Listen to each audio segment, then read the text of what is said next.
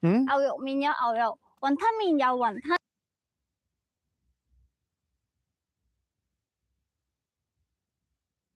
牛肉麵有牛肉，雲吞麵有雲吞，炸醬麵有炸醬，炸醬麵有炸醬。咁福建麵入邊有咩啊？咁福建麵入邊有咩啊？有福建咯。哇，好叻喎！你知咩？福建係咩味㗎？福建係咩味㗎？你知咩福建有咩啊？唔知啊，睇下咪知咯。咪就係福建味咯，有福咯。檳城華人以福建人為主，檳城華人以福建人為主，而當地嘅福建麵就係佢哋落地生根嘅味道，一碗福建麵靈魂就係嗰碗紅當當嘅湯底啦，用咗大量嘅蝦殼、辣椒，放入去豬骨湯裏邊，用慢火熬製出嚟。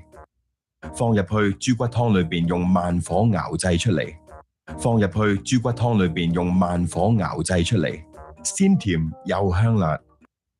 甜又香辣，落碗再配埋黃麵、米粉、鮮蝦，同埋唔同嘅配料，香濃又惹味啊！首先，我哋去一間位於檳城南面海邊嘅真隱世麵檔，試下呢一碗蝦味濃郁，又帶住純樸鄉情嘅福建麵。不過難得嚟到去麵檔食嘢之前，就去感受下當地嘅漁村風情，同埋漁民之間嘅鄉里人情先啦。平時咧集合啦，就喺嗰間店嗰度集合啦。今次咧沙灘集合嘅。睇我哋呢一身嘅裝束就知道我哋係準備去捕蝦，出海捕蝦，順便見到隻貓。Go go go， 一齊去啦，好唔好啊 ？Hello， 哇！我們是福建人，就從奶奶時代開始啊，爺爺就是這樣，爺爺去捕蝦，奶奶就負責在家煮蝦麵啊，煮家庭式的飯菜啊，就那些，我們吃的蝦魚全部都是很新鮮的。6點幾7點嘅光係最靚嘅自拍。唔好意思啊，我覺得自己太靚啦，自拍下先。啊！我唔要捕蝦。哇！我冇諗過我嚟拍飲食節目，都要體驗做漁民，都幾特別啊！幾開心啊！咁咪漁民樂咯。但係哇，即係本身有得體驗下都係件好事嚟嘅，但係佢哋啱啱同我哋講，我哋要坐喺架船度2個鐘，我就有少少驚啊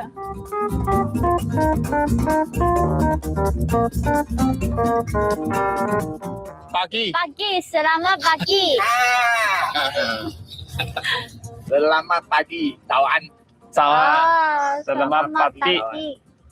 哦，那个虾起来呀，看到吧？有嗎？來，我看到有蝦喎。佢哋係揾緊附近有冇漁民樂係捉到蝦嘅，捉到嘅就係好嘅漁民，咁佢就喺嗰頭附近再捉啦。即係互相分享情報啊！佢哋喺度。係。但係睇嚟啱啱食白果，所以我哋又要再揾。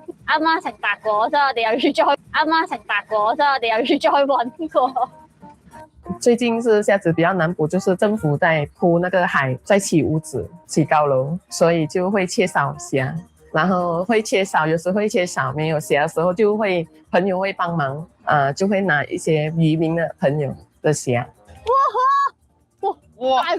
我塊面咁長喎，直情咁大隻嘅呢度啲蝦，咁大隻嘅呢度啲蝦，太開心啦！如果好中意食蝦嘅話，一定會勁開心啦！直接開嚟食咗佢，直接開嚟食咗佢。可唔可以生食啊？呢啲可以生吃嗎？生吃嗎？可以，你敢吃嗎？我不敢吃，我就問一下。你點樣抱㗎？我拎住咯，咁啊！長揸住嘅咋？佢係拍唔緊要，因為我揸嘅時候又唔跳。拍唔緊要，因為我揸嘅時候又唔跳啦，但係睇人一揸即刻跳。我都話冇乜蝦運啊，俾我單嚟嚟跳咯。啊！成就解鎖，成就解成就解鎖，成就解鎖掂蝦，耶！有收穫，翻去，有收穫，翻去啦，可以。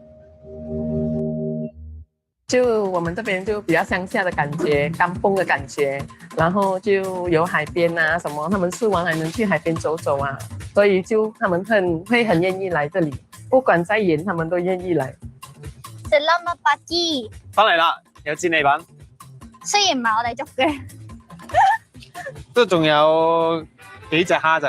冇錯，我哋睇下佢哋用唔用得着咯，仲有條魚咯，睇下可唔可以用咯，仲有條魚咯，睇下可唔可以用嚟煲湯咯。佢話而家呢個時間咧，我哋已經遲咗啦。通常一般咧就要再早啲，又或者要留好多個鐘，去到下午先至會多啲。透明的，這個是超級新鮮啊！你睇下佢哋嗰啲係毛仔，我哋呢啲幾大，手掌咁大，我哋呢啲幾大，手掌咁大啊！我哋呢隻真係好大隻嘅。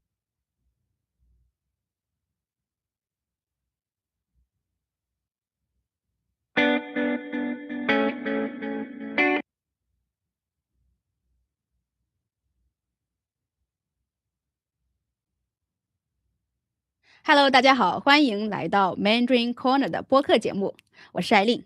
今天呢，我们又来了一个新的小伙伴，下面我们就先请他跟大家打个招呼吧。Hello， 大家好，我是 Sharon， 很高兴跟大家见面。我现居广东中山，我是广东汕尾人，我是一名自由职业者。今天我们聊的这个话题啊，有一点点沉重，它也跟我前2个礼拜看到的一条新闻有关系。这条新闻它也跟我前2个礼拜看到的一条新闻有关系。这条新闻非常的匪夷所思，为什么这么说呢？是因为有关系。这条新闻非常的匪夷所思，为什么这么说呢？是因为新闻上是写着一名山东的女子，她因为不孕被她的婆家虐待，最后呢死亡了。你说的这个新闻我也有所耳闻呐。其实受害者我从新闻上得知他的名字叫方洋洋，所以中国互联网上网友们我从新闻上得知他的名字叫方洋洋，所以中国互联网上网友们都把这个案子称为方洋洋案。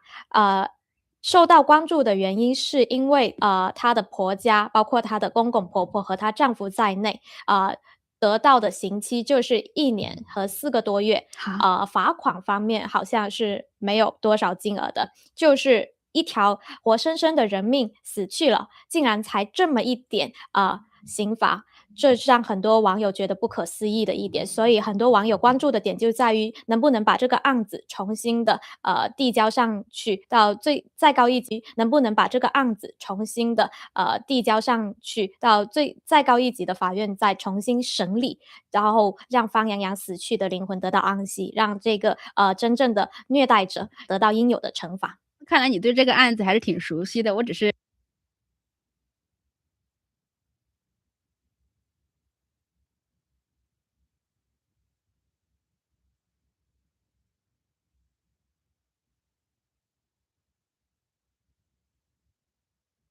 大概看了一条，所以对整个事件的了解也不是特别深。你能不能跟大家简单的介绍一下这个整个事件的发展过程？是这样的，方洋洋他本身的出身就带有一定的悲剧色彩。为什么这么说呢？因为本身的出生就带有一定的悲剧色彩。为什么这么说呢？因为他的妈妈据说是被他的父亲强暴才生下了方洋洋的。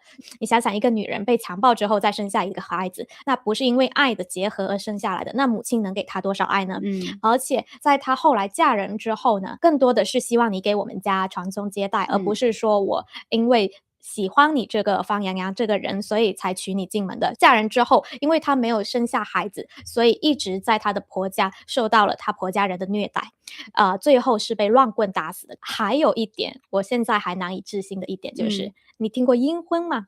阴婚就是方洋洋在他死后，据说是他家里的叔叔伯伯把他的遗体领回去之后火化，然后让他的叔叔伯伯把他的遗体领回去之后火化，然后让他跟一个青年男子的鬼魂在地府里结成一对，这就叫做青年男子的鬼魂在地府里结成一对，这就叫做配阴婚。哇，真的是把他所有的价值都给榨取出来了。对，啃的渣都不剩了。哎，可是我有一个疑问啊，他娘家人难道都不生气吗？对于他婆家虐待他这件事情？我们中国有一句话叫做嫁出去的女儿泼出去的水，所以当一个女孩子她嫁到婆家之后，很多时候她的娘家是心有余而力不足，想帮也帮不到的，这是一点。还有一个就是说，方洋洋他们家本身是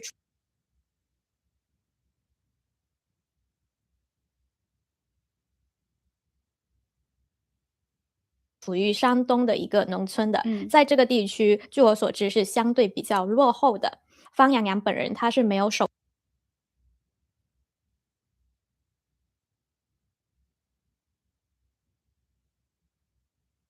机的，于是他很多时候要跟娘家人求助的时候，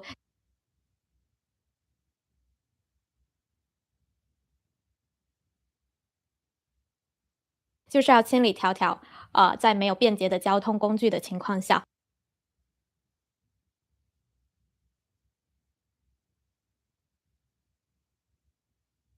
回到他的娘家，这是一个困扰。在没有便捷的交通工具的情况下，回到他的娘家，这是一个困难。所以，相对来说，这个案子比较悲惨的就是这一点，求助无门。我好像听说他智力是有点问题的，对吧？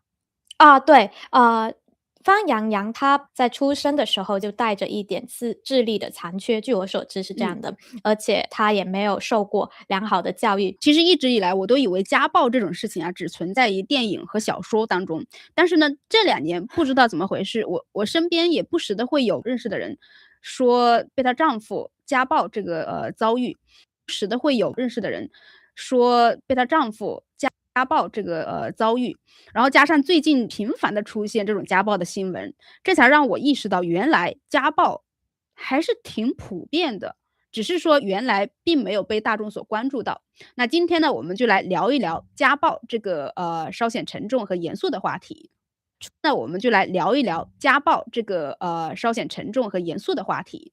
除了我们刚刚提到的方洋洋案之外呢，其实还有一个比较引起社会大众关注的，就是拉姆案。她本身是一个藏族的姑娘，20几岁，自己是生长在一个比较落后的地区，她是长期受到了她的丈夫的虐待、家暴的折磨，所以经过了很艰难。受到了她的丈夫的虐待、家暴的折磨，所以经过了很艰难的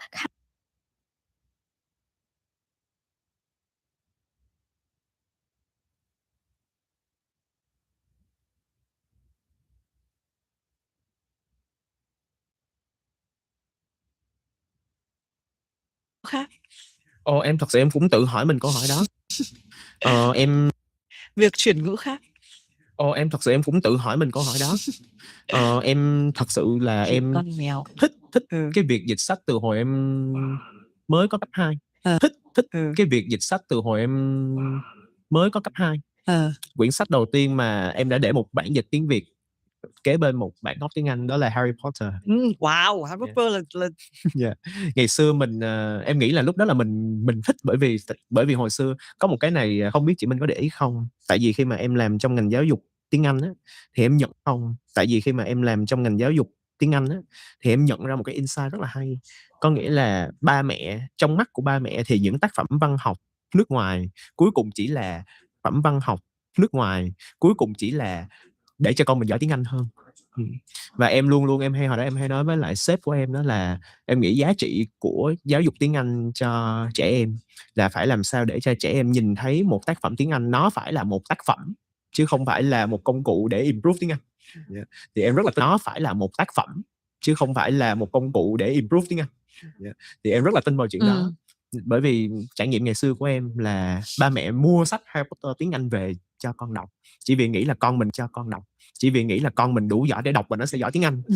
Nhưng mà em đọc xong rồi em lại bị chìm vào cái thế giới đó.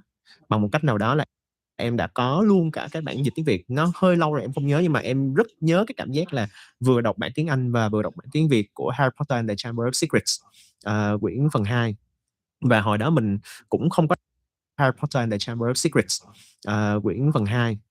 Và hồi đó mình cũng không có đọc theo trình tự, mình đọc đó xong rồi thì tự nhiên lúc đó là ngay vào thời có đọc theo trình tự mình đọc đó xong rồi thì tự nhiên lúc đó là ngay vào thời điểm 2005 là nó lại ra phần điểm 2005 là nó lại ra phần 5. Thì mình bắt đầu mình mua truyện lẻ về. Mình mua truyện lẻ về, mỗi tuần thứ 2 ra một quyển nhỏ. Mình mua truyện lẻ về mỗi tuần thứ 2 ra một quyển nhỏ nhỏ. Và lúc đó là thật ra là ngày xưa là cũng có xem tin tức thời sự trên TV thì biết là cái phần này nó tên là Harry Potter và Mệnh lệnh Phượng Hoàng. Và mình rất là cái phần này nó tên là Harry Potter và Mệnh lệnh Phượng Hoàng. Và mình rất là bị tò mò coi Mệnh lệnh Phượng Hoàng là cái gì. Cho đến một ngày mình thấy bỗng nhiên tập 4/5 của cái quyển nhỏ đó nó đổi tên cái phần truyện lại, nó đặt tên tập 4/5 của cái quyển nhỏ đó nó đổi tên cái phần truyện lại, nó đặt tên là Harry Potter và Hội Phượng Hoàng. Một câu hỏi đau đớn theo em rất lâu. Cho đến khi em học cấp 3 thì em mới hiểu cái chữ The Order nó là cái hội, nó là một cái nhóm người chứ nó không phải là một cái mệnh lệnh. Thì lúc đó em mới thấy được cái hay chứ nó không phải là một cái mệnh lệnh. Thì lúc đó em mới thấy được cái hay của ngôn ngữ. Nhân chuyện này chị mình nói, hồi xưa chị vô cùng bực mỗi lần đi xem phim ở rạp. Nhân chuyện này chị mình nói, hồi xưa chị vô cùng bực mỗi lần đi xem phim ở rạp. Và mọi người giống như mọi người không được xem phim để dịch á, mọi người chỉ có dịch cái bản transcript kia.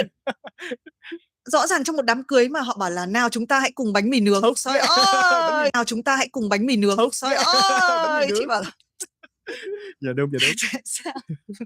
Chúng ta vẫn nhìn thấy những cái lỗi đó lâu lâu vẫn còn. Nhưng mà đúng là thật ra là cái người dịch văn bản, cái người đó họ phải có cái sense về context rất là nhiều.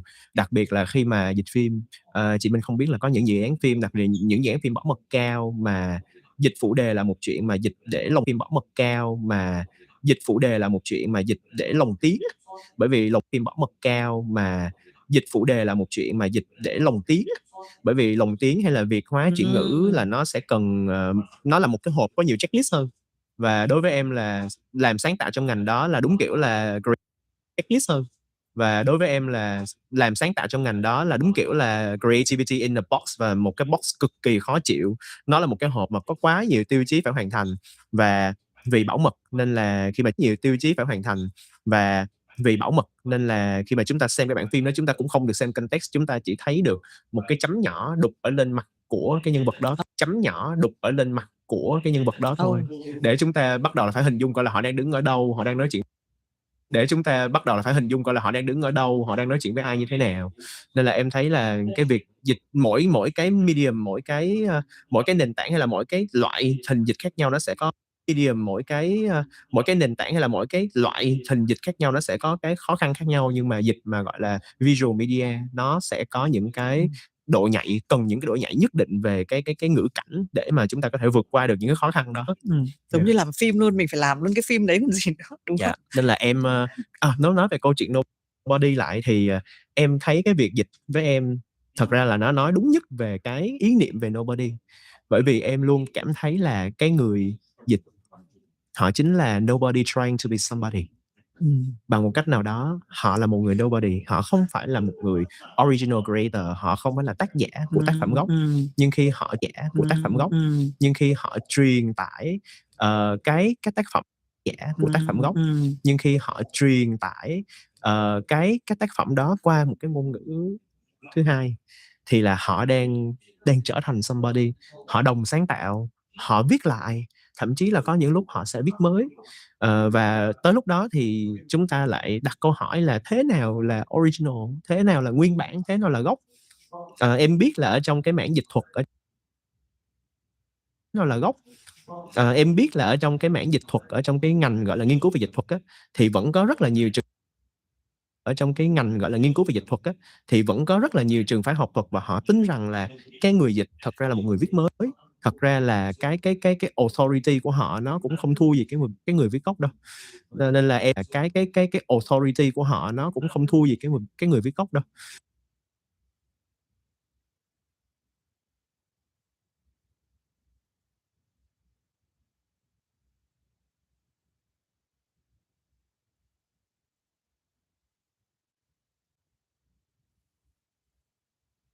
Que va a pedir el divorcio. Va a pedir el divorcio. Claro, a la tercera. Sí, que te calles ya, Sí. pesado. Sí, que te calles ya, pesado. A la tercera otra persona dice, Sí, que te calles ya, Sí. pesado. a la tercera otra persona dice, ¿qué te pasa, tío? ¿Te estás riendo de mí o cómo va esto? Entonces, tienes que parafrasear, tienes que decir a otra persona dice, ¿qué te pasa, tío? ¿Te estás riendo de mí o cómo va esto? ¿Qué te pasa, tío? ¿Te estás riendo de mí o cómo va esto? Entonces, tienes que parafrasear, tienes que decir más o menos lo mismo, pero otra manera.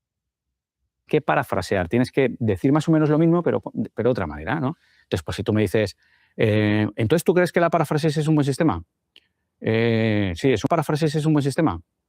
Sí, es un buen sistema porque te permite hacer que la otra persona hable. Y tú me dices, parafraseándome, claro, así habla más. Y te callas. Y yo sigo, claro, habla más porque, pum, pum, pum, pum, yo continúo. O sea, la paráfrasis es decir lo mismo, pero con tus palabras, de una manera. Continúo. O sea, la paráfrasis es decir lo mismo, pero con tus palabras, de una manera diferente. Claro, que es lo que yo, si tú me parafraseas, ¿qué es lo que yo obtengo?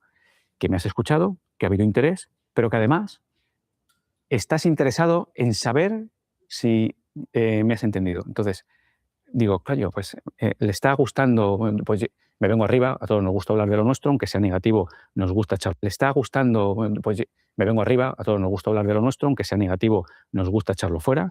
Y si yo veo una persona delante de mí que le está apeteciendo escucharme, ¿qué es lo que hago yo? De mí, que le está apeteciendo escucharme, ¿qué es lo que hago yo? Tiro. Entonces, si tú eres capaz de generar una buena escucha activa, es como abrir un grifo. Abres el grifo y que tire. Como abrir un grifo. Abres el grifo y que tire. Es buenísimo. O sueltas algo equivocado y que te corrija. Es buenísimo. O sueltas algo equivocado y que te corrija, ¿no? Parafrasear es para que se sienta incómodo. No, y ahí ya te da información. Esa es una técnica muy buena que tiene que ver mucho con la sobrevida de las personas, porque las personas con un ego importante, cuando observan un error, tienen la necesidad de corregirlo. Porque tú fuiste ayudante de Guardia Civil, ¿no? No, perdona, yo fui guardia civil durante 27 años. Bueno, yo de hecho, mira, estuve en papá y te cuentas exactamente. Entonces tú, sí, y ya tiras, generas otra vez escucha activa y a través del error me has tocado el ego y yo tengo esa necesidad de corregirlo. ¿Cómo lo corrijo? Lanzando información real y verdadera. Lanzando información real y verdadera. Yo me doy cuenta de la importancia del control emocional porque a veces me pasa. Claro. Y no lo hacen de forma consciente, pero sueltan algún dato. Y no lo hacen de forma consciente, pero sueltan algún dato que me toca el ego. Claro.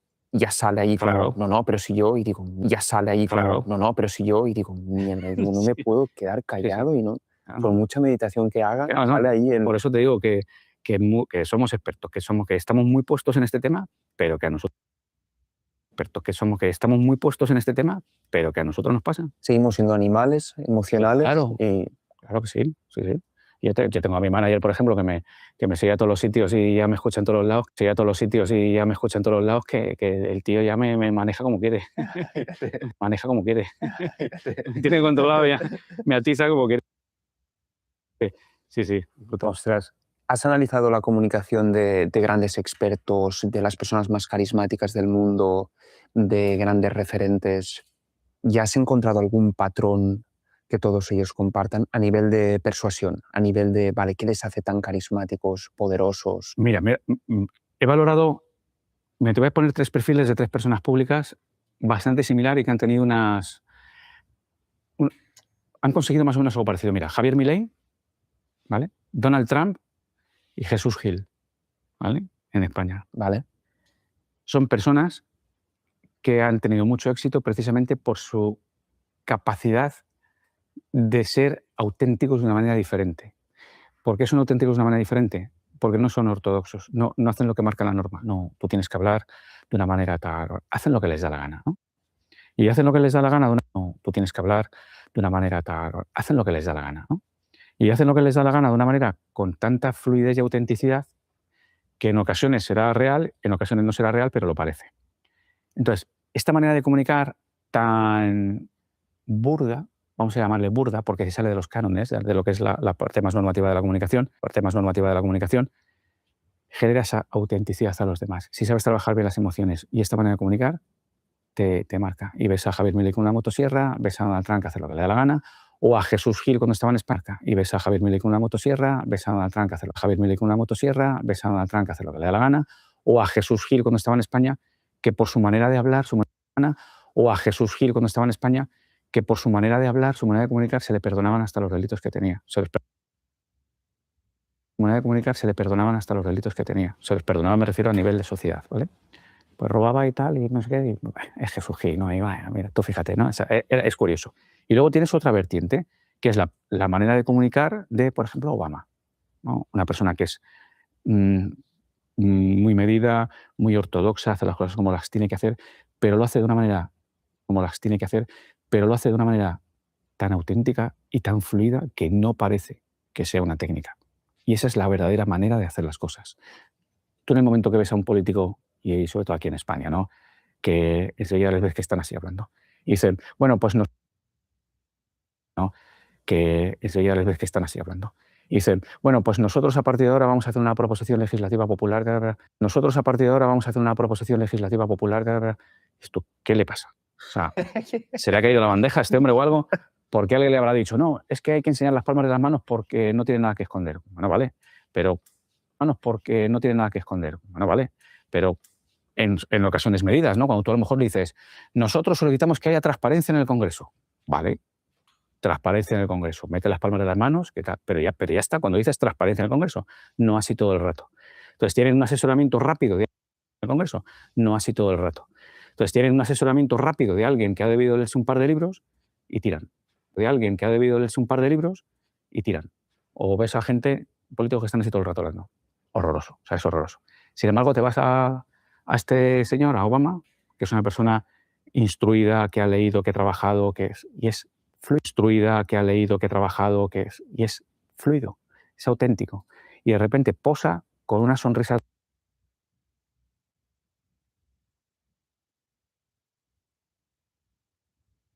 Tem doutorado, eu nunca chamei alguém que tem doutorado de doutor na minha vida. Mas antes a gente continuar com o nosso doutorado de doutor na minha vida.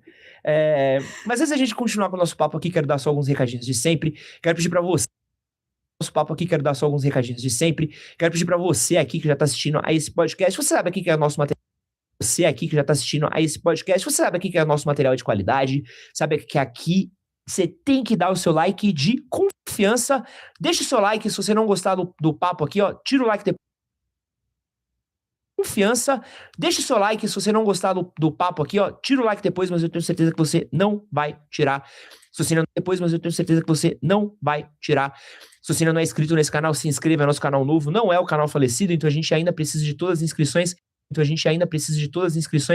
Quero avisar para vocês também que a gente tem conteúdo extra exclusivo para membros do clube do canal.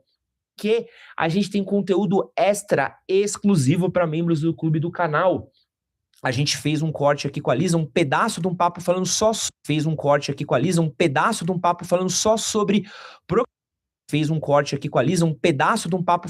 sobre procrastinação e como vencer a procrastinação que tá exclusivo para quem é membro do nosso clube do canal. Você pagando R$ 4,99, que é menos do que uma coquinha gelada, você se torna membro do nosso clube do canal e você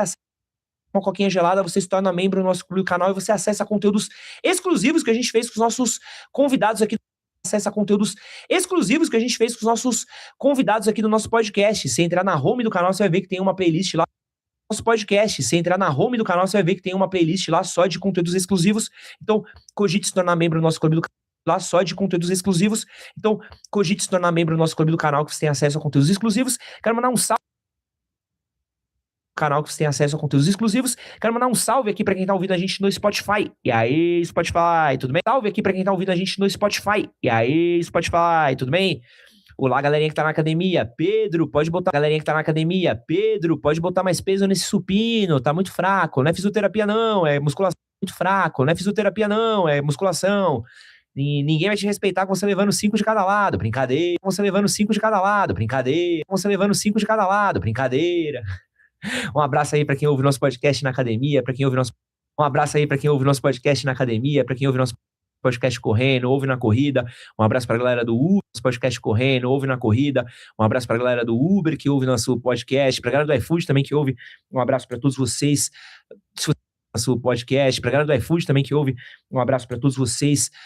Se vocês puderem depois, quando você parar a corrida aí, entra no Spotify, aperta em 3 pontinhos, deixa uma avaliação de 5 estrelas que ajuda muito. 3 pontinhos, deixa uma avaliação de 5 estrelas que ajuda muita gente. E compartilhe também aqui nos seus stories, no seu Instagram, nos seus grupos WhatsApp, Telegram, onde for aí, principalmente pra quem gosta de psicologia, que é a parada que a gente vai falar bastante hoje. Lisa, eu queria começar a falar com você sobre um assunto que eu sei que você gosta, que eu gosto muito também. O que é a terapia cognitiva comportamental?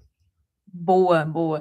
A psicologia, quando a gente fala de a psicologia, a gente poderia usar até o plural, porque, tipo, é as psicologias. Poderia usar até o plural, porque, tipo, é as psicologias. Porque tem muita área, tem muita forma de ver o ser humano, né? Porque todo mundo é muito diferente. A terapia cognitivo-comportamental, ela é um dos braços da psicologia. A terapia cognitivo-comportamental, ela é um dos braços da psicologia. E ela é muito amparada no estoicismo, que é, tipo, o que tá ou não tá no nosso controle, onde muito amparada no estoicismo, que é tipo, o que tá ou não tá no nosso controle e onde a gente pode ou não pode agir. Então a terapia cognitivo-comportamental, ela veio de um cara chamado Aaron Beck, que ele era psicanalista, começou a estudar um pouquinho sobre depressão e afins, foi vendo novas estratégias de como reestruturar alguns pensamentos e testando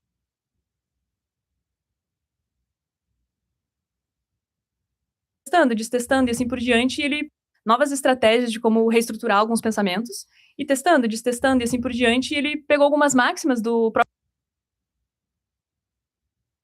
testando e assim por diante, e ele pegou algumas máximas do próprio estoicismo, tem epiteto, que tem uma frase muito da hora, que o próprio estoicismo tem epiteto, que tem uma frase muito da hora, que eu acho que define muito bem o que é a terapia cognitivo-comportamental, não são os fatos que perturbam o ser humano, mas é a interpretação que a gente faz dos fatos. Então é aquilo de, às vezes tem coisas que a gente tá angustiado, tá ansioso e não estão no nosso controle, mas aquilo vai nos sobrecarregando, ou ansioso e não estão no nosso controle, mas aquilo vai nos sobrecarregando, ou até a nossa própria autopercepção das coisas que a gente foi passando ao longo da vida, a gente vai formando certas crenças, que aí, por exemplo, com base nos seus relacionamentos, no seu desempenho, na sua relação com o trabalho, tudo isso vai montando como se fosse bloquinhos de conhecimento que você enxerga o mundo a partir da sua experiência. Então, a terapia cognitivo-comportamental, ela identifica esses bloquinhos de que você formou de acordo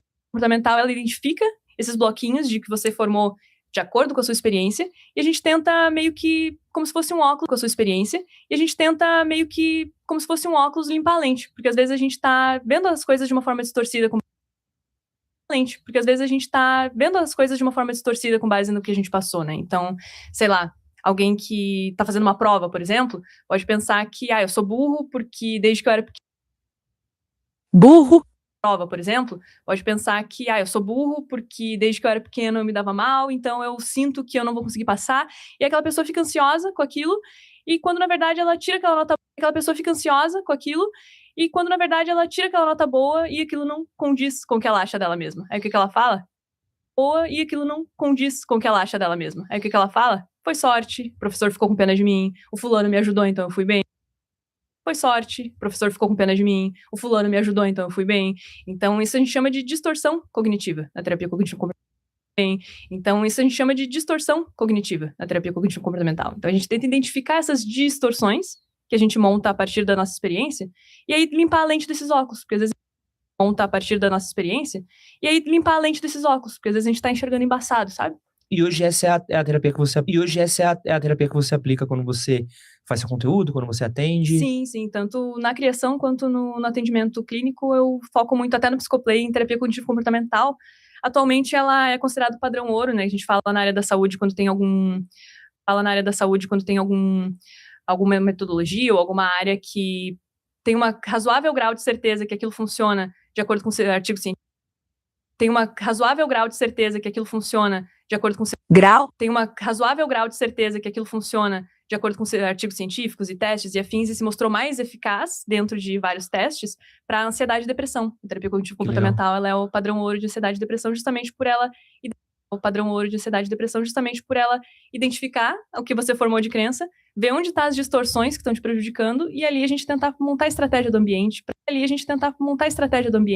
essas distorções ficarem mais amenas, sabe? Para quem nunca foi numa sessão de terapia, para quem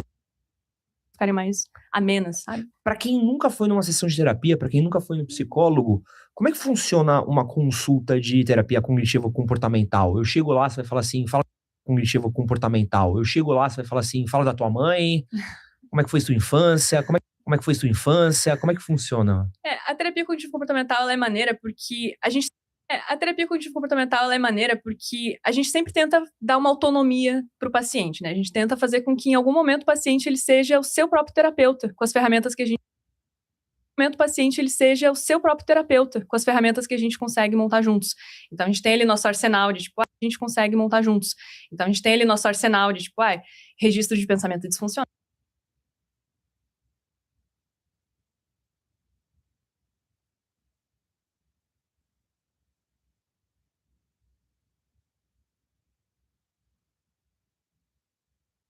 Tempistiche, questa è una parte tecnica che in realtà mi piace.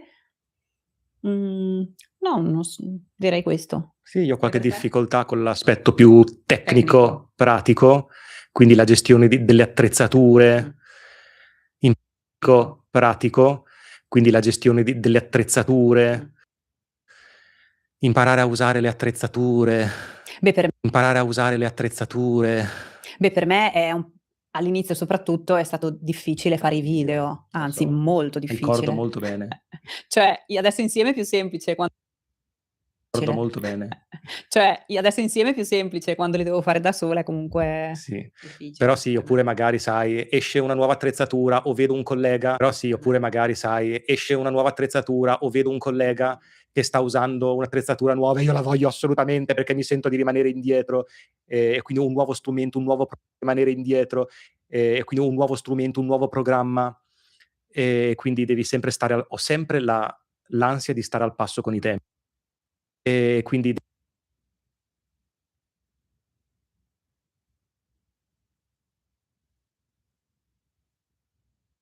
ho sempre l'ansia di stare al passo con i tempi, anche quando non è così necessario. E quindi vorrei sempre dei video migliori, la qualità dell'audio migliore, il microfono di ultima generazione. Sì, e poi mi trovo in difficoltà perché non so usarli. Quindi sì, ecco, è la parte che mi piace un po' di meno, questa parte tecnica. Quindi sì, ecco, è la parte che mi piace un po' di meno, questa parte tecnica. Se avessi una persona davanti che mi sistema la videocamera e le luci, io devo solo parlare, sarebbe l'ideale. Magari un domani sarà così. Mai dire mai. Mai dire mai. Però insomma, mai dire mai. Però insomma, abbiamo così tante cose da fare nel nostro lavoro che è giusto anche tante cose da fare nel nostro lavoro che è giusto anche Che ci sia qualcosa delegare. che piace un po' meno. Che piace o non piace. Secondo me è così in tutti i mestieri. C'è sempre una parte magari un po' più sfidante o che piace un pochino meno. No. Un po' più sfidante o che piace un pochino meno. No, esatto. E se ci sono cose che non ti piacciono o che comunque non sono tra le tue priorità che puoi delegare, per esempio io adesso ho Michele, il mio bravissimo editor che mi monta i video. Michele, il mio bravissimo editor che mi monta i video.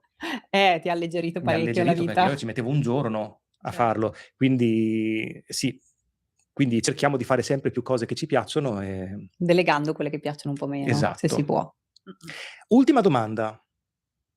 Noi siamo gli insegnanti e di conseguenza in genere siamo noi che insegniamo qualcosa, ma in realtà non è veramente così, perché capita spesso che noi impariamo cose dai nostri studenti. Ti viene in mente qualcosa? noi impariamo cose dai nostri studenti. Ti viene in mente qualcosa? Sicuramente 2 cose. Allora, la prima è i nostri studenti viaggiano tantissimo, vengono spessissimo in Italia e quindi conoscono tantissime cose dell'Italia, a volte quasi anche più di noi, no, e quindi mi piace quando mi raccontano dove sono stati, grazie a loro magari scopro anche dei posticini che non conoscevo. Però la cosa più bella è proprio, il loro esempio, come persone, come si impegnano, nello studio della lingua italiana che per loro alla fine è un come si impegnano, nello studio della lingua italiana che per loro alla fine è un piacere, no, lo fanno non per lavoro, la maggior parte delle persone che ci seguono studiano l'italiano perché lo amano, perché a loro piace, però davvero si impegnano tantissimo in questo. E poi sono proprio degli studiosi appassionati, Sì, sono un grande incredibile. esempio, perché anch'io naturalmente continuo a studiare soprattutto l'inglese, lo spagnolo leggo per mio conto, eccetera, però per l'inglese faccio anch'io qualche corso e, in italiano diciamo sempre che il figlio del calzolaio va in giro con le scarpe rotte, no, cioè io sono sempre che il figlio del calzolaio va in giro con le scarpe rotte, no, cioè io sono un po' così. Ho i miei il figlio del calzolaio va in giro con le scarpe rotte, no, cioè io sono un po' così. Ho i miei studenti come esempio di grandi appassionati, no, che dedicano tempo alla lingua e io non lo faccio per l'inglese. Quando ho lezione magari mi ritrovo all'ultimo: "Oddio non ho fatto i compiti", invece tutti i miei studenti sono bravissimi, arrivano sempre con i compiti fatti, con un sacco di ricerche anche, quindi per me sono un grande quindi per me sono un grande esempio, perché a me piacerebbe essere così quando un domani sarò in pensione, ecco. Infatti stavo pens A me piacerebbe essere così quando un domani sarò in pensione, ecco. infatti stavo pensando che i nostri studenti sono dei me o dei te Esatto. nel futuro, perché anch'io sarei così in pensione, dedicherei un sacco di tempo allo studio, magari di una lingua straniera, e poi sono molto ferrati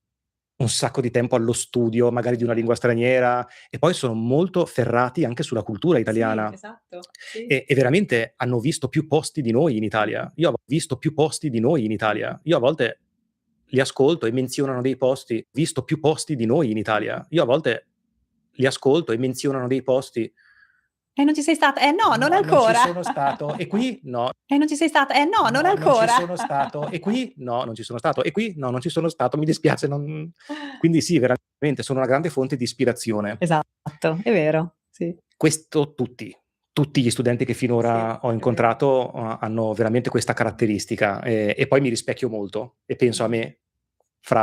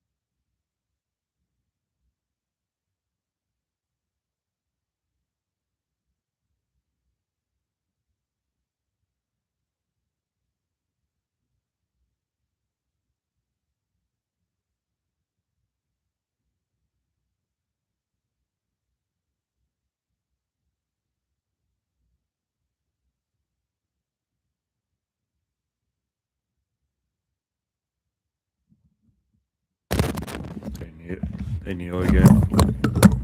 Welcome back again.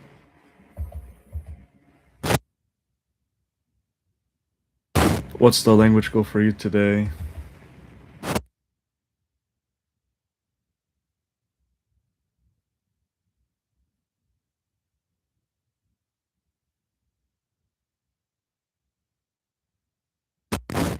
Korean.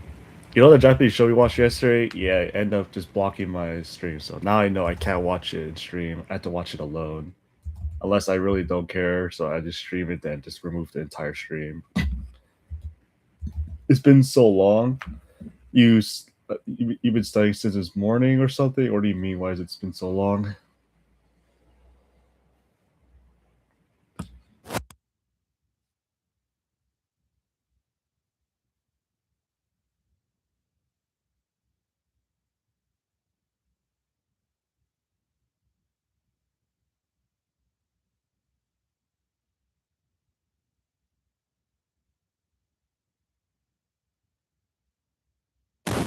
Oh, okay, that makes sense. Are you just gonna be watching videos, or what are you gonna do exactly?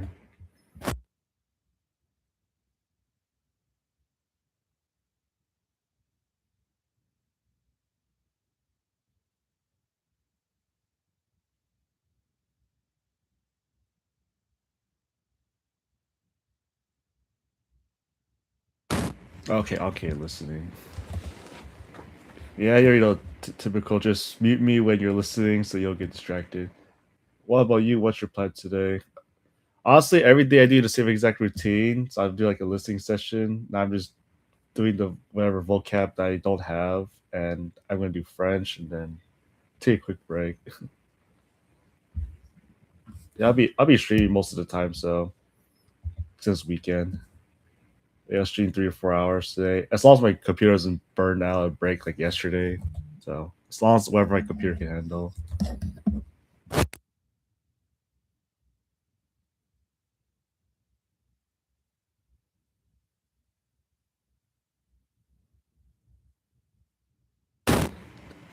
I think because the weather here is getting a lot hotter, and my PC, I guess, couldn't handle such the heat. Yeah, my computer burns pretty hot, and the weather here can get pretty hot as well. So depending on the weather, that's how fast my PC would break and my stream will end. But it's okay. It just gives you more reason to focus, right? Unless you're just using me as a reason to stay motivated.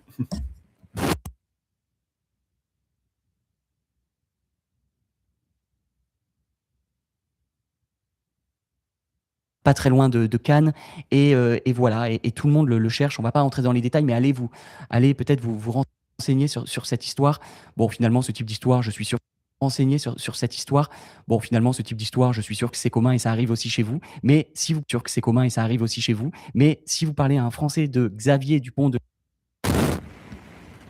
All right, I guess you gotta keep up with me today then, until the stream ends or until I end. Make that a challenge. Ligonnès, 100% des Français connaissent et ont un avis sur cette affaire, je pense. Et je sais que Avis sur cette affaire, je pense. Et je sais que le temps file, qu'on n'a plus beaucoup de temps, mais il y a d'autres histoires criminelles qu'on aimerait mentionner. Pour moi, il y en a une qui est extrêmement importante, qui est peut-être l'histoire criminelle française. Guys are just giving you and me today. Most people don't really come back here, so it's chill. So, I mean, here I only need one person, which is nice. Qui est peut-être l'histoire criminelle française par excellence, c'est celle du petit Grégory. C'est très long, je ne vais pas pouvoir la raconter parce que c'est encore une affaire irrésolue à l'heure actuelle. Mais sachez que là, on est plutôt dans les Vosges, donc on est dans le nord-est de sachez que là, on est plutôt dans les Vosges, donc on est dans le nord-est de la France. Au début des années 80, hein, ça remonte. Exactement.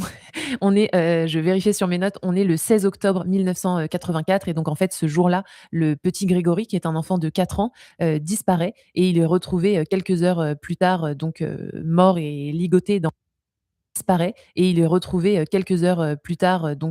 mort et ligoté dans la rivière du village, donc dans un village des Vosges, dans la rivière.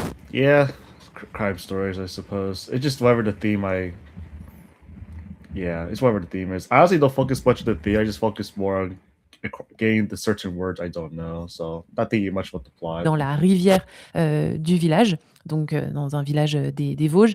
Et s'ensuit en fait 40 ans de mystère. On ne sait toujours pas officiellement qui est 40 ans de mystère. On ne sait toujours pas officiellement qui a commis ce crime. Ce qu'on est sûr que c'est quelqu'un de la famille commis ce crime. Ce qu'on est sûr que c'est quelqu'un de la famille de Grégory.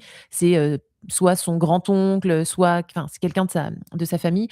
Et ce qui a fasciné les Français dans cette histoire, c'est la jalousie. C'est la jalousie qui a poussé, à tuer, Grégory parce Des que proches. ses parents, les parents de Grégory, réussissaient, tout ce qu'ils entreprenaient. Ils avaient une très, très belle maison, ils avaient un enfant, qui était, très mignon, et cetera, en bonne santé surtout.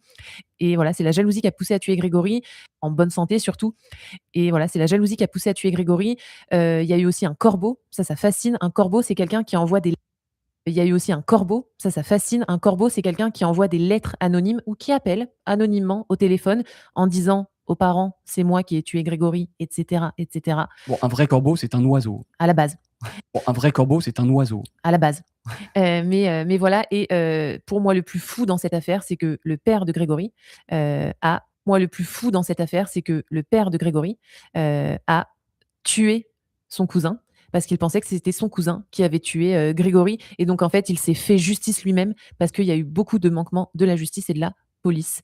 Beaucoup de manquements de la justice et de la police. Mais pour moi, c'est l'affaire française par excellence. Donc une vraie réflexion encore une fois, sur L'affaire française par excellence. donc une vraie réflexion encore une fois, sur la psychologie, sur la condition humaine qui est passionnante. Et je vous recommande le documentaire, Netflix sur cette affaire. Je suis sûr que pas mal d'étudiants et d'auditeurs l'ont peut-être déjà vu. C'est vrai qu'il avait fait un peu pas le tour du monde, mais il avait été c'est vrai qu'il avait fait un peu pas le tour du monde, mais il avait été vu à l'étranger, je sais, ce documentaire, il y a quelques années. Et puis, rapidement, une autre histoire, moi, qui m'a marqué aussi et que tout le monde connaît parce qu'en fait, il y a aussi là, la notion de mépris social et même de racisme. La notion de mépris social et même de racisme dans cette histoire. Alors là, on est dans les années 90. Tout le monde connaît cette histoire, l'histoire de Omar Haddad avec une faute de français et ça peut vous intéresser. L'histoire de Omar Haddad avec une faute de français et ça peut vous intéresser. En fait, tout le monde connaît ce mot qui avait été intéressé. En fait, tout le monde connaît ce mot qui avait été écrit: «Omar m'a tué» avec une faute de français. Tuer, ER, alors que c'est un participe passé que normalement il faudrait avoir écrit tuer et. Et donc là, on est sur la Côte d'Azur aussi, on est à côté de Cannes, dans un petit village qui s'appelle Mougins. Je crois que c'est le lieu de décès de Pablo Picasso. C'est là où le peintre est mort. Et là, c'est une femme riche, donc il y a tout d'une grande où le peintre est mort. Et là, c'est une femme riche, donc il y a tout d'une grande affaire criminelle. C'est une femme riche qui est retrouvée morte dans sa belle villa, dans sa belle maison. Et avant de mourir, en fait, elle aurait écrit, je dis bien au conditionnel, elle aurait écrit avec son sang sur une porte, je crois, de la cave de sa maison: «Omar m'a tué», donc tué ER. Sang sur une porte, je crois, de la cave de sa maison: «Omar m'a tué», donc tué ER. Avec cette faute de français, qui est Omar? Omar, c'est son jardinier qui est marocain, dans une partie de la France où dans les années 90, il y a aussi, il faut le dire, du mépris social et puis dans les années 90, il y a aussi, il faut le dire, du mépris social et puis du racisme, hein, les 2. Et donc Omar, comme il y a écrit: «Omar m'a tué», du racisme, hein, les 2. Et donc Omar, comme il y a écrit: «Omar m'a tué», on se dit: c'est Omar le criminel, il est accusé, il est condamné. Mais en fait, il y a plein de doutes sur notamment cette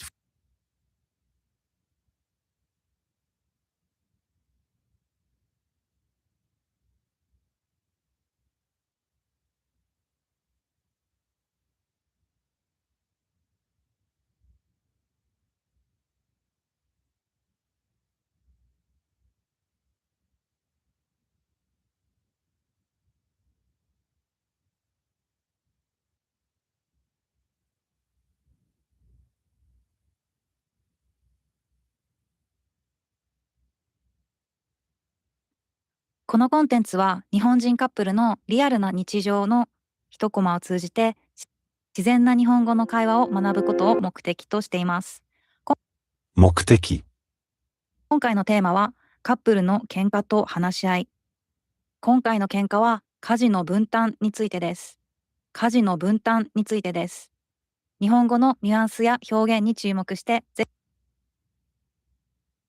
日本語のニュアンスや表現に注目してぜひお楽しみください。なお、この会話はフィクションです。安心してお楽しみください。それでは、3、2、1、スタート。あ、ただいま。おかえり。ただいま。うん。今日どうだった？よかったよ。何かしたの今日？今日はもうずっと家で仕事だったけど。うん。今日はもうずっと家で仕事だったけど。うん。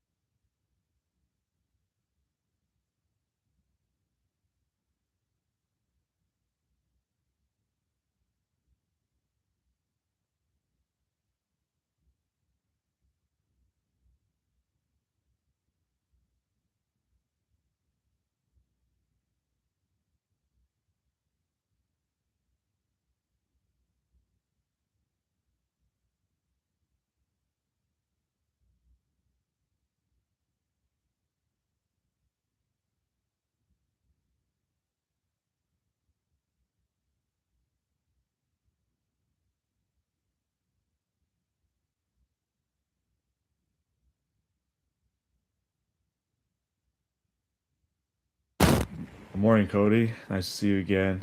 I'm just doing something real quick, so it might be a little quiet here, but feel free just to chill and hang out. Doing some listening practice. Might not be the most entertaining, but I just know it gets results for me. So feel free just to ask any question and just chill.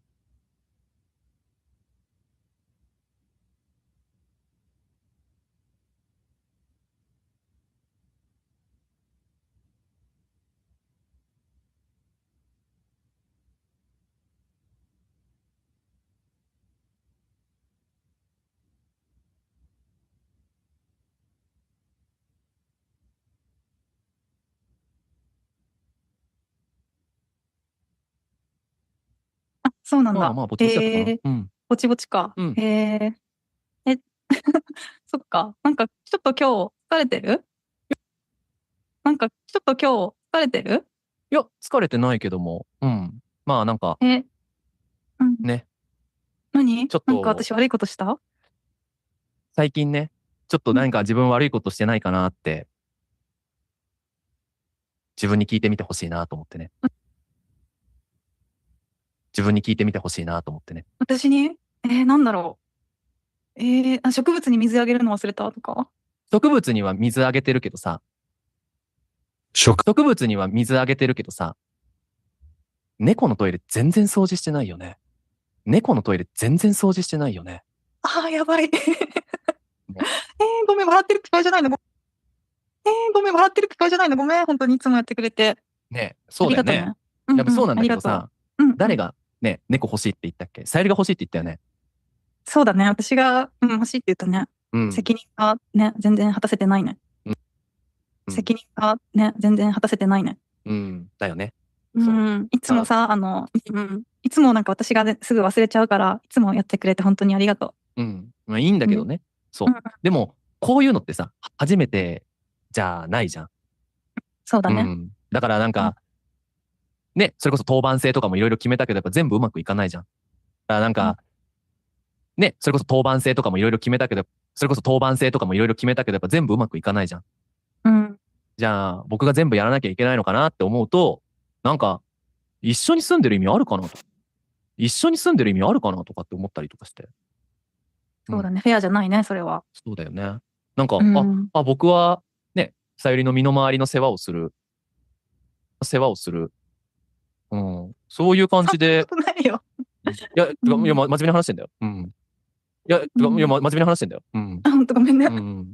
そう。どうしたらいいと思う？何ができると思う？いろいろやってみてもダメだと。Are there languages for which you don't get English subtitles, and when do you get rid of them?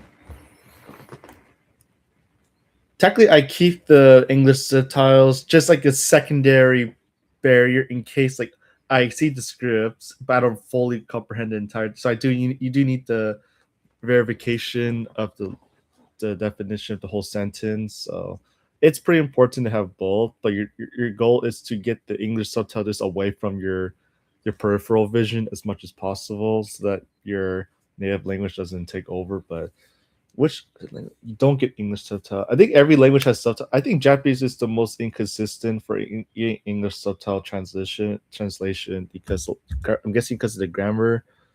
I think everything else, every other language gets almost every translation possible. Yeah. Cantonese too. Cantonese and Japanese are the worst. But they do, depending on if they provide subtitles, then it's easy. Otherwise, it's usually not consistent. Yeah. They just say like 70% of the time there's English subtitles. You see a few times, it might not even show up. You never get away from them. No, you do need both though. Just I recommend you have like the main transcript, like first layers. I usually stay up here. If I don't understand a sentence, I look at the words, and if I don't understand the sentence of the translated, then I look at my native and then look back because you do need to verify the meaning sometimes.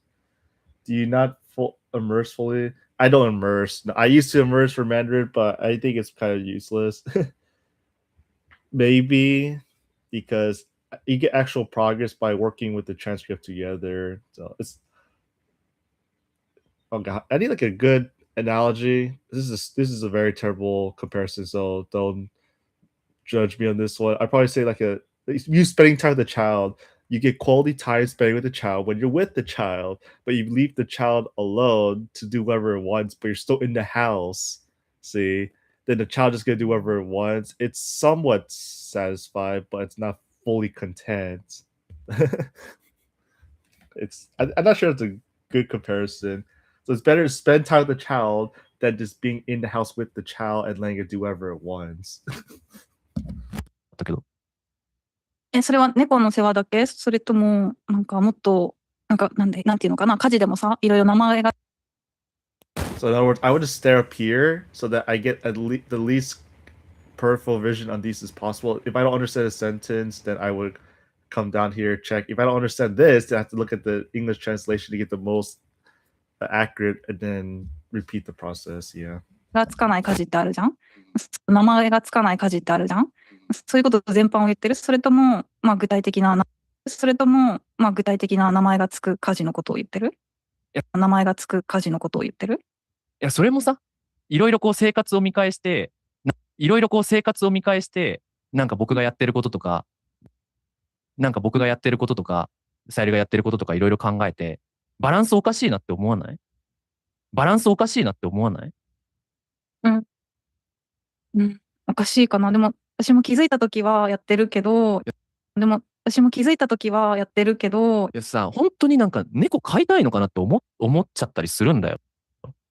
いやさ、本当になんか I'm not sure if it makes sense, but I'm just trying to get the brain to be in the most subconscious state possible, and to fulfill Steven Krashen's idea of comprehensible inputs. But because the moment you spoil yourself with the definition too early before you hear the audio, it self-sabotages and you don't really make progress. So it's kind of annoying. Like it does. Okay, we think it does make sense, right? It's just that people are gonna judge it in so many ways. So, yeah, you heard from Mike Learnshapi, a very unorthodox approach. But that's for learning words. But for listening, you pretty much have to try to activate or notice your subconscious habits as much as possible, because you only know you're conscious, but the more you do it, you might notice your subconscious, and that's like the state you want to be in to understand how acquisition, because acquisition is subconscious, right? So you need to figure out how to keep the subconscious mode the whole time and make it work. 猫飼いたいのかなって思っちゃったりするんだよ。ね。2人だけでも楽しいけど、猫がいたらもっと楽しいかなと思って飼い始めたよね。うん。なんか楽しいかなぐらいで飼えるものじゃないじゃん。うん。命だもんね。そう。ね、これからじゃあ新しいね、ペットを飼うだったりとか、買い物をするとかっていうのも、なんかそういう軽い気持ちでいられたらやっぱちょっと価値観合わないなって。買い物をするとかっていうのも、なんかそういう軽い気持ちでいられたらやっぱちょっと価値観合わないなって。Yeah, I actually never look at the English subtitles initially, because it's so at the far bottom. It's like the least of your worries. Your least worry is when you hear all the sounds, you get to identify which sound is not recognizable. Go to the actual script and find the exact location of the sound, and then you have to translate. So it's so many steps when you think about it. Yeah, because you pretty much have to fulfill a lot of things, because you might know the overall message, but I'm pretty much specializing in trying to figure out the words I don't know and leave the words I know left alone, because your brain will pick it up naturally. It's just the words you don't know. You have to focus on those. そっか。じゃあ、ゆうすけは私にどうしてほしい？ちゃんと猫の掃除をしてほしい。そうだね。やっぱりこう、2人で生活していて、ね、自分のことももちろん大事だし、仕事忙しいの知ってるけどさ、やっぱ違うじゃん。ね、2人の生活もあるから、それを一緒にしようって決めたから、一緒に住むって決めたわけじゃん。一緒に住むって決めたわけじゃん。そうだね。それをなんか、生活楽になるわ、ラッキーだ、みたいな、なんかそんな感覚でいられるのがやっぱ一番嫌だかな。そうだね。そういう気持ちにさせてごめんね。いやいや、大丈夫だけど。じゃあ。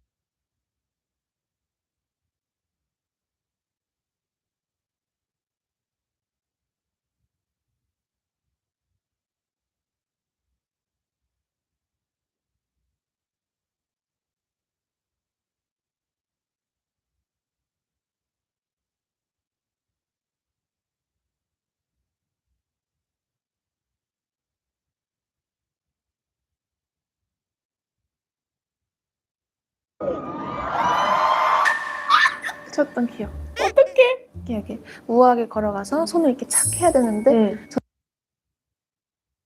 쳤던 기억. 어떡해? 이렇게 우아하게 걸어가서 손을 이렇게 착 해야 되는데 저는 걸어오는 타이밍에 춤을 추고 있었잖아요. 그러니까 뛰어가서 저는 걸어오는 타이밍에 춤을 추고 있었잖아요. 그러니까 뛰어가서 이렇게 손을 뻗었더니 네, 쳐다보더라고요.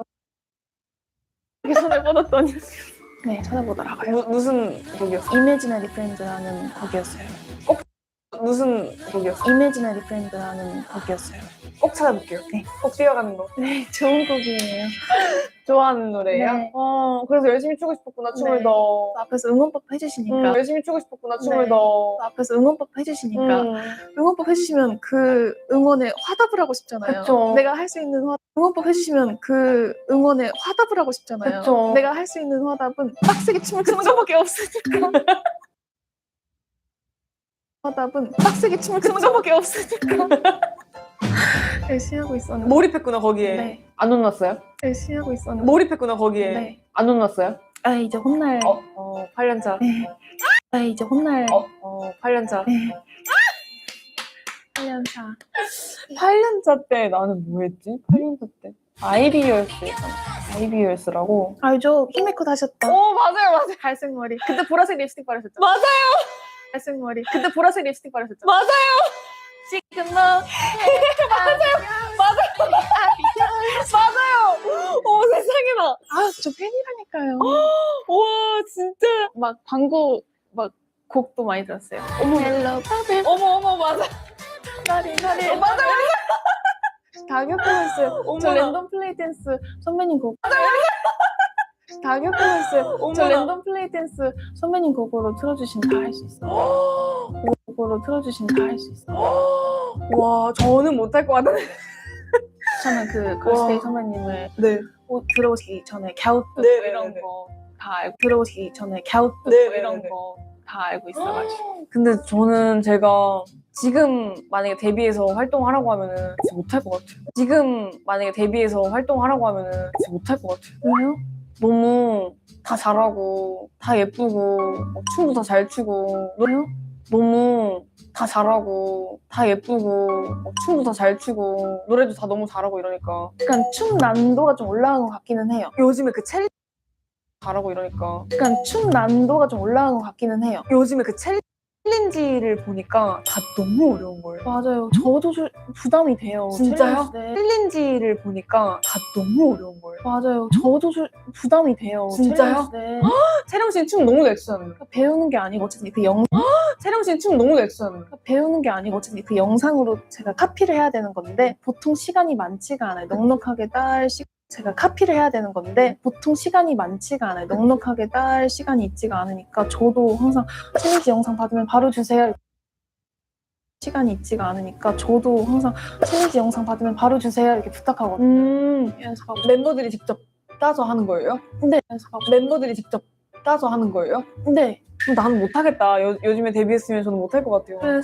네. 그럼 나는 못하겠다. 요즘에 데뷔했으면 저는 못할 것 같아요. 그래서 차에 이동하면서 이제 보고 아침에 양치하면서 그래서 차에 이동하면서 이제 보고 아침에 양치하면서 보고 그 너무 일 아니에요? 챌린지는 이 일이긴 해요. 그니까 그 지코 씨가 시작한 거잖아요. 지코 씨한테 좀 너무 감사하죠. 또 이런 문화를 또 만들어 주셔가지고 또 감사하죠. 또 이런 문화를 또 만들어 주셔가지고 또 K-팝의 한 부분이 된 것 같아가지고 또 너무 감사한 일인 것 같아요.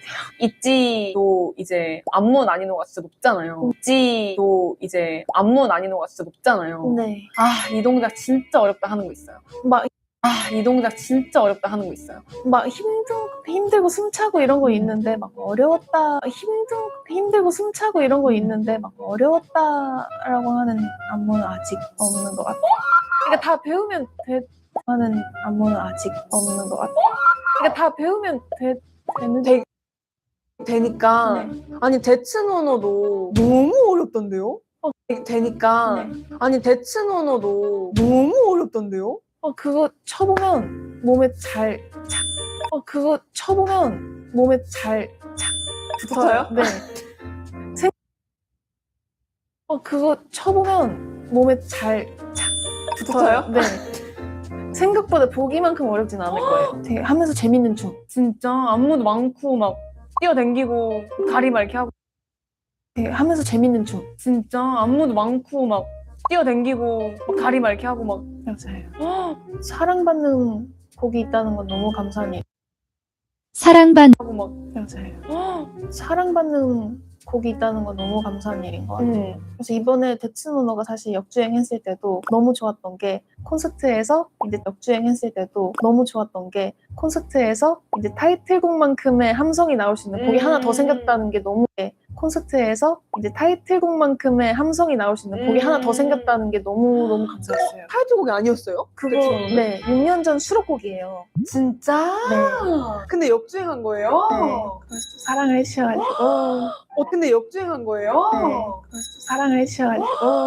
어떻게 하다가 그렇게 된 거예요? 계기가 있어요? 콘서트에서 이제 보여드렸는데 그 곡을 그 영상이 콘서트에서 이제 보여드렸는데 그 곡을 그 영상이 갑자기 이제 좀 뜨면서 멋있다 이러면서 뜨면서 이제 챌린지도 많이 해주시고 멋있다 이러면서 뜨면서 이제 챌린지도 많이 해주시고 그렇게 된 거였구나. 네. 저는 당연히 타이틀인 줄 알았어요. 그래서 유나가 17살인데 라는 가사가 있어요. 네. 그래서 유나가 17살인데 라는 가사가 있어요. 네. 유나 지금 17살이 아닌데 유나 지금 17살이 아닌데 몇 살이죠? 24살인가 그럴 거예요. 근데 너무 놀랐겠다, 멤버들 다. 너무너무 좋았죠. 그니까요. 갑자기 예상치도 못하게 의도한 게 아니잖아요. 맞아요. 너무 좋다. 그래서 목이 부러져라 돌려. 신났잖아요. 맞아요. 너무 좋다. 그래서 목이 부러져라 돌려. 신났어. 맞아요. 너무 좋다. 그래서 목이 부러져라 돌려. 신났어. 그럼 제일 좋아하는 곡은 뭐예요? 재랑 씨가? 저는 이번 모토가 너무 좋아요. 네. 좋긴 하더라고요. 그냥 저는 청순한 걸 언젠가 한번 해보고 싶었거든요. 근데 저는 데뷔 초부터 지금까지 걸크러쉬, 파워풀하고 지금까지 걸크러쉬, 파워풀하고 에너지 넘치고 이런 팀 색깔 때문에 그런 걸 해오다 보니까 정말 꿈꿔왔던. 근데 그 정도로 청순하진 않아요. 근데 그 정도로 청순하진 않아요. 근데 잘 타협을 본 정도? 약간 그래서 저희 팀이 근데 그 정도로 청순하진 않아요. 근데 잘 타협을 본 정도? 약간 그래서 저희 팀이 갖고 있는 또 색이 있으니까 그쵸. 우리가 낼 수 있는 색에서 가장 갖고 있는 또 색이 있으니까 그쵸. 우리가 낼 수 있는 색에서 가장 타협을 많이 그렇구나. 잘 어울려요. 감사합니다. 근데 멤버들 중에 이제 또 유진 씨랑 네. 유나 씨는 연기도 하잖아요. 네. 세랑 씨는 어때요? 저도 기회가 된다면 하고 싶어서 좀 씨는 어때요? 저도 기회가 된다면 하고 싶어서 준비를 하고 있어요. 진짜? 네. 레슨 받고? 네. 어때요? 레슨 받아보니까?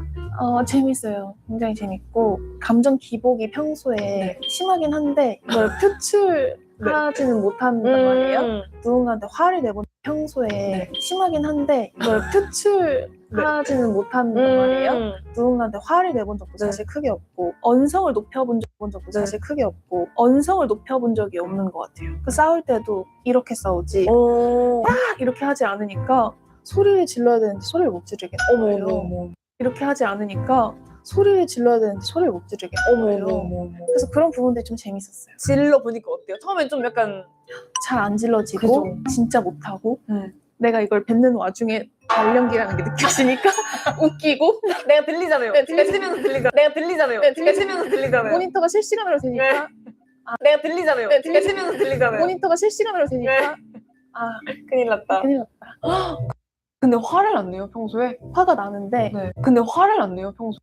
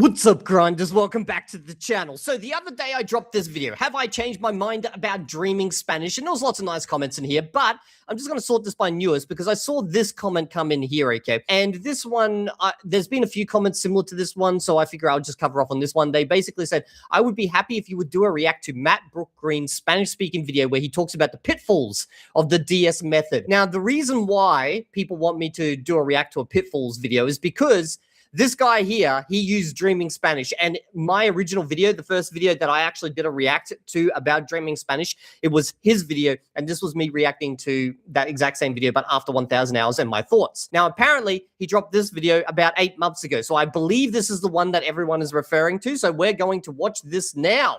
Let's see. I have no idea how far along in his Spanish journey he is. Are you trying to learn Spanish but feel stuck?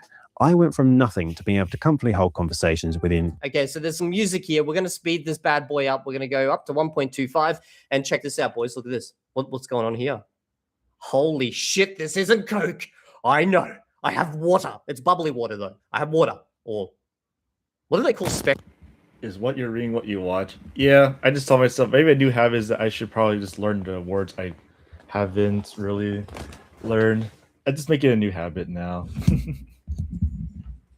Actually bubbly water. It's like sparkling. It's so cute. Just a few years whilst juggling a full-time job and far too many hobbies. So in this video, I'm going to show you the exact steps I take if I start over, plus the biggest mistakes so that you can avoid them and progress faster. No digo que no pueda mejorar mi español, claro que sí, pero ya disfruto del contenido que me gusta, tener conversaciones con nativos y hablar de un montón de temas sin problema. Así que vamos con el punto primero. So that you know where I'm coming from, so that you can still actually... His Spanish was completely understandable. It sounded like there was an accent in there, but that's to be expected. So he's clearly speaking it now. Because what, the first video I did a react to, he was 800 hours in only listening. Worked. Let's start with what I did right first of all. Now, first and foremost, I bought a good pair of headphones and I set a daily goal, at least 2 hours of listening a day. That sounds like a lot, but if you travel to work or you've got chores to do, like for me, it's walking the dog. Yeah, I noticed. Somehow the link systems are kind of weirded out. There's a post that keeps mentioning that there's something wrong with it recently. It's unusable for the last several days.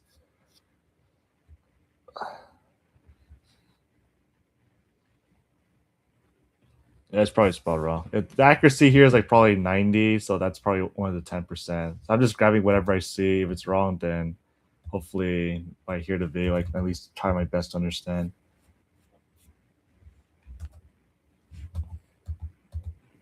I really can't do much for whatever it's given, so because there's not really a lot of French given subtitles, I believe.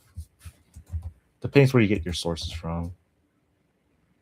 Yeah, like super glitched out, so I can't even use it. Weird.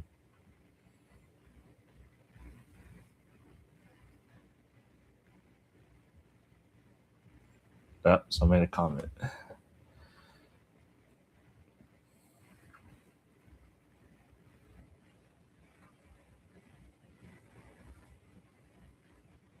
Sometimes you know a word and mark it as known, but if you don't see it often, you can forget it again. Vocabulary learning really goes back and forth like that. That's why overall reading stats are pretty solid way to track your progress. I always focus on more of the total listening and reading numbers. Yeah, listening is pretty much like the big thing after all. It's kind of annoying. The words are just temporarily until you get actual ability to read subtitles and listen. Like that's the big obstacle usually. That time racks up really quickly and you'll probably do even more. So Spanish became the soundtrack to my daily life. Not just anything though. Material designed for learners that I could start to understand, even if I had to listen to it a few times. We'll cover some creators to listen to in a second, but listening was the backbone of what I did first of all, and it made all the other things fall into place. Okay, so what I'm kind of curious to see via this video is, did he continue with the DS method all the way through, or did he deviate from it? Because in the previous video that I reacted to, when he was like 800-ish hours, he was following the DS method. You could essentially say he was a purist. I don't know if he had a background within Spanish or whatnot, but he was following the DS method. Constantly hearing similar sentence patterns over and over just ingrains him in a way that reading about rules in a textbook doesn't. I didn't have hours a day to sit at a desk watching content, so I would try and fit Spanish into my daily life wherever I could. If you wait for the perfect moment to start, you'll be waiting a long time. So I would listen to content specifically made for learners that was super basic. So Dreaming Spanish, Spanish Language Coach, eventually Handy Spanish, amongst other creators. And there are loads more now. So like Andrea La Mexicana is great, My Daily Spanish. Initially, you might have to watch the videos, but after that, you can listen to the audio for them in order to review the materials. With all the exposure, I picked up words and phrases without even trying. And I know some people can be skeptical, but if you get a constant daily input, it really works. I also tried a more structured course, so Ollie Richards Spanish Uncovers. Wait, Ollie Richards' course. So this is okay. So he didn't go the purist route. We can see that he's studying grammar in here. We've got pronunciation, speaking active. Okay, so it's not going to be representative of my own journey moving forward. It was helpful early on when I was just getting started, though I have to say, I think a huge amount of my progress just came from all of that listening. Now, at first, I didn't even speak. Instead, I did something called crosstalk. So I spoke English to my partner, who spoke back to me in Spanish. If I didn't get it, they'd explain in Spanish or screen share image searches so that I could still follow. And it was genius for understanding real conversations. Just ask a tutor or a conversation partner to give it a go. So I did that for nearly a year before I started speaking. And then later... What is that way? Speaking English to the teacher and then the teacher speaking Spanish to you for 1 year. Whoa, that's way beyond me. That's a new one. I added reading, starting with graded readers, which are books made for learners, before eventually moving on to native materials that I could translate on my iPad. When I eventually did start speaking, I would speak a lot. Multiple conversation classes a week and talking to myself. So these days, I also journal in Spanish to improve some of the gaps and try and push my level. Essentially, lots of input and eventually lots of output does a great job. Personally, I didn't focus on studying with textbooks or memorizing lists of vocab. And I'll add that at some point, you have to jump into listening to or watching native content.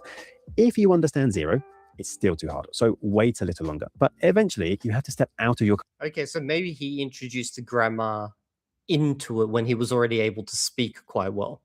comfort zone of stuff made for learners into things native speakers actually enjoy. So Luisito Comunica is great for this. His content is addictive and it is easy to follow. Even if you don't understand every single word, your brain will slowly fill in the gaps. And before we get into what I could have done better, there is one crucial lesson about pronunciation that I want to share. Oh, and if you want a detailed summary of all of the tips here, as well as other resources that you can use, click on the link in the description or use the code on screen now.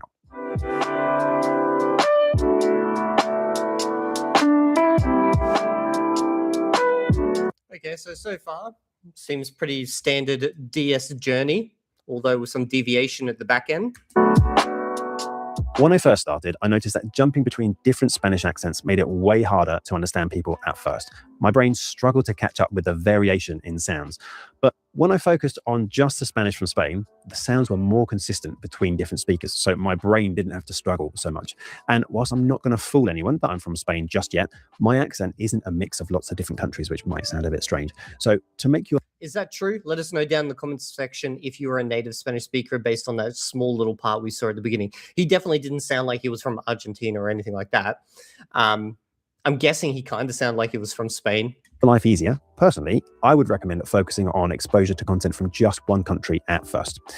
That makes logical sense, and that's what I've been saying endlessly throughout my series. Even from like pretty much the beginning, I said once I figure out an accent, I'm going to be sticking to it. It's not just so that you get good at hearing a certain accent. It's so that you, if the idea that we are building a mental model is true, okay, it's so that you start developing your understanding, your model of the language based on that accent. You don't want to be a mishmash of like random different freaking language, like, you know, dialects type of thing. Get comfortable and then branch out later. And whilst we're on pronunciation, one tip that really helped me. In Spanish, we put the emphasis on the vowels rather than the consonants, which is the opposite to English. So if you took the word hola and you pronounce... Oh God, he's going to go, okay. I hope this doesn't become a full grammar breakdown. Just the vowels rather than having the strong L sound, it should sound more like hola, hola. So, hola. Not... Well, actually, I don't know if this is true for Argentinian Spanish, which is what I'm focusing on anyway, so it doesn't matter. Hola. Try it yourself and you'll sound way more natural. You can practice by doing some reading out loud or play with the emphasis on the vowels or the consonants. Honestly, after hours and hours of listening, you'll start to get more of an ear for the language anyway and what sounds natural. If you want to be super precise on it, you can get into accent training. So your brain often can't always hear every sound in a new language. And so training your ear can help. There is a channel called 10 Minute Spanish that goes into that if you're interested. But for me, Okay, so watched videos on pronunciation. If the ALG method is to be true, then that shouldn't be needed.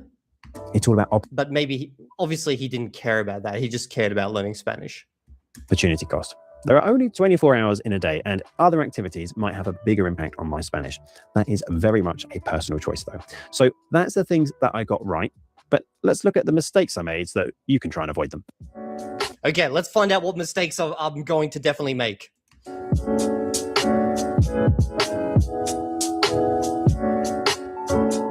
So there is a thing in Spanish called the subjunctive. Now, do not worry. I'm not completely going to go down that rabbit hole, but there was some advice that I ignored and I wish I hadn't.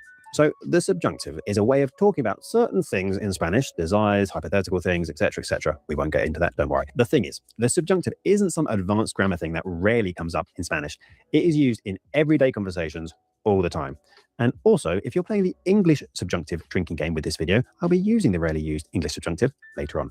Anyway, I once heard Professor Patsy Lightbound say that when your native language doesn't have a certain feature, it's much harder to notice and learn it in a new language. So in retrospect, all those hours I spent listening to Spanish, I would have been hearing the subjunctive all the time. But because my brain didn't need to notice when the last letter of the word changed from an A to an E in order to understand it, you just tuned it out. So if I could start over. So is that the subjunctive, is it? It's when it changes to an E. Oh, just learned some grammar, I guess. This shit's gonna happen. Okay, I'm gonna pick up a little bit here and there, watching random videos and reading your comments. Like, it's not the end of the world. But you know, the funny thing is, like when it says from A to E, like in Esperanto, that would be from adjective to adverb. Okay, when it comes to the subjunctive, I have a concept of what it is because in Esperanto we have an imperative and conditional moods, and I know it's kind of somewhere in between, but that's about the extent of my understanding of it. And in Spanish, I have, apart from what I literally just said, I have no way of identifying it. Like, it hasn't come up in any speaking practice. Maybe it has. Like, maybe the teachers have definitely been using it when speaking with me, I'm guessing. But like, I have not noticed it at this point. I would look at the differences in conjugations between the subjunctive and what we call the indicative, which is what you might think of as like normal Spanish. So 오늘도 that way, 1시간 instead of having to 팟캐스트 go back and learn it 준비해봤는데 later, I'd 오늘은 already have 평소 noticed it thousands of times, making it feel more natural, even if I did need to do a bit of polishing on it later on. So don't stress about mastering it instantly, but it is harder to notice something that you don't know exists. So true. So much stuff. You know, okay. I've had some pretty crazy things happen over the last week or so with my speaking practice. One of the things is, and I'm probably going to talk about this in my DS update, but I kind of want to talk about it here as well, is that like I've had multiple tutors on Worlds Across that I've been trialing out. And I got to just narrow in on only the Argentinian speakers because I had some speakers who, when I was practicing with them, they would be saying like tienes for like you have, okay? And then other ones, they would be saying tenes, tenes. And like, it was in the same context because we're role playing the same type of stuff, but they're saying it differently. And I'm like, what's going on here? And why is one always like correcting me and the other one's not? So I was so confused. And then like they accidentally told me that basically it's because in Argentina they do the second person. I don't know if this is true for all verbs, but they do the second person present tense verb differently. And I was like, fuck, did not know that. Okay. And that led into a whole discussion about você or whatever. And like, these are all things I've just never noticed. Okay, never noticed. I don't know if I'm going to start noticing them now. Well, I probably am, but like, I feel like that's probably the downside with like, a massive downside with ALG as well. It's literally impossible once you start talking with people for them to not accidentally drop hints to all these things. And the only way you're not going to be able to the only way you're going to be able to ignore those hints is if you literally just do not understand the hints. Like teachers on any of these tutoring websites, even if you're just speaking with them, they're going to accidentally all the time say things like imperative, present tense, second tense, blah, blah, blah, all this type of stuff. Like, unfortunately, they're just dropping that stuff. So get familiar with what it looks like and you have a better chance of using it yourself. And I know Clau from Classes Con Clau has some straightforward videos on it to get you started. So now So basically his recommendation is, even if you're going to go the massive input route, something like the subjunctive, because English doesn't have it by standard and every sentence, is something you should study a little bit so that when you're hearing input, you're able to recognize it and therefore understand its pattern a bit better, which I would completely agree with, but I'm totally not going to do due to ALG. Look at something which would have improved my speaking sooner and saved me some very awkward conversations. But obviously, this also leads to the question of if you are studying a language, how do you know what that language has that your language doesn't have? And that's where certain people would be like, see, there's no point researching these things. Well, it's easy to figure out. You can just ask anyone or even ask an AI. It will tell you what features exist in one language but not another language. There is a lot of talk about whether you should start speaking a new language right away or wait until you've had more exposure so that you don't pick up bad pronunciation. I took that advice to heart and I waited until I'd ranked up 900 hours before I started speaking. I could Okay, so he almost made it to 1K. understand almost everything in conversation, but when I finally opened my mouth, I couldn't get the words out smoothly. Conversations were very awkward as I slowly found the right words. So in Yep, 100% true. retrospect, I wish I'd started trying to speak earlier. Here's the thing. If I were to have started speaking sooner, something like the 10-minute Spanish pronunciation videos would have kept me on track, or even just asking my crosstalk partners about maybe a few tricky sounds could have helped. That said, my accent isn't terrible, so maybe holding off speaking can work.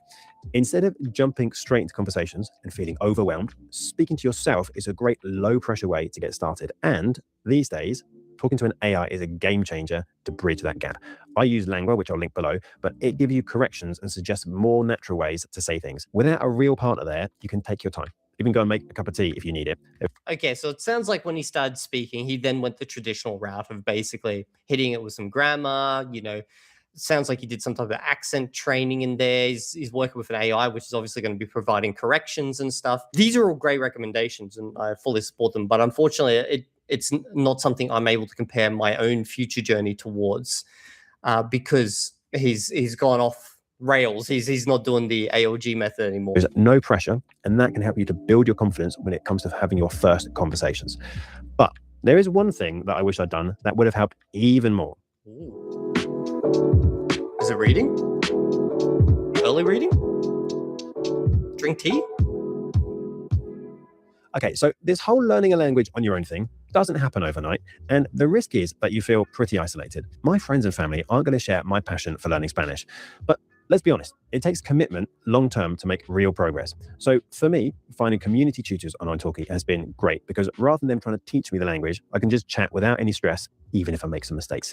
And it gives me that feeling of connecting with others in a low-pressure environment. But one thing that I think could have helped me in the past is joining an online community. Now, I'm not just talking about another Discord or Circle or any of the other millions of platforms, but something with live online events where you can check in with a tutor as well as other students. If I wasn't such a raging introvert, I probably would have joined Sada Handy Spanish, which looks great. When I have some speaking ability, I will search for locally here in Sydney some Spanish meetups and stuff where I can go and actually meet people who speak. But at this stage, it would just be awkward because it's already awkward online practicing with tutors because they don't know most of them don't know how to deal with me. I've started saying, I'm just a heritage speaker. So, I understand the language fully, but I can't speak. So I'm here to learn to speak. And they're like, okay, well, let's start practicing. That's the best way to explain it to them. Because if you say you just sat there for 1,000 hours watching content, unless they've heard of Dreaming Spanish, and lots of them have, but for those who haven't, they're just like, why? And then you have to kind of explain what you're trying to achieve. So it's just easier in some instances just say, I've heard it for years. I just don't speak it. So just speak Spanish to me. That's great. And then I'll just try, and then we'll just, try fix things up as I go. But then you've got to also try and explain on top. Yeah, don't try explain the grammar too much. I got to act like I'm a grammar idiot and I don't know anything about grammar, so there's no point. So let's just practice scenarios. And I know they even do meetups in Spain. And I know Crew Paul has the Spanish crew, and there are basically plenty of others online.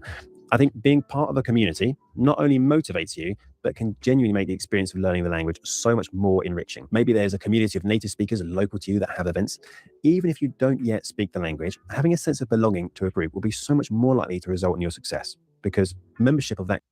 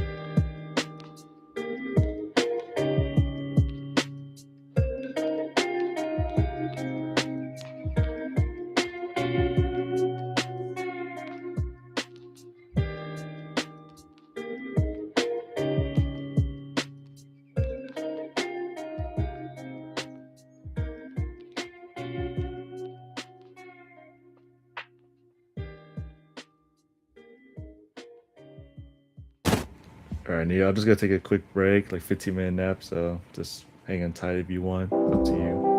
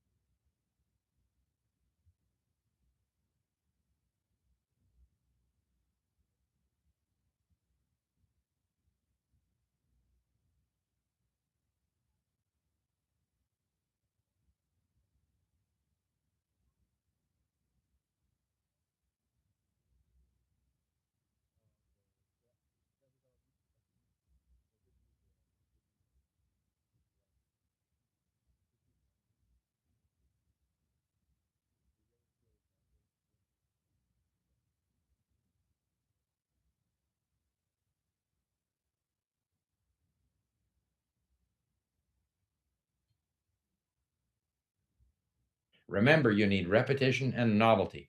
After a while, if you're listening to the same thing over and over again, the brain is picking up less and less and less. Hi there, Steve Kaufman here. Today I want to talk about listening skills. Listening skills, how to get better at listening, how to use listening to learn a language. Remember, if you enjoy these videos, please subscribe, click on the bell for notifications.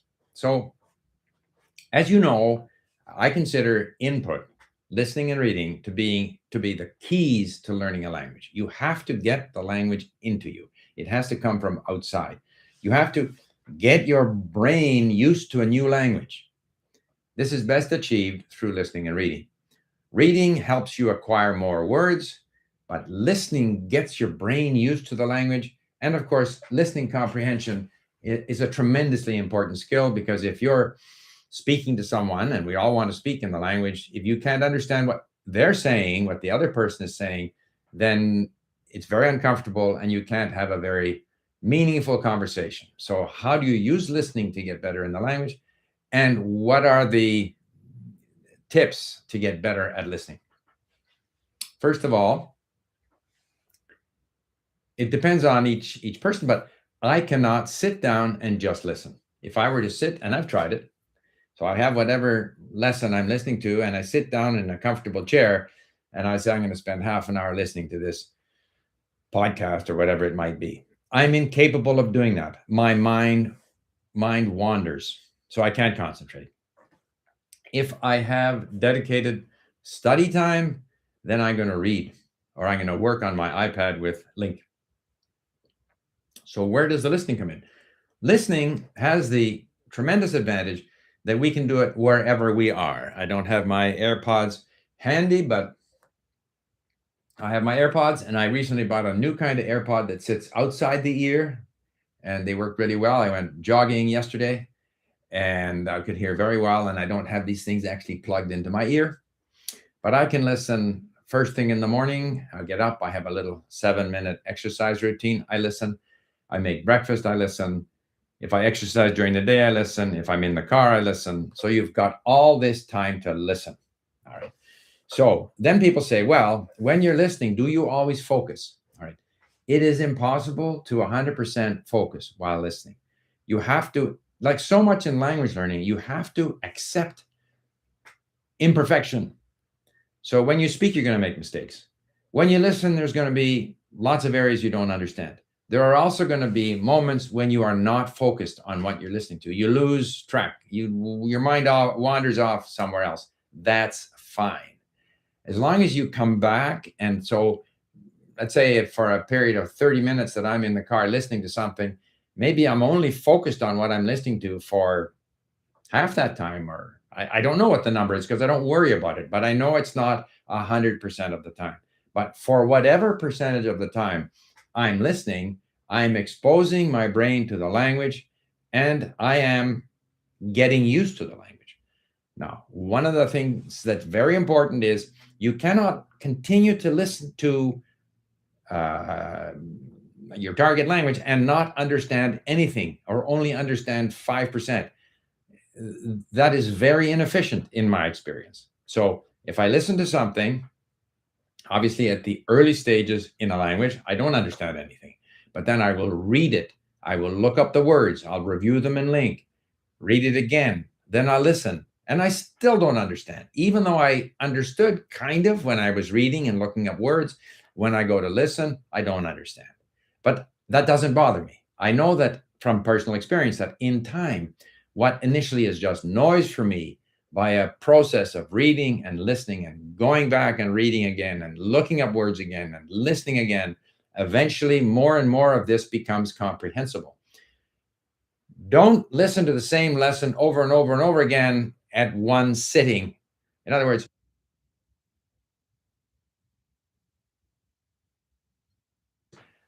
the brain, as I've said many times, requires repetition and novelty. So you can listen to an item a few times, then move on to the next item, even if you don't fully understand the first. So you have lesson one, and you listen and you listen and you read it, then you listen again and you understand 20, 30%. Move on to the next one. Don't try to master any particular lesson or content item. It's all exposure. It's all helping the brain get used to the language. Remember, you need repetition and novelty. After a while, if you're listening to the same thing over and over again, the brain is picking up less and less and less. So you have to move to the next lesson and to the next lesson. So keep pushing yourself forward, maintain that balance between repetition and novelty. And there's all kinds of research into how the brain learns, that sort of block learning, that third, fourth, fifth time we read something or we listen to something, we are in fact learning less and less. So you have to keep moving forward. Now, so don't worry about losing focus. Don't worry about what you don't understand. Keep challenging or rewarding your brain with new material, but do have enough repetition so that you start to notice certain things that you didn't notice the first time. And this is the next point about listening. I can listen to a mini story that I've listened to 30, 40 times before, so I know the mini story. And yet I will suddenly notice a structure, a verb pattern, verb form that I hadn't really noticed before, even though I knew the rule vaguely. But the 31st time that I listen to that, I notice it in a different way. So give yourself a chance to notice things when you go back for that additional pass through the same material. So you're maintaining that repetition and novelty, but when you're in your repetition activity, allow yourself to notice certain things. You don't have to notice everything. You can lose focus, but there will be times when you notice certain things in there that will help you in your gradual acquisition of the language. And remember that listening comprehension here is the goal. It's not going to be perfect, but it will gradually improve. And the better your listening comprehension, the better your ability to have conversations. But again, give yourself, a variety between repetitious material and new challenging material. Combine reading with listening. Try to focus in on certain aspects of pronunciation that you maybe didn't notice before. Be aware that some of the things that you didn't notice on the first time listening, or the second or the fifth or the 10th time, you may notice the 20th time you listen. So the process of acquisition of a language.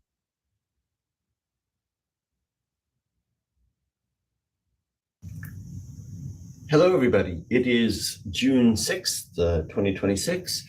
I've been studying Polish since April 8th, so for about 2 months, 60 days, at a rate of 15 minutes a day, each and every single day, from 3:40 to about 4 o'clock. I have devoted consecrated time to spending time with this book, spending time with a book in front of me, looking at information, taking it in, totally 100% focused and concentrated on Polish for 15 minutes a day. So for a total of about 15 hours now, spread out over this time.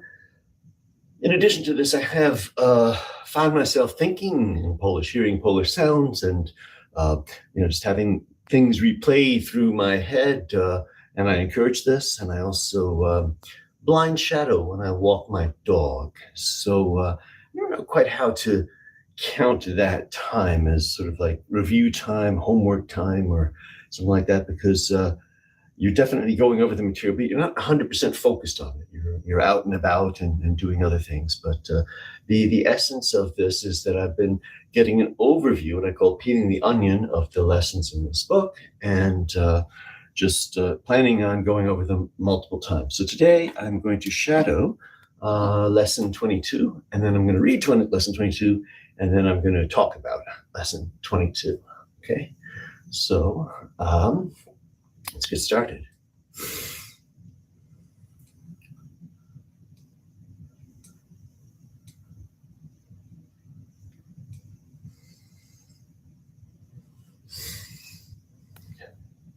Lekcja 22.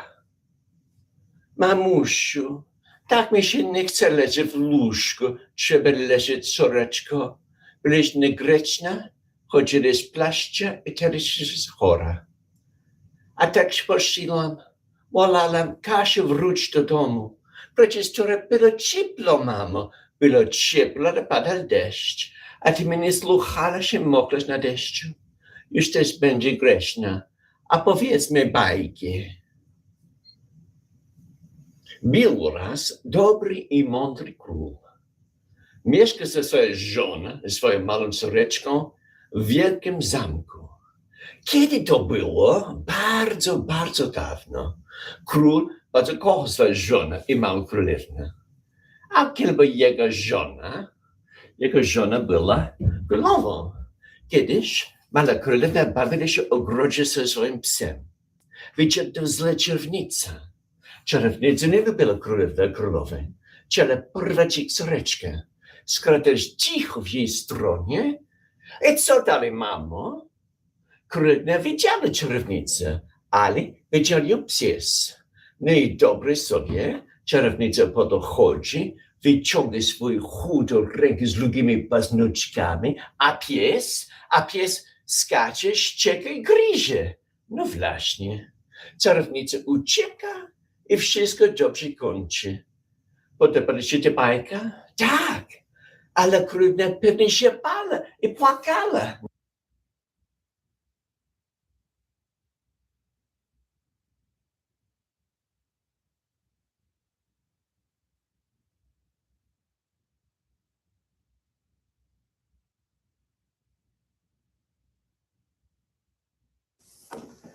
Hello, everybody.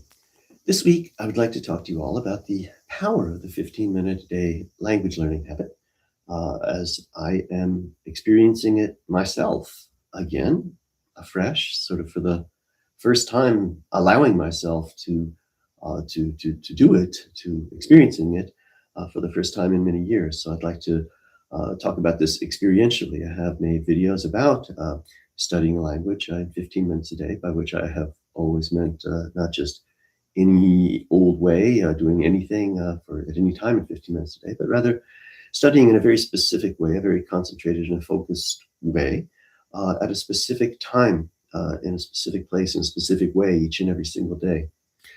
Again, I long since discovered as a passionate student of languages who wanted to learn as many as I could, that compared to getting really excited about a language and throwing myself into it and putting everything else on hold and trying to do hours a day of the language, that spending a small chunk of time in this sort of systematic, programmed way that I just described over a long period of time is just ultimately much, much more effective. And that's not something that I have forgotten at all, but again, just for my language learning biography, anybody who doesn't know it,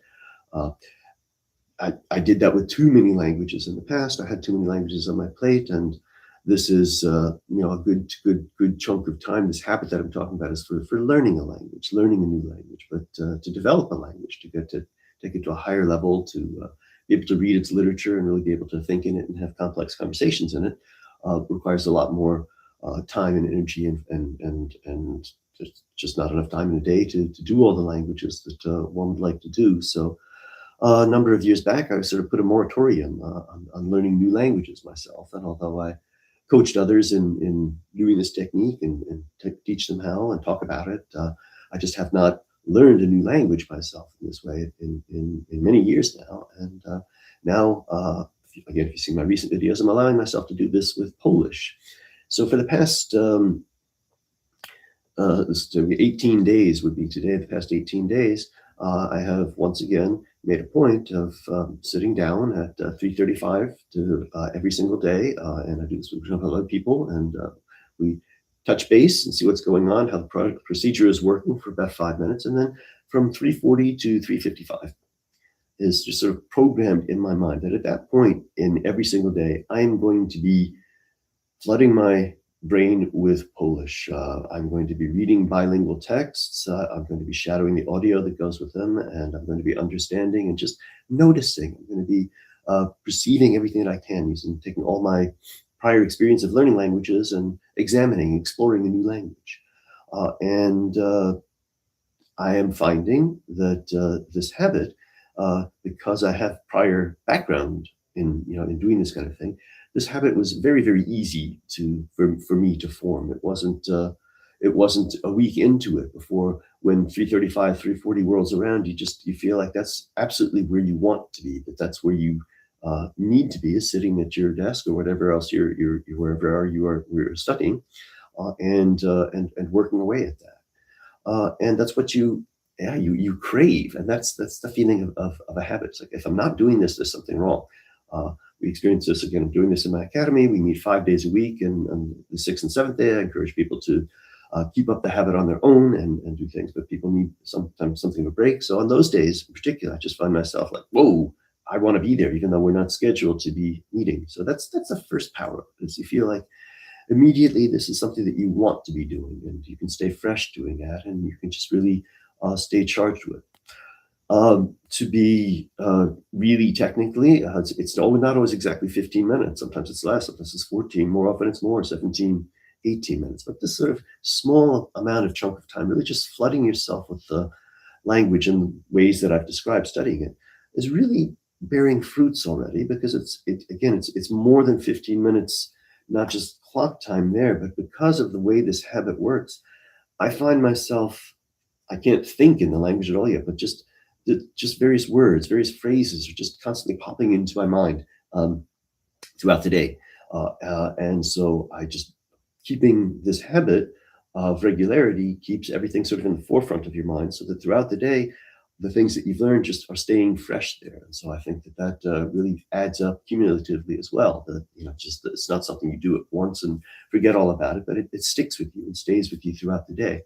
So that's been a great joy to feel, just with a little bit of shadowing, a little bit of reading aloud, that, then when I'm doing something else, I'm doing the dishes, I'll just have these phrases pop into my mind. I'll hear the voices of the actors reading things, and I'll think, oh yes, it's just these little 1-2 word phrases now. And I just know that this will build up and be cumulative and start to bear real fruits in a short term.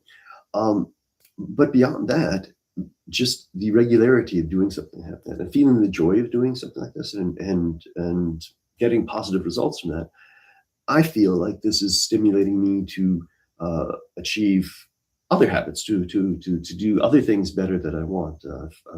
Make no secret, I'm good at organizing and staying focused and getting stuff done in terms of foreign languages, but in terms of maintaining other aspects of my life, I have struggled like other people do to establish habits and the like. And yet, now that I've got this habit going, I find that I'm developing other habits much more easily as well. I don't know how to explain that sort of push chain, pull chain result, but when you've got something going in your life that you sort of have systematically programmed and you're doing with this real regularity, I think that your system picks up on that. And my musical self, my flute playing self, or my long distance running self are aware that my mental self, my language learning self is happy, enjoying doing something and bearing fruits with something, and be a little bit envious or jealous and say, hey, I'd like to make more progress also. I'd like to have more fruit come out of me as well. So that's something that I'm noticing as well. Just coincidentally with developing this language learning habit, I find that a number of other habits are really solidified and sort of much more in the area that I have wanted them to be than I've been able to get them without doing this kind of thing. So the positive effects to me of having this systematic, regular, the exact same time every day, very focused way of studying that keeps the language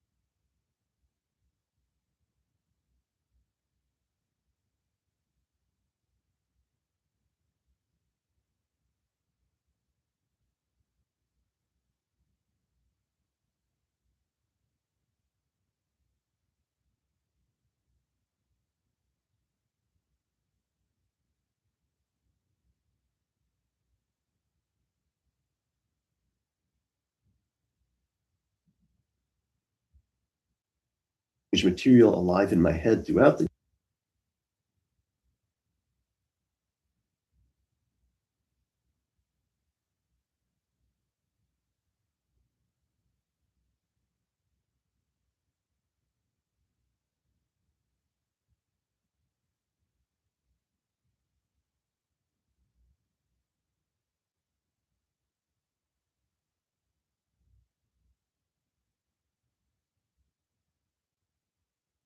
这个等一下就马上煮给你吃。好，煮这个。平常你们抓到的都是这么大的，对，然后还有更大的，通常有多少的？多少只10多公斤。 10多公斤，一桶吗？对，一大桶啊。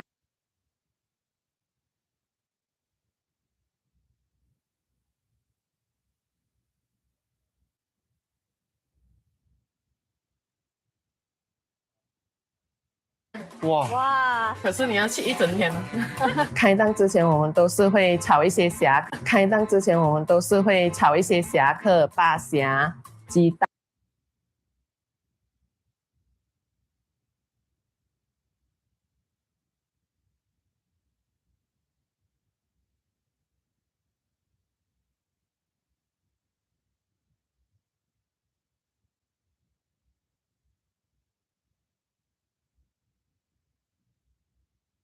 蛋那些东西准备。 Thank you。哦，煮個麵你食。哦 Thank you。啊，佢好細心啊，將個辣攞開咗，好香蝦味啊！同埋我聞到佢嗰啲炸葱味，同埋我聞到佢嗰啲炸葱味，冇錯，我哋特登開咗辣椒俾你啊！細心啊！佢而家呢一個酒望落有啲似暹羅喇沙咁，佢而家呢一個酒望落有啲似暹羅喇沙咁。 因為都係呢啲紅色啊，都有啲油喺面咁樣。因為都係呢啲紅色啊，都有啲油喺面咁樣。我試下先。究竟福建麵係有乜嘢嘅咧？呀，答案就喺度啦。福建麵有蛋啦，跟住有肉啦，我哋另外嗌咗豬皮同埋肉丸。我哋另外嗌咗豬皮同埋肉丸。係。跟住仲有蝦啦，跟住仲有菜啦，仲有炸紅葱頭。OK， 我試下個湯先。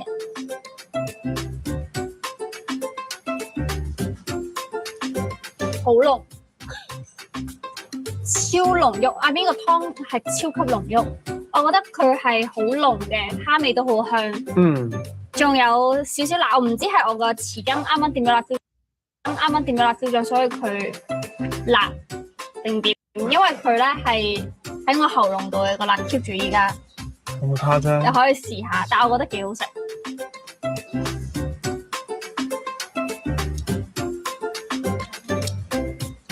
個蝦味好重，一入口係一陣蝦味攻出嚟。我諗佢成個蝦味好重，一入口係一陣蝦味攻出嚟。我諗佢成個湯都係嗰陣。 蝦子同埋蝦殼嗰啲味啊，好重嗰啲蝦味，都係用呢啲煲噶嘛。佢係原來攞咗9公斤嘅蝦頭同埋蝦殼，佢係原來攞咗9公斤嘅蝦頭同埋蝦殼去熬呢個湯，所以其實佢都好難冇蝦味咯。所以我真係要交俾你啦。可以啊。驚我一陣食唔會敏感啊！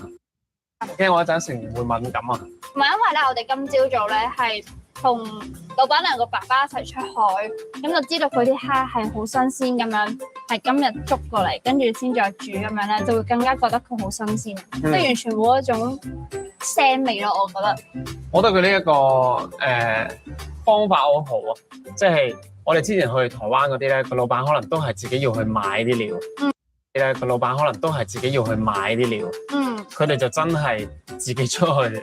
報咯，自己做自己供應商咯。係啊，即係如果嗰時冇乜蝦，好似今日咁樣。即係如果嗰時冇乜蝦，好似今日咁樣，我哋遲咗出海啦，冇乜蝦，咁佢可能就未必可以整到咁多碗咯。咁佢可能就未必可以整到咁多碗咯。應該會有辦法再揾啲蝦翻嚟。我諗佢應該唔會放棄用咁足料去煲蝦咯，因為我覺得佢哋應該係呢個係保持佢哋水準嘅其中一個點。 就係要救蝦，我覺得。就係要救蝦，我覺得。同埋好得意嘅就係咧，其實後面係佢啲屋企人。同埋好得意嘅就係咧，其實後面係佢啲屋企人。係。成件事係好溫馨，係啦，好似成家人一齊去開呢間鋪頭咁樣。每逢星期5、6日而已。每逢星期5、6日而已，早上11點到5點。為什麼會一星期只做3天？ 就想多陪陪孩子，有點時間。好似老闆件衫咁樣，嗰兩個字。佢已經係富婆啦，所以唔需要開咁多油。但我想講佢個辣係好香，佢另外加咗個辣椒咧，我啱啱飲完咧，因為我覺得本身個湯係唔夠辣嘅，佢飲完呢個辣椒之後咧就更加辣咧，我覺得更加好食咗咯。即係我本身就覺得，即係呢啲湯麵就好適合加辣椒，唔知佢呢度除咗淨係賣福建麵咧，佢有冇賣下其他嘢咧？啱啱咧碗入邊咧嗰啲炸葱咧，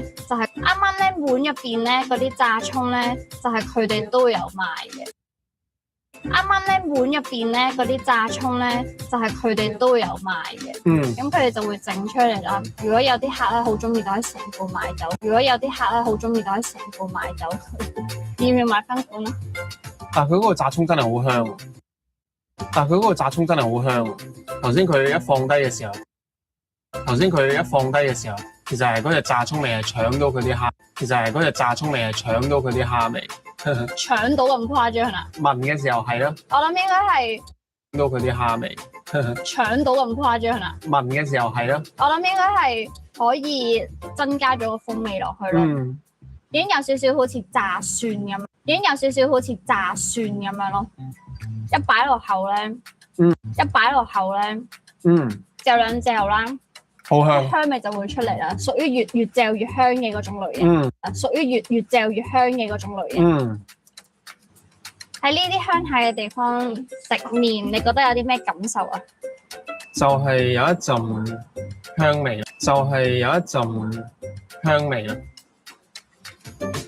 苦香味，邊個香字先？就係鄉下個香，亦都係香味個香。兩樣煲係咪？係。OK。开3天，你觉得赚得到钱吗？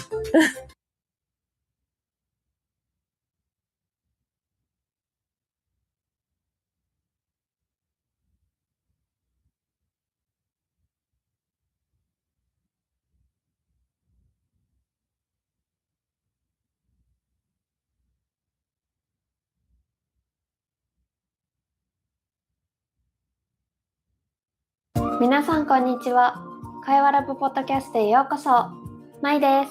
ゆうとです。このポッドキャストでは私たち夫婦が自然な日本語の会話をお届けしていきます。もし振り仮名付きのスクリプトを見たい、もっとゆっくり。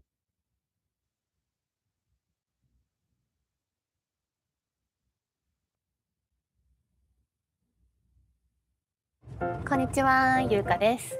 今日は競馬でとあるところに向かっています。最近はイベントだったり雑誌の撮影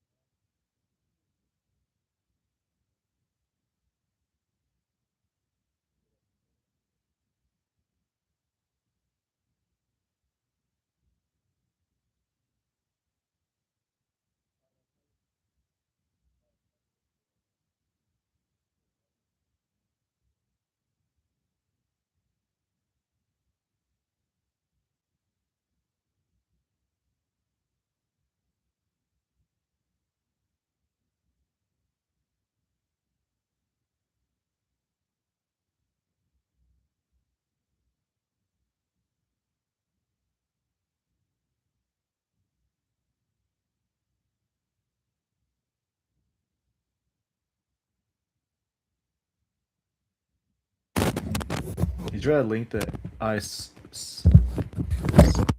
放个功能最近改善一下了吗？如果是日语的话，肯定没有，是一样的。但是如果是另外的语言，比如说泰语，肯定。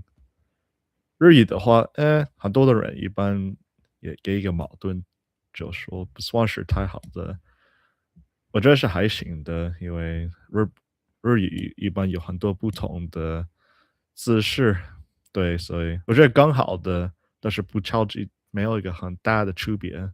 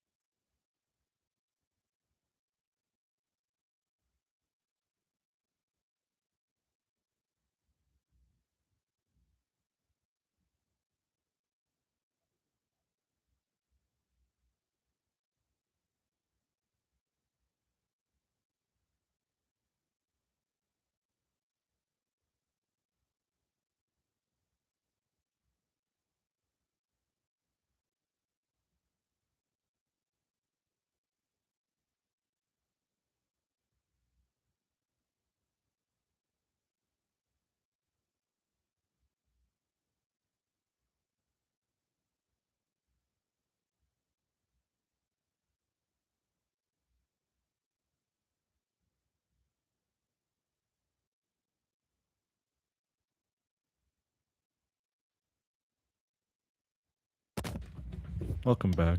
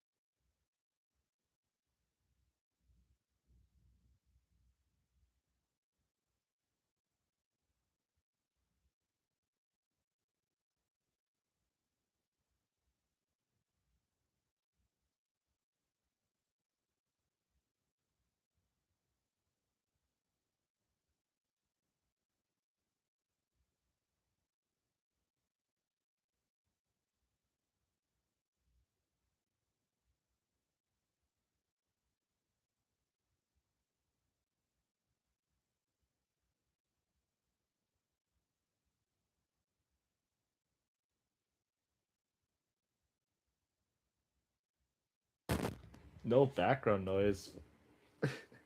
I could. Honestly, thought it was annoying at first. I was like listening to like the biggest debate, the 15 minutes a day by Alexander Gayes. I actually thought 15 minutes not bad. No, it's okay. It pretty much depends on the mood, but I guess I'll just playing it silent for a little bit. It is the weekend after all, but it's effective. Is it effective? Honestly, just for me, there's no difference with or without sound. It's only when I'm listening that, of course, you have to listen to the actual audio. For words, it's not that because you stay with your the 15-minute routine. Yeah, just make sure you're. He just pretty much says that he has like a very efficient method because a pro with 15 minutes can do a lot more than an amateur with 15 minutes, right? So the dude speaks like 12 languages fluently. I would take his advice. But he does it the book style. That's the only thing I would debate now is that he's a little outdated because the books, but it's traditional for most people, which is fine.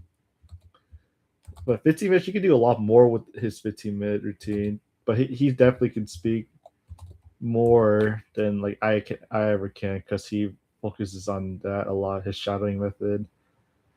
I think I'm more of a heavy focus on listening because listening does better. Because I don't know how his listening comprehension will work if he were to talk with someone, unless he trains very specific plots. If you hear someone say, "How are you? What do you want to eat?" Blah blah. If he listens to those stuff all the time, then he'll be prepared for those cases. Yeah, but very deep conversations in the beginning, a little tough. But he learned Korean. He taught in Korean from his past, so he definitely knows what he's doing. So I can't really say what's right or what's wrong in his case. He is the pro for a reason. I just think that his method, it could be better, maybe, but that's just in the listening sense. But his speaking routine is really good. Maybe I should actually learn from his speaking. I'll just try to allocate. Okay, what do I want to focus my time mostly? Or just understanding the other person. That's just what I'm focusing on. Because you could probably do 100% on listening. You could do 50-50. Like you want to learn how to speak better, but it's like having the less chance of understanding the other person. It's kind of annoying because you have to sacrifice which time makes more sense in your case. So I pretty much just told myself, okay, I'd rather spend a lot of time on listening and pretty much prevent any problems, because even one sentence they don't understand is gonna be super awkward. So I told myself, okay, I'll never try to be in such a situation that I won't understand what they're saying, or else they pretty much stop talking to you the same. They'll look at you the same way more. I heavily emphasize listening, at least a very good listening. Oh, I think I've been learning way too many words. Oh, not yet. The day is also bearing a lot of good fruits for other ways of leading a systematic and disciplined life. So I'm very happy that I'm doing this, and I'm happy that I'm able to show it and share it with other people. And I hope that sharing that with you also inspires you to, if you've never studied in such a way, to really give that a try.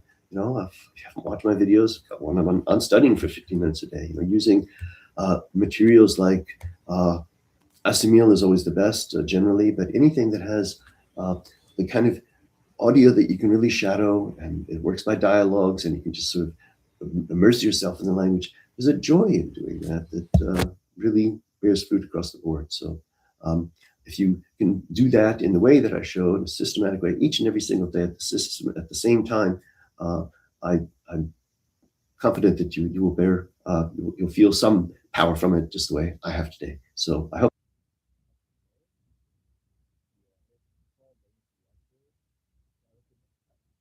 Oh yeah, so the extension I recommend for Subtitle is Language Reactor. It gives you the ability to get the target languages script here and your native language here, and we hover over a word, you get instant translation. So this is a godsend to learning language learning.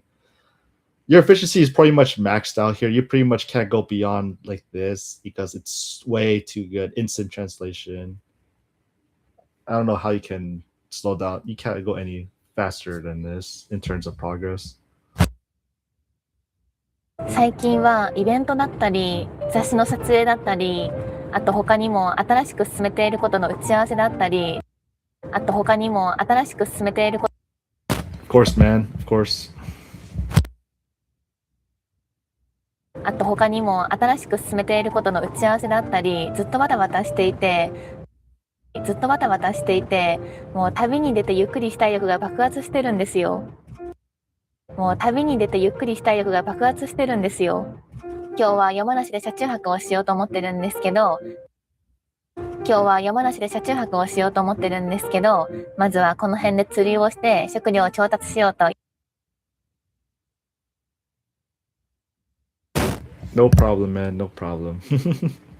I'm guessing you're learning Japanese. まずはこの辺で釣りをして食料を調達しようと緩く計画しています。今日は天気が悪いですね。昨日までは結構晴れてたんですけど、今日から雨予報です。もうそっちの方も霧がかっていて真っ白なんだよね。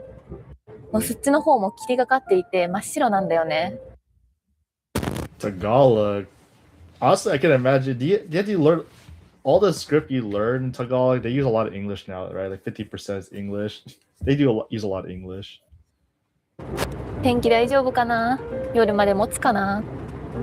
東京から3時間ぐらい車を走らせてきたんですけど、どんどん景色が田舎になってきて、やっぱり私はこれぐらいの方がゆっくりできてちょうどいいですね。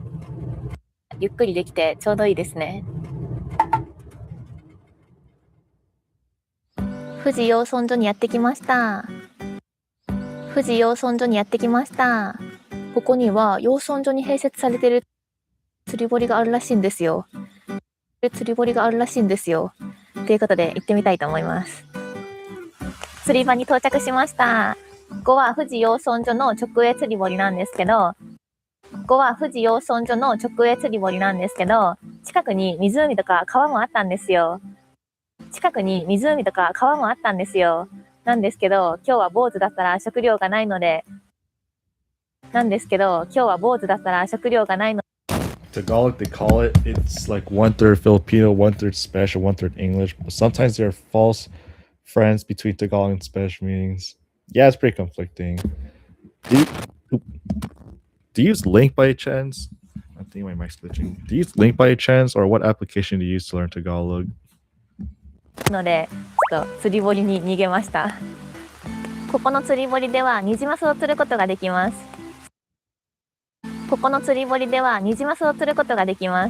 さっきおじさんが蒔絵をしてくれて、結構ニジマスが寄ってきてるんですよね。ということで。You just happened to check the community thread. Oh, you saw my post probably. Well, nice to see you. たくさん釣っていきたいと思います。ここは釣り竿と餌をレンタルすることができます。餌は魚粉といって、こういう粉になっているんですけど、大豆サイズぐらいに丸めて針につけるそうです。やばい、雨だからめっちゃやりづらい。今日は坊主回避できるか。よし。こんな感じで準備ができました。それじゃあ1投目。せーの。ほっ。でも逆に雨だと釣りやすいっていう情報もあったんですよ。魚の警戒心が減るから食いつきやすいそうなんですよね。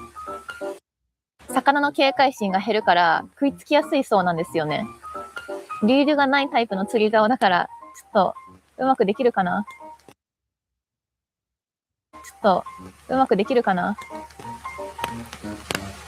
釣り堀で坊主だったら結構やばいですよね。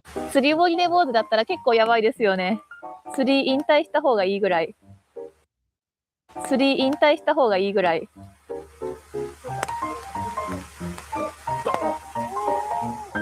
やばい、あっちめっちゃ釣ってる。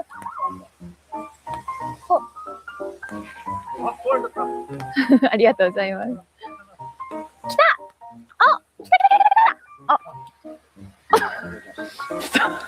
本当に釣りが下手なのかもしれない。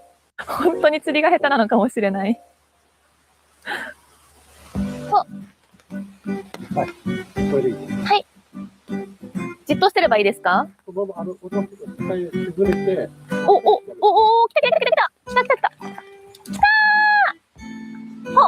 よっしゃー！釣れたー！落ちる。やったー！ 2 匹ゲットー！嬉しい。ちなみに私よりも遅く来た子連れの方々はとっくに上がりました。あと4匹ぐらい釣ったら1キロになりそうなので、あと4匹目指して頑張ります。きたー！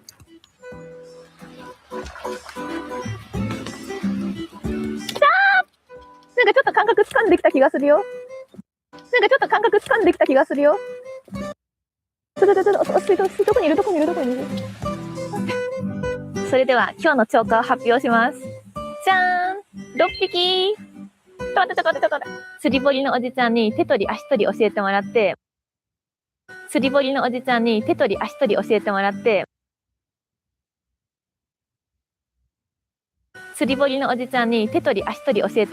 巻き餌をたくさんしてもらって、無事に6匹ニジマスを釣ることができました。いやー、本当によかった。何回も魚に逃げられてしまって、隣でやった子供たちがすごい釣れてたから、めちゃくちゃ焦ったんですけど、よかったです、本当に。この釣ったお魚たちは、この後内臓を取ってもらって、ぬめりを取ってもらうために塩もつけてもらえるそうです。ぬめりを取ってもらうために塩もつけてもらえるそうです。それじゃあ一旦提出してきます。こんな感じでさばいてもらってます。こんな感じでさばいてもらってます。めっちゃ息がいいですね。跳ね回ってる。おうおうおうおう。跳ね回ってる。おうおうおうおう。結構さばくの難しいですか？もう難しいことはない。あ、本当ですか？まだちゃんとさばいたことなくて、今勉強中なんです。こんな感じで塩でぬめりを取ってもらっています。おー。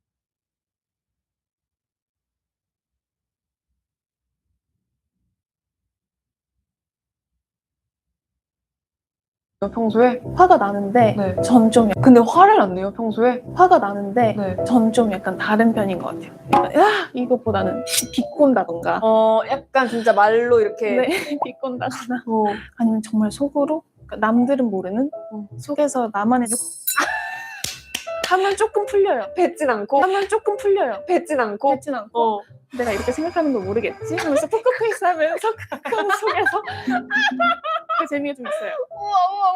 우와 처음 들어봤어요. 그러면 진짜 화가 안 나요. 너무 멋있다. 너무 신박해요. 그러면 이제 남들이 어쩜 그렇게 평온해요? 라는 얘기 들을 수 있어요. 저 써먹어 볼게요. 왜냐면 저는 진짜 너무 막 다 드러내고 다 막 티나고 너무 막 다 드러내고 다 막 티나고 막 표정에 티나고 막 이런 사람이어가지고 큰일이에요. 이미지 관리 실패한 것 같아요. 전 이미지 관리를 초등학교 때부터 하다 보니까 초등학교 때부터요? 왜 초등학교 때부터 했어요? 오디션 프로그램을 초등학교 6학년 때 나갔어요. 그래서 그때부터 사람들이 알아봤거든요. 그래서 더 말 조심하고 약간 더 행동 조심하고 했던 것 같아요. 그때부터 사실 거의 연예인이었네. 진짜로 막 지하철에서 아주머니께서 사진 찍어도 돼요? 그래서 네. 그럼 보통 아주머니께서 사진 찍어도 돼요? 그래서 네. 그럼 보통 같이 찍는 걸 생각하잖아요. 네. 그때 핸드폰을 이렇게 펄럭 하시더니 저한테 그래서 뭐지? 안 된다고 말하고 싶은데 말을 또 못해. 소심해 그지. 너무 당황했던 기억이. 너무 당황스럽긴 하다. 나한테 지금 바로 쌍부이. 그거대로 너무 귀엽고. 언니 피할 수 없어 즐겨야죠 뭐. 덜럭하면. 그거대로 너무 귀엽고. 언니 피할 수 없어 즐겨야죠 뭐. 덜럭하면. 제가 또 그런 능글맞음이 어렸을 때 좀 부족했어요. 좀 딱딱하고 FM 막 이랬었는데 요샌 그래도 많이 풀어져가지고 소속욕도 하고 그랬었죠. 너무 웃기다. 준비된 초딩이었네요. 준비된 초딩. 그러니까 초등학교 친구들 중에 너무 웃기다. 준비된 초딩이었네요. 그러니까 초등학교 친구들 중에 나는 이 꿈을 좀 확고하게 이뤄야겠다라는 친구가 있으면 지금부터 잘하라고 얘기해주고 싶어요. 채령 씨가 고구마를 좋아한대요. 맞아요. 구황작물을 너무 좋아해요. 감자, 고구마, 밤, 옥수수, 호박 이런 거 너무 좋아해요. 근데 그 중에 고구마가 최애예요?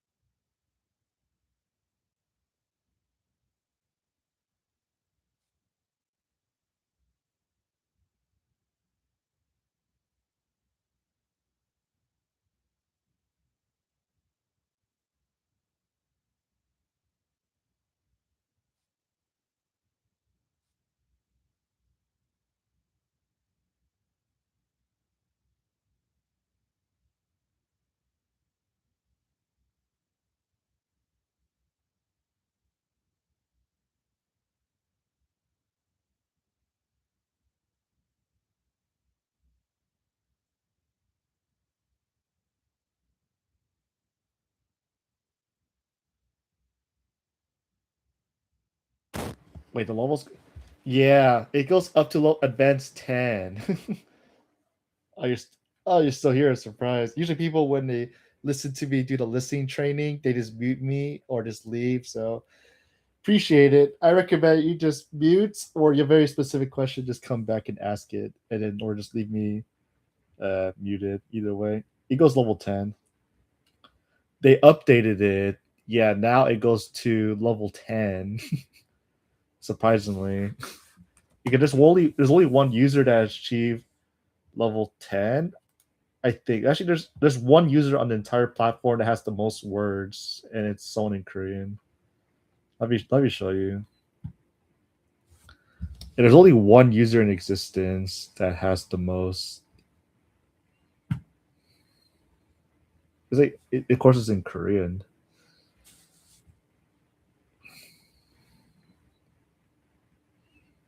If it ever loads. 376,000. So this person. Oh, does it not show the achievements? Oh, she hasn't used it. Okay, if she uses it, it triggers like the advanced whatever. But I think the highest level is advanced 10. Because I'm advanced 8 for Mandarin. But I think the moment you reach like a level advanced 10, this is as far as you go. Oh, that's cheating. Yeah, it's either cheating or they really don't want to pay for the membership, which is fine. But like you're not really learning too well. It's kind of a pain in the butt. Yeah. Holy moly! Yeah, level 10 is the highest. The color scheme is different. That means you reach the max possible, but no one ever gets beyond events 2 usually. Very rare.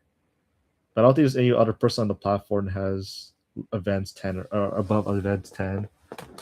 It's a lot of work because I think you have to have like 104 actually for Spanish and stuff, maybe 120,000 around there. I have no idea, but beyond that it's kind of a waste.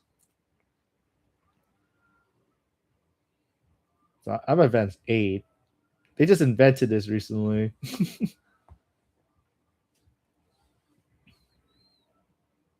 Super cheating, man. Super cheating.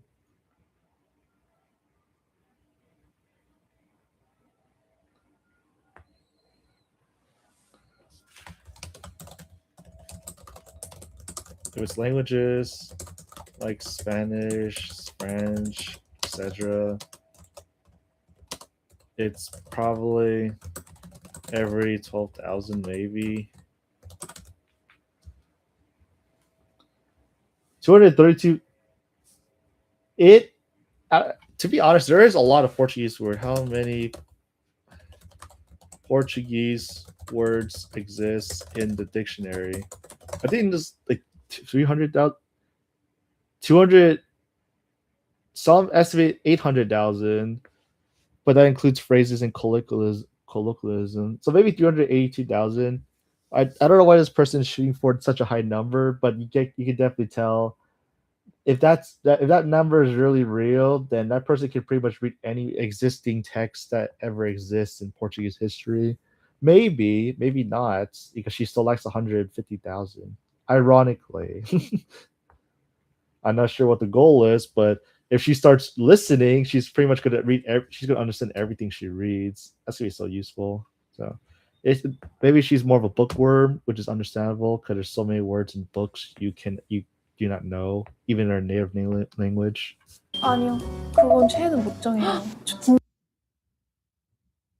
고구마가 최애예요? 아니요, 그건 최애는 못 정해요. 저 진짜 많이 생각해봤거든요. 팬들도 네. 많이 물어보고 뭐 감자가 좋아, 옥수수가 좋아 이런 거 많이 물어보니까 정말 머리 아파.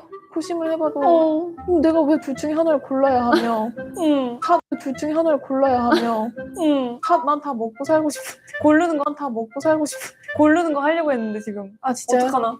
아 못 골라요. 평생 부황작물 안 먹.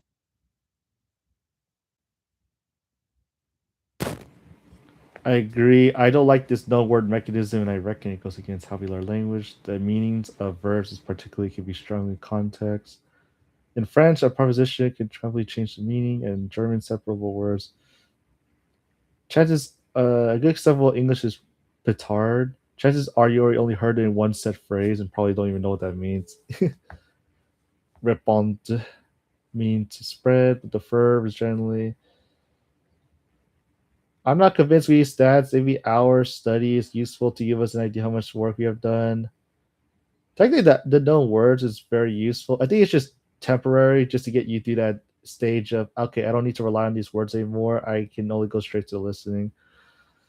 The known words, the existence of known words, it's just to help you guess where you are and the motivation. Because without the known words, you would not be motivated. You probably give up instantly. So that's the huge debate in itself. So known words are pretty important. Yeah, you definitely need the known words to keep the motivation consistent, especially early stage. When you get to the later stages, known words, it doesn't really matter anymore, because when you're at advanced stage, you can pretty much nuke all the known words and you still wouldn't care about it, because in the end, it's just numbers. Yeah, it's just a tool to help you stay motivated and not give up too fast. 먹기 대 평생 구황작물만 먹기.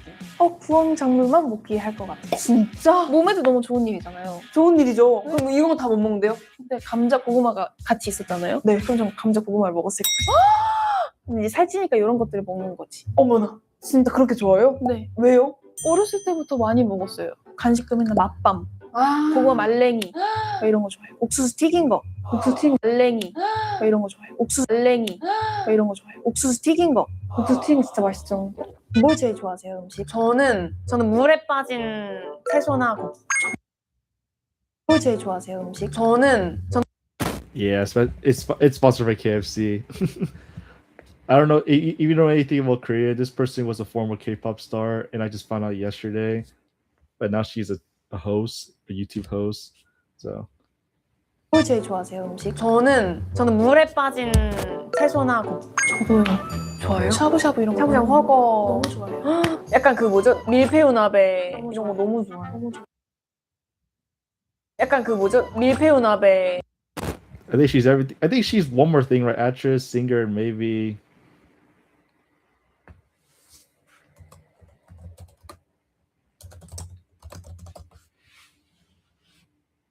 TV personality. Okay. TV personality. I can't play her things because, or else, except this, I can play this and not get banned. Not banned, but just removed. 이런 거 너무 좋아. 약간 그 뭐죠? 밀푀유나베 이런 거 너무 좋아요. 너무 좋아해요. 끝이 안 나요. 무한이긴 해요, 사실. 소스 바꿔 이런 거 너무 좋아요. 너무 좋아해요. 끝이 안 나요. 무한이긴 해요, 사실. 소스 바꿔서 먹으면 또 무한이긴 해요.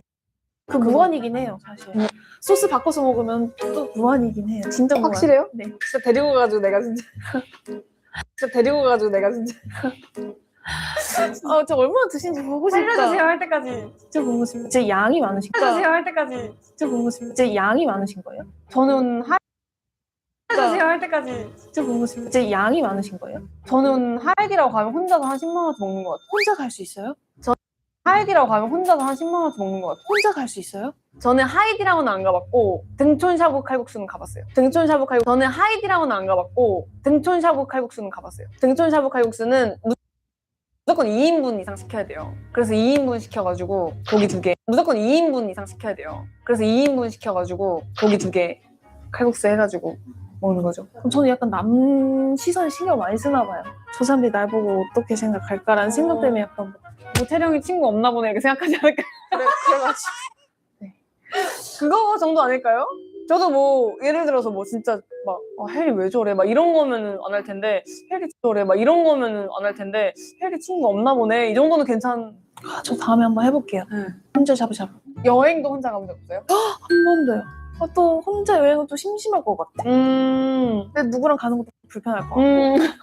그래서 여행을 안 가요 제가. 집에만 있는 거 좋아하고 원래 해외 있는 거 좋아하고 원래 해외 투어 나가도 제가 체력이 좀 안 좋은 편이어가지고 일을 하고 오면 정말 나갈 편이어가지고 일을 하고 오면 정말 나갈 힘도 없고 쇼핑할 힘도 없어서 항상 호텔에만 있었던 것 같은데 운동을 시작을 했거든요. 항상 호텔에만 있었던 것 같은데 운동을 시작을 했거든요. 헬스? 많이 하는 건 아니고 진짜 깔짝 깔짝하고 유산소 조금 하고가 전부인데 진짜 깔짝하고 유산소 조금 하고가 전부인데 그거 했다고 뭔가 좀 체력이 좋아지는 느낌. 진짜? 얼마나 했어요? 근데 그거 했다고 뭔가 좀 체력이 좋아지는 느낌. 진짜?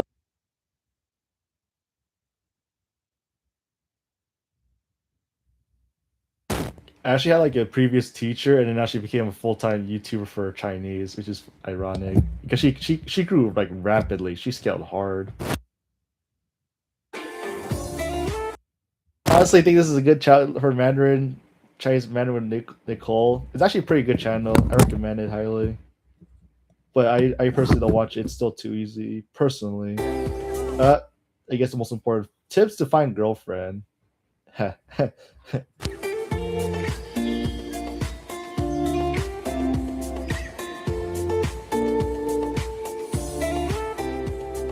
Hello， 大家好，我是 Nico， 欢迎来到我的频道。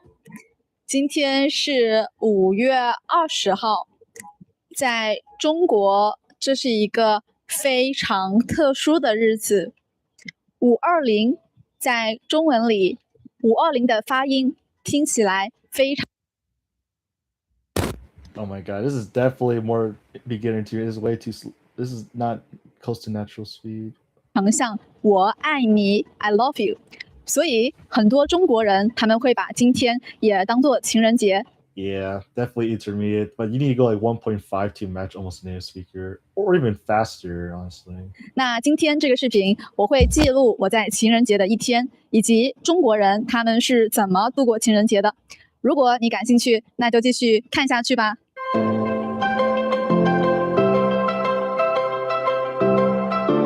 在中国，我们情人节是不会放假的。那今天是星期三，所以情人节这一天我们需要去上班。如果你有男朋友或者女朋友，或许在情人节这一天你上。Okay, I'm still convinced it's way too slow. 1.7. 上班的时候会收到他的花，那你身边的同事可能会羡慕你。那下班之后，很多情侣他们就会去约会了。那你可能会好奇。Okay, this is starting to get annoying. 1.85 speed. 这些情侣他们约会的时候一般会干什么？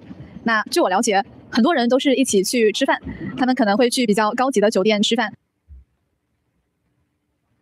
There's no way. 2 times speed? 那他们也有可能会找一个自己比较感兴趣的饭店吃饭。Okay, maybe that's way too fast. Okay, never mind. 1.85. 吃完饭，他们可能还会去看电影。有些情侣也可能会点一杯咖啡或者点一杯奶茶。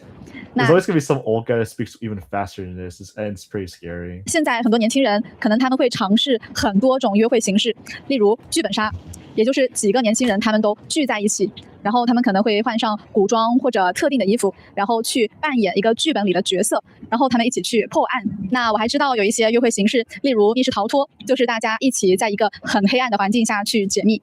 那在这种黑暗的环境下，男生很容易展现出他的保护欲，所以情侣之间他们的感情可能会更加的深厚。那还有一种可能就是他们现在还不是情侣，他们现在只是暧昧关系。那他们可能一起去玩完密室逃脱之后，他们可能就会在一起成为情侣。不知道在你们国家你们是怎么约会的？你们玩过剧本杀或者密室逃脱吗？那为了迎接这个情人节，我和我的男朋友都和别人不太一样，别人他们可能去吃饭去玩，但是我们一起去看一个音乐会。那这个音乐会呢，它的名字叫做 Matilda。那今天呢，我就会去。I don't know if anyone learns Mandarin, but I think this is like natural speed, depending like the way she talk. Okay, the way I said it, it's like natural speed.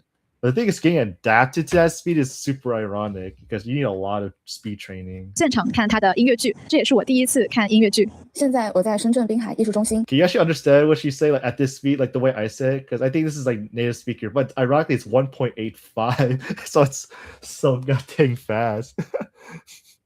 But in this standard, but I think that's like native speed. 很多音乐剧你都可以在这里看。Okay. 我前面也有一对情侣来看音乐剧。现在我已经进去了，我们要上楼去第2楼看这个音乐剧。在里面，他们给我们设置了一些场景，拍照打。Yeah, that's definitely native speaker, like the average.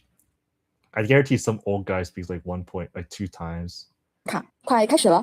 现在我们准备进场了，里面真的。Okay, I kind of afraid to go back to normal speed, see how it sounds like. 布置的很好看，舞台场景非常的绚烂。 This is okay. I would probably say this is like good beginner to start, maybe. Bit of vocabulary. Yeah. Okay. The speed is like perfect for beginners, but the vocabulary is too high. Like Xuanlan. I don't even know what this word means. Okay, now I know what I learned it now. Holy moly. Okay. I'm just watching because it's like my former teacher. She stopped teaching me. Her price, she tripled her price because she got so popular. So I said, okay. The speed is too slow. Exactly. 因为这个音乐剧他们不让拍摄，所以我就安静的欣赏了。那现在我已经看完了音乐剧，回到家了。看完这部音乐剧，我觉得对我最大的启发就是人不要太老实，不要太老实。因为 To be fair, I don't think I can talk that fast. Good for her. Yeah, she got pretty famous. I think I still have her. Let me see. She still teaches, but she only has like 2 or 3 students because her main focus is creating YouTube videos.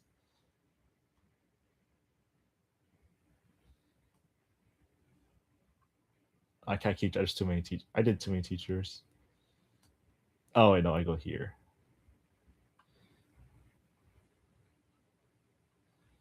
Yeah, found her. So she has 3 students. She costs $26 or about 25, 24 euros around there. She's pretty good. Yeah, I still have my review here. I did it back with her last year, January. Wow, time goes so fast. This has been 1 year because I feel like I just did it like recently, but it's been a long time. After many teachers, longest teacher for me. Back then she had like $5, and then she grew to like 30 students, and then she increased the price so much. She pretty much nuked all the students because the pricing, and now she's back to 30. But her YouTube pretty much covers it, I suppose. I don't know how much monetization gets her, but it can get you pretty far if you're doing it right. 如果你太老实的话，很多人他们就会来打压你，他们会欺负你。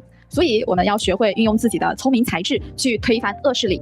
恶势力可以是对你不好的父母，也就是你的爸爸妈妈，也可以是欺负你的领导，又或者是讨厌你的朋友等等。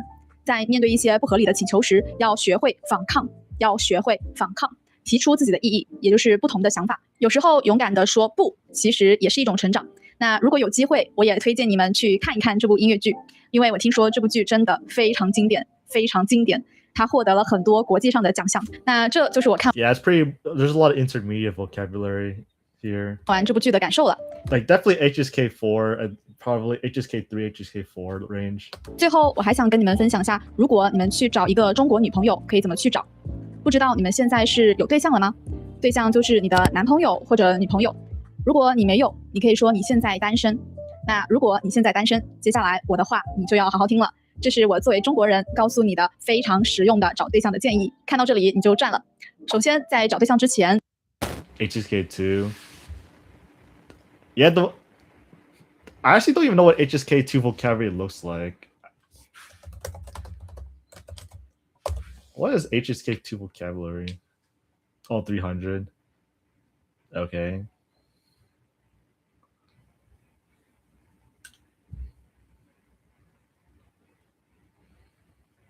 All right, these are pretty useful.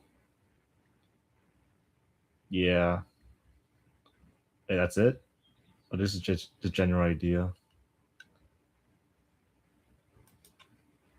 300.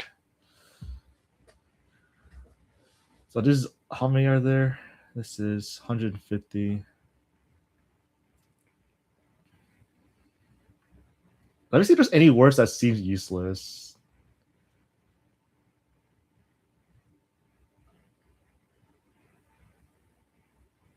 Chambi. Okay, I actually never used this word.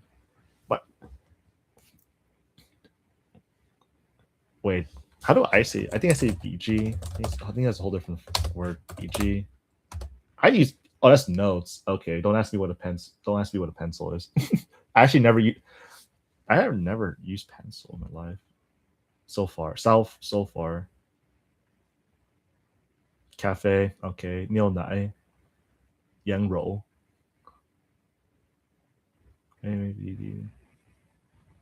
About to reach HSK. What is HSK3 vocabulary? HSK3 vocab list. So there's 600. 600, but they only gonna show me 300.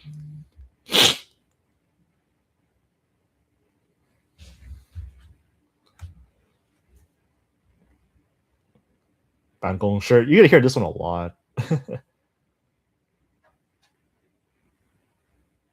Beats. Okay, that's pretty standard.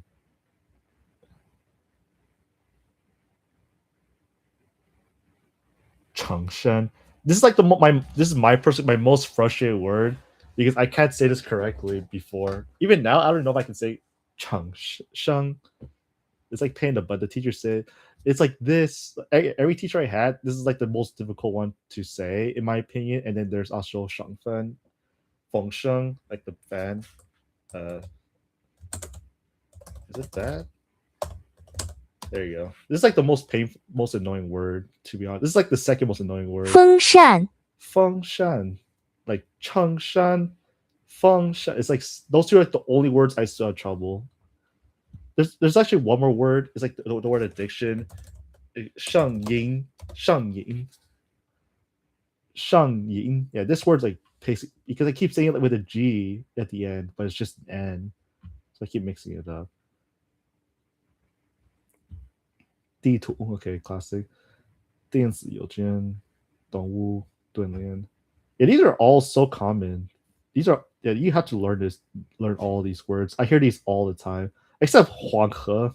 Okay, that's just a name. Yellow River. Yeah, that's so specialized. I guess they really do reference a bunch of stuff about it. Okay, Jiancha, definitely used. Really? Wait, is it upper tone? I thought it was lower. This one says Jiao, but I swear to God, I learned like the lowercase, it goes down. Yeah, this one goes down tone. Like, wait.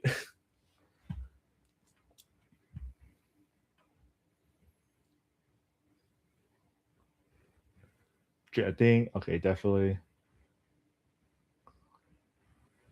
Kong Tiao. Okay, definitely a big one. Very rare though. There's two pronunciations. Really? Okay. For that specific character, I have no idea. Okay. I've always used like the going down the whole time. I never thought about the upper at all. Noun verb. Oh, like the act like the noun of just teaching. And then there's actual teaching the person. Okay. I don't know which one goes for what. Pasheng. Okay, definitely. Panzi. Okay, I never used this Pishia. That leather shoes. I think this is definitely HSK4. No one ever says this word unless you're going to like a formal event or an interview. That's about it. So rare. Qingja, definitely. Reqing, definitely. That most used ever. Shu shu. Shuaya. Okay, definitely use. Tiao or strip. Okay, I keep thinking the this is the noun. I keep thinking of the verb. 突然图书馆投影网上。校长. Okay, I guess I never used it so far. 信用卡. Okay. Trunk. 行李箱. This is luggage. Why is it called trunk? This is luggage, man. Yeah, that's good. You know, most days you're definitely good. I'll say 75%. That's pretty good. Hey, because some of these words you don't really, depending in real life situation, maybe like 99% is used. Like leather shoes. Oh god. Well, 75. You need 70% to pass, right? Or what percentage you need to pass? HSK anything. 中文. Okay, typical. 主要注意自己. Lately, yeah, these are all definitely used. HK4. Oh, this one has 600, huh? Oh heck no, that's too many words. Oh, these are the new list. Oh, so these are I added. Ben. Okay.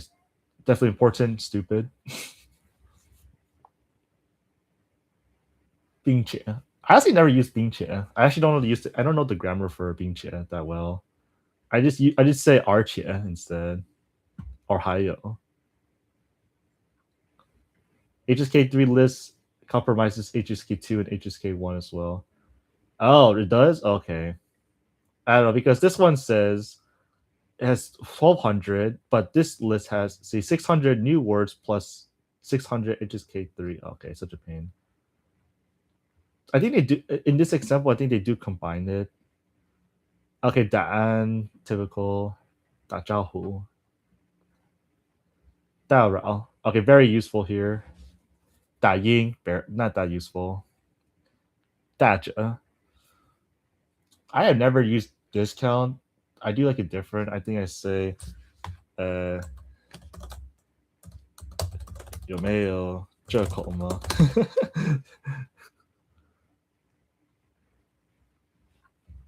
打针? Whoa, okay. Definitely hospital. 打夫. It could be this 医生. I don't know what. I never heard of this 打夫. Maybe like you treat him like someone that needs to save your life kind of thing. 导出. No. Okay, I guess that's a short. I use something else. I just say everywhere. 所有的地方. So that's way too long. So I guess I should learn 导出. 登记牌. I had definitely school. 调查, 调, 动作, 堵车, Oof. Fuqing. Okay, definitely. Fuying. To copy. Is it Fuzher? That's a different kind. I think that's copy on the keyboard. I use Daja. Yeah. Yeah, pretty much like that's the most straightforward. I pretty much just ask them like, do you have a discount instead of give me a discount. Yeah, I never learned how to say give me a discount. I just say, do you have a discount, just to be more polite. Hey, Starbolax. Again. Always come in with a red glove every single time. Gambe. Everyone. This should be HSK1.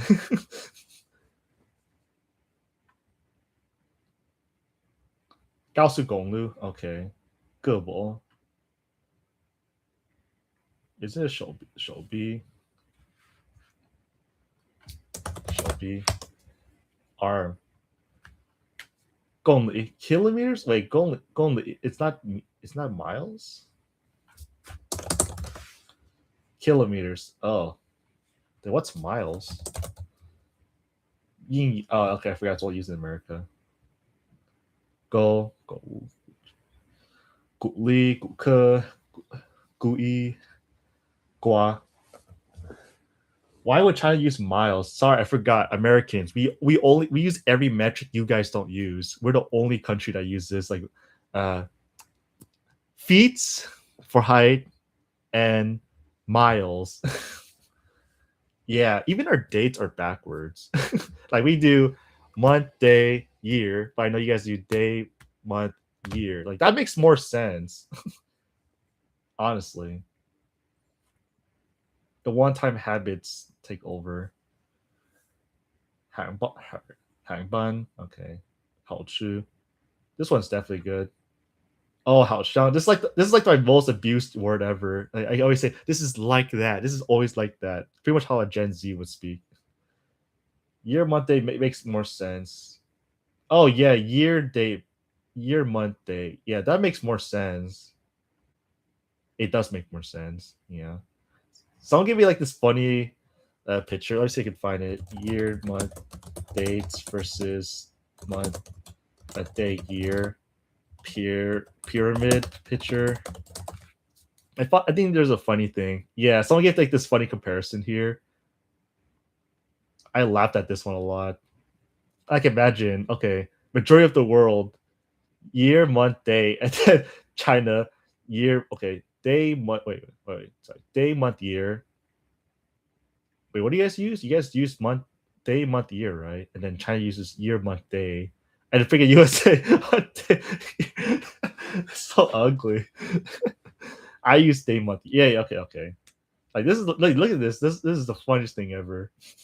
Like the more I look at it, Asian way. Okay, I guess that makes sense.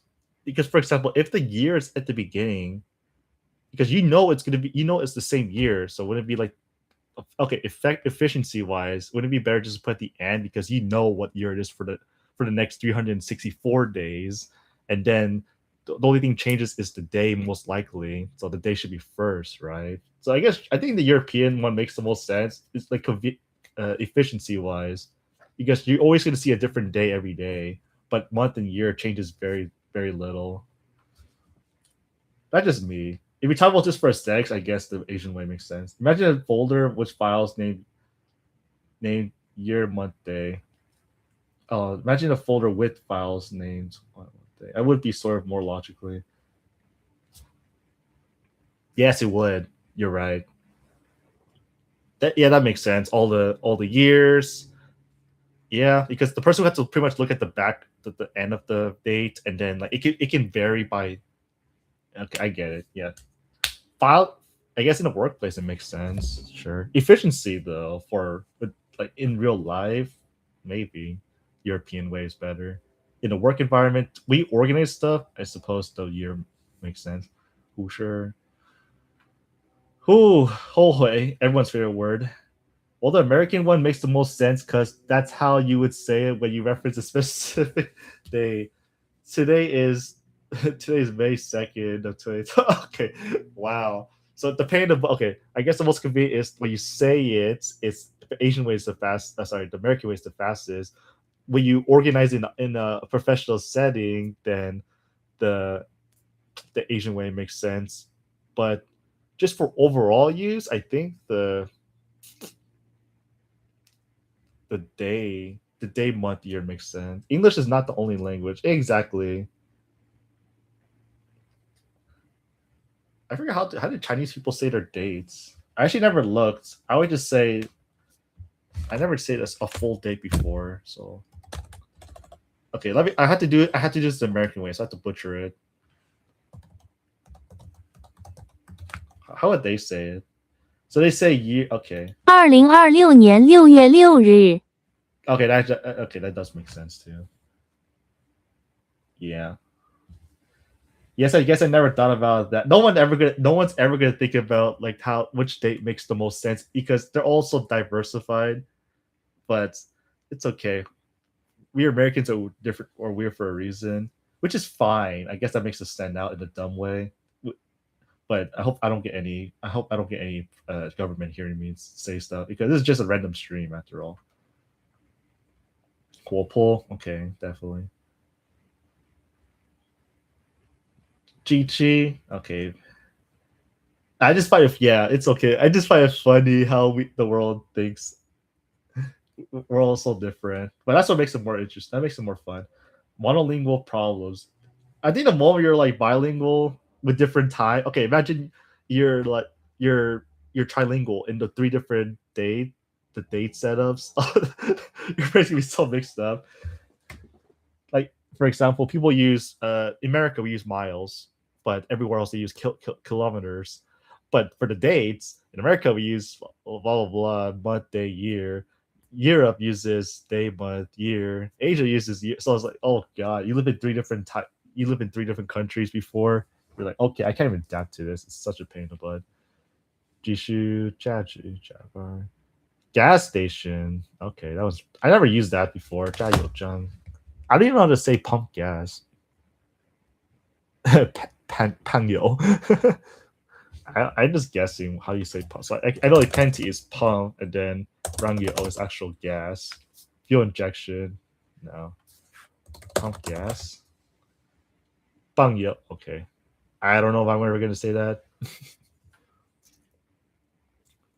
You know, like, I don't know how the Europeans, they would teach their kids the language. Because I always thought, okay, so for example, if my current partner is Cantonese, her family only speaks Cantonese. So if I ever like have kids, right? So that the goal is to make them like as multilingual as possible. Because for example, I could speak Viet to them, right? So like this is the funniest thing ever. if I were to like figure out how do you teach a kid multiple languages, that'd be funny. Okay, so for example, if I were to teach the like Vietnamese, right, that's one language. Like I speak to the kid only, and then the wife would speak Mandarin Chinese.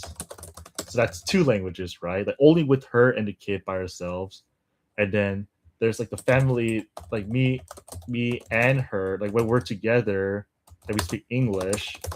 So the kid hears the English. So like different times of the day makes different sense.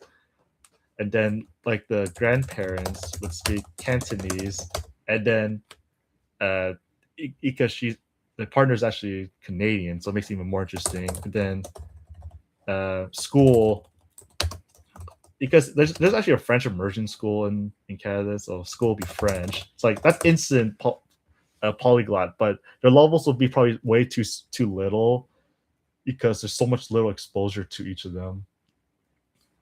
Yeah, exactly. But did we ever think about the grandparents? See, but I think that's just a Asian thing that the grandparents are expected to actually. Yeah, it's too much. Exactly. Yeah, you're right. Again, I think this is the most realistic. Is this right? Like I talk to the kid, the wife talks to the kid, and then as a family, me and her to hear English. Yeah, but then like because her grandparents only speak Cantonese, the child's grandparents only speak Cantonese, so it's like super. So I think like this is maybe pushing it. No English. Is it actually better to do no English at all?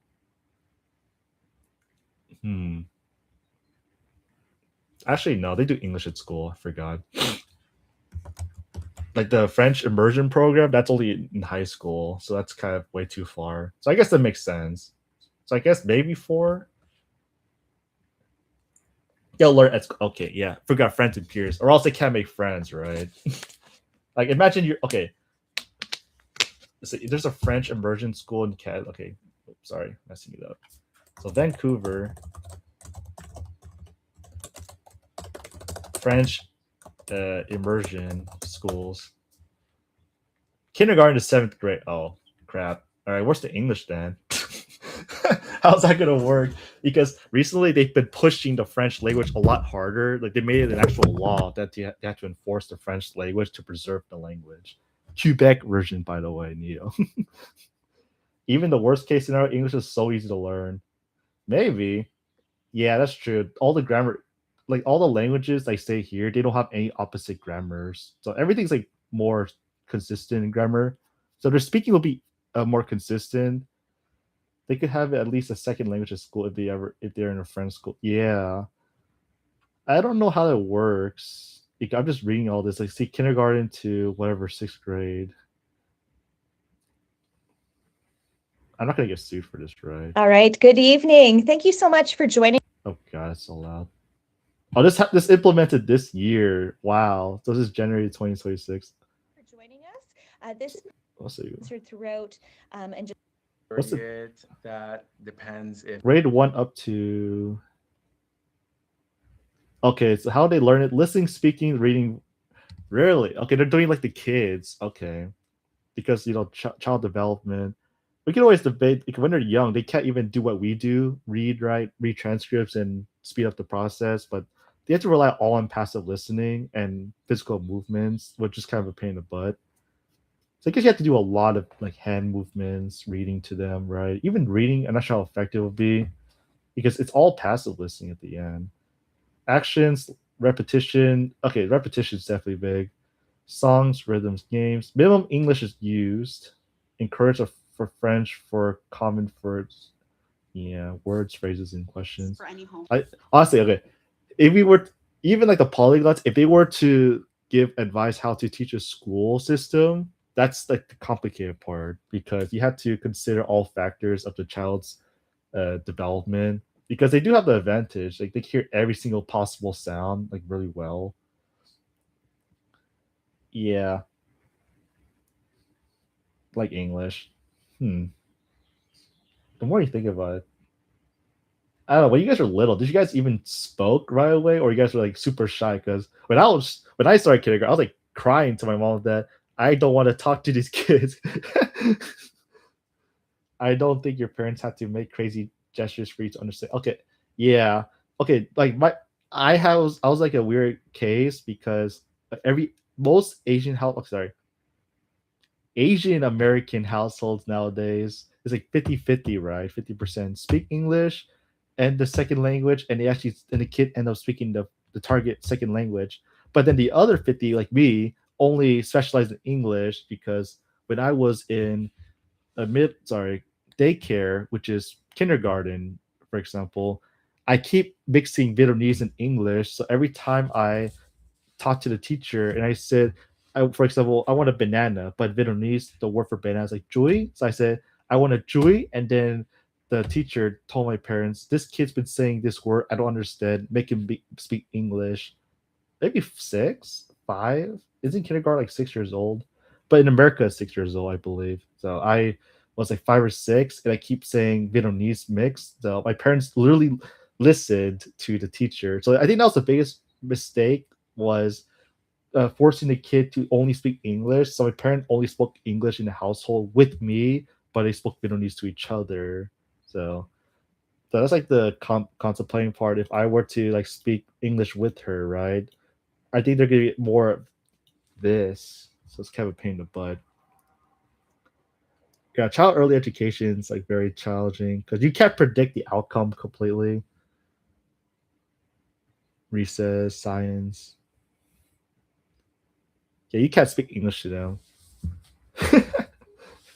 but they can eavesdrop on me and the future wife, right? Like we speak English to each other. Does that count? Or that's technically all passive listening, so that isn't really not really that effective. Well, will my child's English suffer if they do not receive a formal English education? Another question we get is, what if my child has difficulties in her first language? Well, this happens. So if your student or child has an identity, I think I skipped that question. in both reading and writing. I don't know how they will tackle this.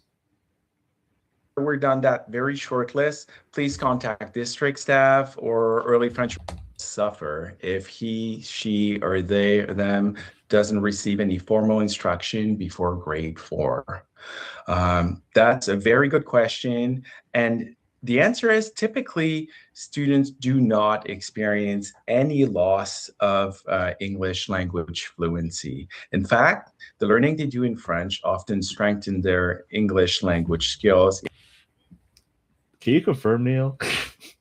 I think Europeans have the most experience in terms of success. They have the highest success rate of like having both languages and keeping them as high level as possible. Like in Canada and the United States, like our language system sucks so bad. So I can't advocate for anything. I can only advocate for adulthood. And this is a very good topic. Like child development. I know like Steve Kaufman, he went all in saying about how to actually teach students in the classroom, but kids, you never really talked about it that much. As children, you don't lose anything. Yeah, that's cool. That's cool. Like nothing. Maybe I forget like a word or two, but that's at most. In reading and both reading and writing. Another question we get that you'll be directed to. Every Vancouver family has a catchment school. You're automatically directed to school when you apply. Okay, that I want to read. Okay, what is this program? Okay, early French immersion, early Mandarin bilingual. Okay, that's controversial. So you can choose between one of those two. Ugh.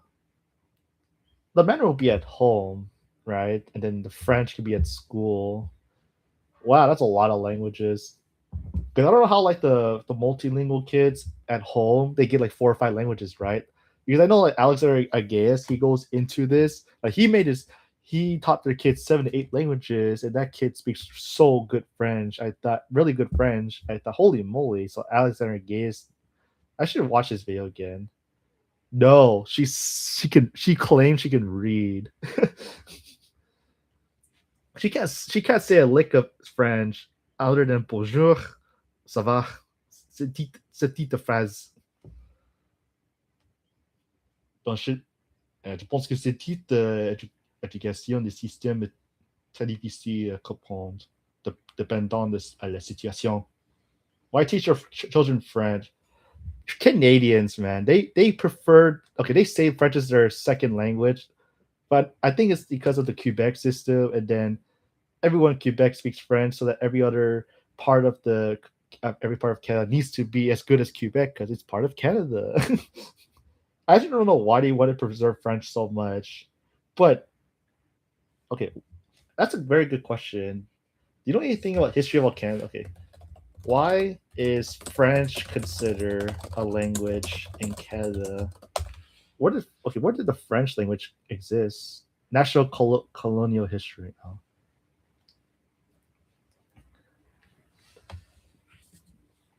Yeah, I don't even know why. Okay, I learned whatever I said just because I am mad because it sounds so close to English. I just guess and I try to plug it in. Yeah, like for example, I know like, do you think like pense que tu cette vidéo très mal? Yeah, I don't even know which word is what. Yeah, I didn't. Yeah, I don't know. I asked my. Yeah, exactly. She's Vancouver, so that's different. I asked her. She just told me like British Columbia and then French, and so she's a history person, and I usually never listen to her lectures. She loves ranting about history. Okay, French explorers were the first European to establish permanent settlement in the 1600s. When British took control, they chose to legally protect the French language. Okay, I get it. So the French literally came over and colonized.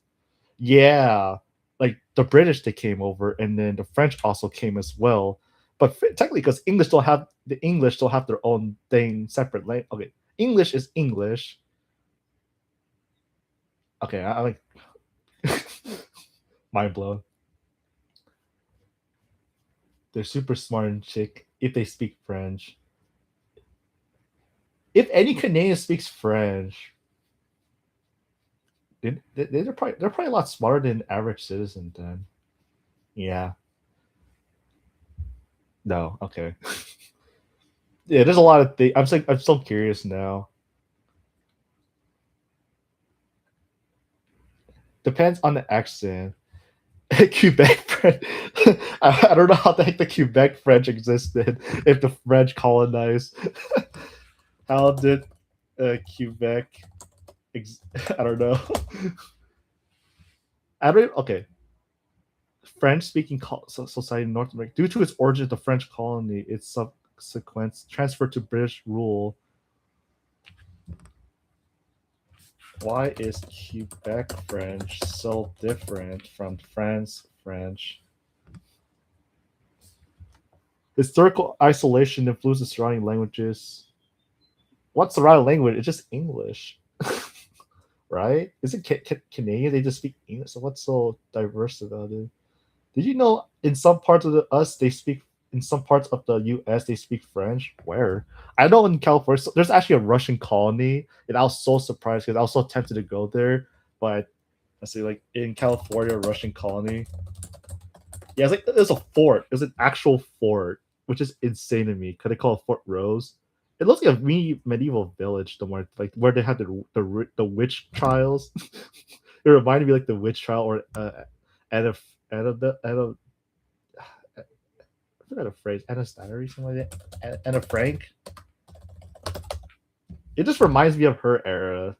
I think she was real, I believe, but like this reminds me of her. I think Louisiana or Orleans. Orleans, definitely. Knowing French in Canada is definitely a huge advantage for getting jobs. In Quebec, right? I think, okay, actually in the hospitals, if you speak French, you have an advantage, which I'm pretty shocked about. How the immigration system works now, too. You basically need French to get permanent residence. Yeah, because if you want to, like, if you're like a student, right, you can actually apply for the test, and the higher your French scores, the higher your chance of getting in. But if I do, for example, like a spousal visa, is French needed for spousal visa in Canada? This is just out of curiosity. Catching French or accent is so cute. No, you don't need to know French for standard Canadian spousal. But that's technically if I get married and I moved there. Because we're like debating like where to go. She go here, I go there. Depending. Like their system has good healthcare, but here we literally have a higher chance of financial freedom. So it's like super tough because their taxes are higher than us. So do you care about the child's freedom, the child's future, but the parents suffer, or do you care about the parents more, but the child suffers? Huge debate. Yeah. That's funny. The more I think about it. Throughout the city. So these fine arts, indigenous focused school, Montessori's. Yeah, you're right. What is Cajun French? I'm gonna look it up.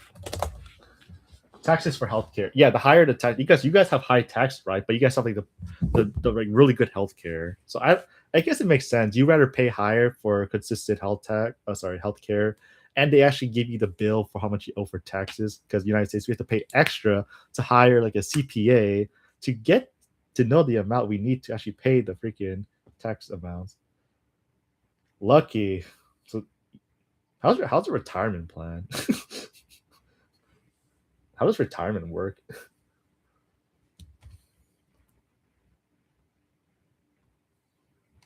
Oh, 2 followers. I'll take it. I didn't realize I just gained 2 followers from all of that. Cajun French. I don't know how taxes work. You don't have to pay until 25 years student. Oh, we pay tax. Technically, student loans, right? We pretty much pay student loans the moment. Students here, they do pay student loans and go to school. So they work and go to school. Wow, tough life. I think Canadians that it's 0% interest, and that you pay it off after you graduate, I believe, starting like a few months later. New Orleans, really? Okay, New Orleans, French.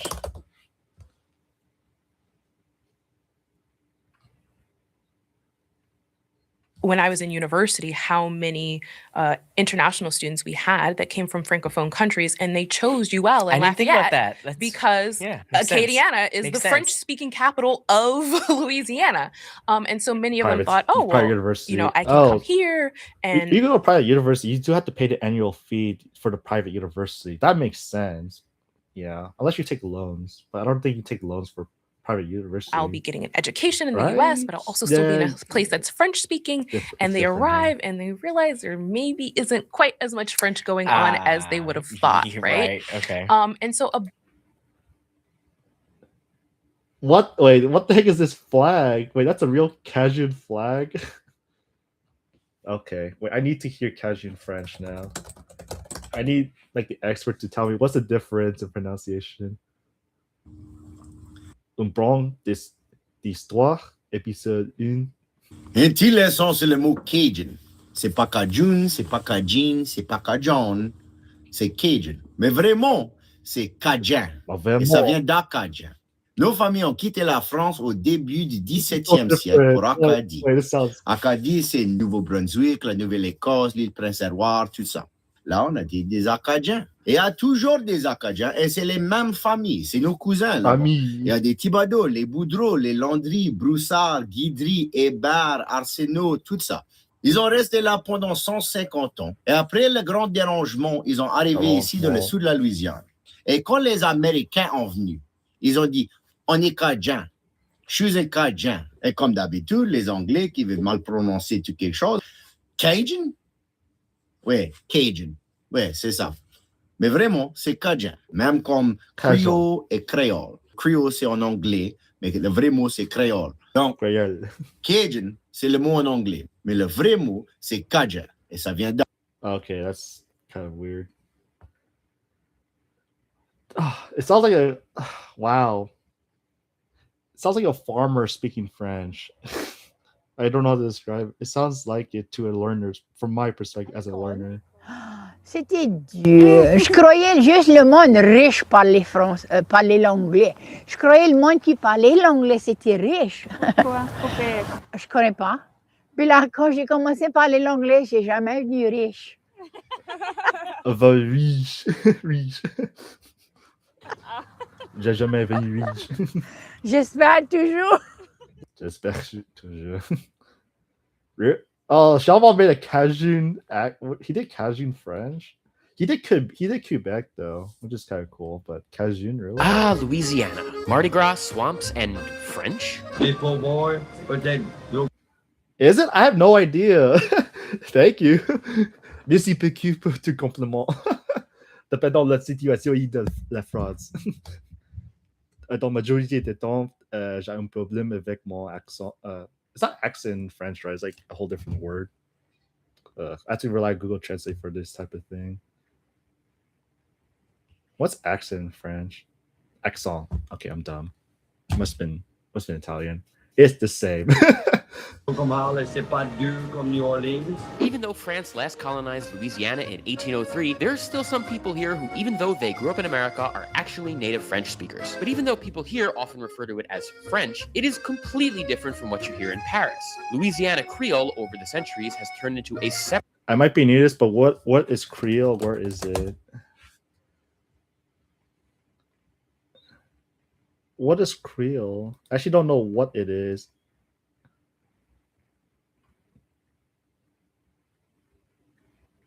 Creole French. What is Creole? How does it?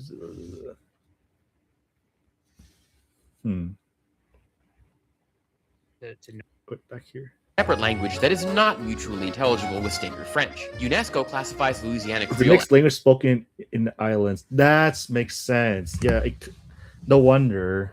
Got it. as severely endangered, but me and Talib, a 12th generation Louisiana Creole speaker, went around rural Louisiana trying to see if we could find people who still spoke the language, and the results were somewhat unexpected. Qui ça vous courir? Qui ça vous courir, Aster? Oh, ça fait nappe courir à la top créole. Oh god. Oh, I wish it was like straight up French. Okay, it's just English translated too. Et puis, c'est comme une petite ligne. Ça fait ici, c'est Arnaudville. Et puis, après Arnaudville, il y a Pombro. Et puis, Quack, c'est Saint-Martinville. Et là, presque tout le monde n'y parle créole. How did Creole develop? The common theory is that Creole developed off of plantations. Yeah. So, Louisiana was founded in 1682 under the French. And then... All right, a lot of history here. All right, I just want to hear an example of Mississippi. Before going to the Creole table, we stopped along the way to pick up some food. Huh? You ate it all? Oh, I'm hungry. I did not understand that guy's accent. Qui sabon? Qui sabon? Qui sabon? Qui sabon? Ribs. Right, Yeah. ribs. Okay. What is that, baby? 7 steak. 7 steak. Mufa. Spaghetti. Spaghetti. Okay. Spaghetti. Mon spaghetti. Mon spaghetti, oui. Spaghetti and ribs. Mon pas mange meat. Is he doing like a mixture? What is there a word for ribs? Côté? Isn't côté means sides? I like ribs, for example. J'aime le travers de porc. The porc, I don't know. Pour le pork? Goats? Côté? Côtelette? I'm butchering. This is my first time seeing it. Yeah. Well, mine's broken too. Do you eat much meat, or are you vegan? I'm just asking. I'm not trying to offend. I actually just don't know. Based on that statement. No matter what you get, it will be good. Okay, yeah. All right. Let's comment. I wish they put the French subtitles because it's hard to catch up anything. Comment il dit spaghetti? How do you say it in French? Spaghetti. I don't know. Spaghetti. Spaghetti. Moi content pour charler avec toi. Oh, okay. Yeah. Moi pas prendre Creole. Okay. Yeah. Good. Yeah, cool. I'm interested in 5 o'clock Yeah, there's a lot. Everyone says the ingredients in English nowadays. in the morning. Yeah. We come to this But lucky he cap. making a video. Yeah. They got like 20 people there, all old men like me, you know. Yeah. But they all speak. Oh, they're speaking Creole. So it's not French. Okay. What is this comment? Woo, I'm about to make a name for myself. Okay. À l'école. C'était dur. Je croyais juste le monde riche. Okay, I need to hear. Okay, I need to see. You need to see Shalma in Quebec. It's actually pretty entertaining because everyone's saying he's actually speaks pretty decent, but I don't know. You know this French stereotype, but Parisian stereotype that Right. they can be a bit rude. Everybody. What's this? Back to the video. Let's go. I met up with Marie Pierre, a hilarious bilingual local whose incredible tours of Quebec you can book at nomadtoursquebec.com. I think it'll be fun if I visit Quebec. I think that'll be fun. Chocolat chaud à l'érable. That sounds good, right? Le chocolat Yes, finally, chaud French à subtitles. l'érable. Oui. Oui. Je prends chocolat chaud à l'érable. Il fait frais. Mais hein, qui fait frais. Nobody told me. Ben, il fait pas trop frais aujourd'hui. C'est pas si frais. C'est pas si frais aujourd'hui? Frais. Mon ami apprend le français. Frais ou froid? Mon français est dégueulasse, mais je prends un petit peu. Vous avez des mots-clés. You've got the important parts. Okay, merci. I appreciate that. Did I teach you that? It makes us so proud that someone wants to learn our language. Or Not gonna lie, of all the Romance, I think French and Romanian is probably like the most complicated. I don't know if it is. What was that Fuad? Yeah, it was Fuad. He said it right here. En fait, il ne fait pas si froid aujourd'hui. aujourd'hui, c'est pas si frais. C'est pas. She said fret. Is that how they say it? Wait, I don't know. Is that something worth roasting? So she said, I'm typing this wrong because I don't have the accent bar thingy majiggy. It's a Froid. Froid. Maybe it's slang. Yeah, I agree with you here. Even for me, it's like wait, it doesn't make sense. Ben, il fait pas trop frais aujourd'hui. Fret aujourd'hui. C'est pas si frais. C'est pas si frais aujourd'hui? Mon ami apprend le français. And how south Canada goes if you compare to the most Canada northern... goes very. You know, I've been right here. I've been there. Detroit. Detroit.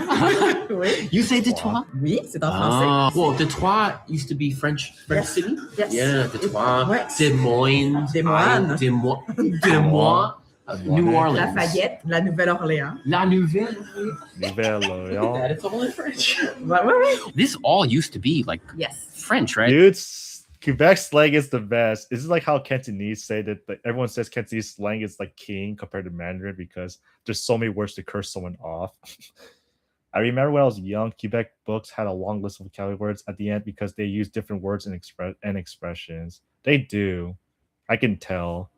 So if I go to Quebec, I don't think I'll survive. That was all. Wow. It was a French territory. Okay. Oh, Definitely. Oh, merci. super. Chin. Jen, santé. Santé? Jen, santé. Santé.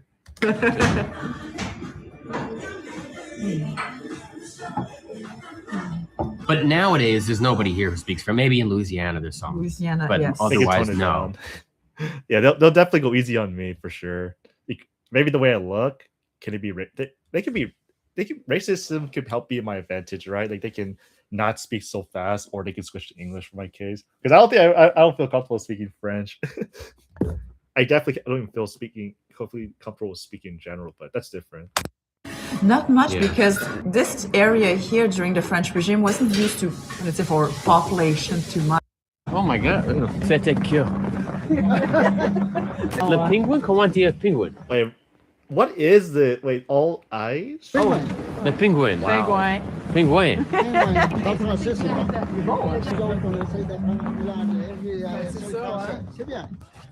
Bonjour. J'aimerais avoir un petit balai. Oui. Ok, oui. Est-ce que le trou tôt pour le caribou? Pas du tout. What? Is this an ice bar? Vous avez fait de la glace? Oui, c'est en glace. What? Tabernouche. Tabarnouche, hein? C'était quoi? Caramel? Wait. That's French? Wait, I'm dumb. French? Glace? Oui, c'est en glace. Du verre? So the actual subtitles is in French, but they say completely different. What? Honestly, all the Asian people are all in Vancouver, the West, and all the East is completely like white and Portuguese and pretty much anything but, yeah, glass. It's ice. Yeah, but the first, but it. Oh, I thought there was also glass, right? Or unless that's for the glass of the cup, like, donne-moi un verre. I don't know how to say. Give me a glass. Is this an ice bar? Vous c'est fait de la glace? Oui, c'est en glace. Ouais. Tabernouche. There's glass. Oh, glaze is glass is ice. Glass. Oh, there's glass. Okay, right. Je prendrais un caribou. Un caribou? Un caribou. Est-ce que vous voulez l'avoir dans un verre à glace, comme ça? Des glaces? Oui. Des glaces de glace. Oh, Oui. great. Okay. Glass. Oh my goodness. Whoa. Look at that. Oh, that's Ce vampire sont blood. des That's blood caribous? right there. Oui. That's Non, pas shocking. du sang. C'est du sang. Oh, madame! Madame. Il est bon en français, hein? Ben oui! Glass can be awesome ice cream. Il vient d'où? Il vient de... De New York. De New York. Des États. Des États. Oui. Des États. Des États. These it too. Oh my god. Okay, I don't understand. Maison de glace, bar de glace. I watched this in English subtitles. I have no idea what I was. I just watched it casually. Tout est en glace. de glace. Ouais. Tout est en glace. Tout Analyzing this is a whole different story. de glace. Même chose. Une shot? Dans une shot. Dans des verres de glace? Santé? I like to say I respectfully love European French better. Don't sue me, Canada. C'est bon. C'est bon, c'est bon, c'est bon. Yeah! Yeah. C'est quoi? Le caribou. Le caribou. Le caribou, oui. Extrêmement bon. C'est tellement bon, le caribou. Oui. Ouais, ça T'es goûte- sûr, ça goûte t'es quoi, sûr, le caribou? t'as l'air à pas être convaincu. Ça goûte Fort. C'est fort. C'est fort, c'est fort. That's strong. Mais ça Yeah, réchauffe. c'est fort, C'est très le fort. fun, hein, tu te pratiques. Hey, il y a la ceinture, puis tu te pratiques en français It might seem warmer, but they're all freezing to death. à part ça. Je suis Ben oui, il est bien bon en habillé. français. Tu viens d'où? Je suis Ben oui, il est bien bon en habillé français. Tu viens d'où, quoi? aujourd'hui. Ouais, comme ça. Tu vois? Non, non, Ah, je parle en des États. Aux États. Des États. Aux États. New York. OK, New York. Oui, New York. Ça fait que- Yeah. Je parle seulement un peu de français, mais je pratique à Québec. Ben Je bravo. pratique à Québec de français. Bravo. Bravo. Félicitations. De français. Well, yeah. Actually, I'm curious. How does Mark Carney's French? I actually never heard him speak. Is he Quebec French, or what kind of French is it? Conservatives criticized Mark's French flop after first liberal delivery. Okay. Who's that? I think that's the Prime Minister of Canada now. Because like Trudeau, the previous former Prime Minister, he just gave up apparently. Yeah, Mark Carney, Prime Minister of Canada now, and then previous one was like Trudeau, but then like this, my girlfriend told me he left because it was so stressful, the economy. He's like, I can't do it, and he actually she told me he got elected because of his good looks. I don't know if it's true, but okay, Mark Carney speaking French. Je suis ni avocat, ni juge, ni expert constitutionnel. Vous êtes banquier, comptable? Non, je suis pragmatiste. OK? Je suis pragmatiste. Et c'est vrai qu'il y a des grands défis pour la langue française ici au Québec.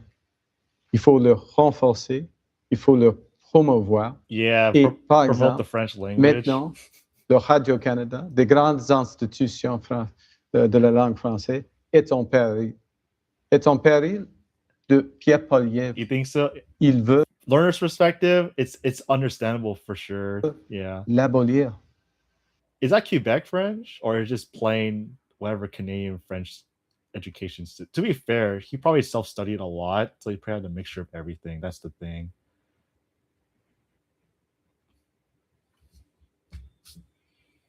I don't know. Oh, they learned in Paris. Yep. I'm actually curious where they learned the French.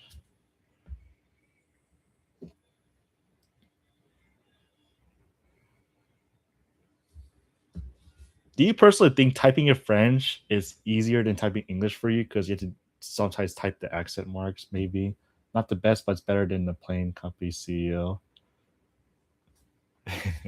Eric Cat, the CEO. I need to hear it. I never hear French, so I don't know. Okay. Heureux de vous recevoir. D'abord parce que Be c'est welcoming votre you première here. visite. It is your first. Emmanuel Macron. Is he like the? Okay, I'm dumb.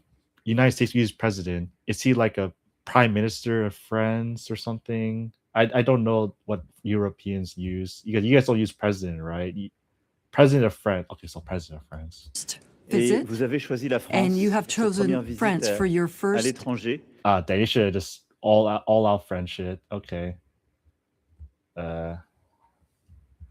Anyways, European is not a whole. Depends on the country.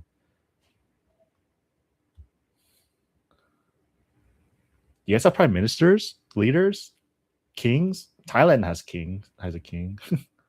Hello, bonjour. I'm Bonjour. Okay, the first word, I kind of get it now from your perspective. Michael Russo, President and CEO of Air Canada. This is the video that infuriated. He just said one word. He just said hello, and then he just completely switched to English right away. That's funny. French Canada. I'm here to provide killed on the flight that originated. Oh, he just doesn't speak it. Okay. I thought he actually does say something.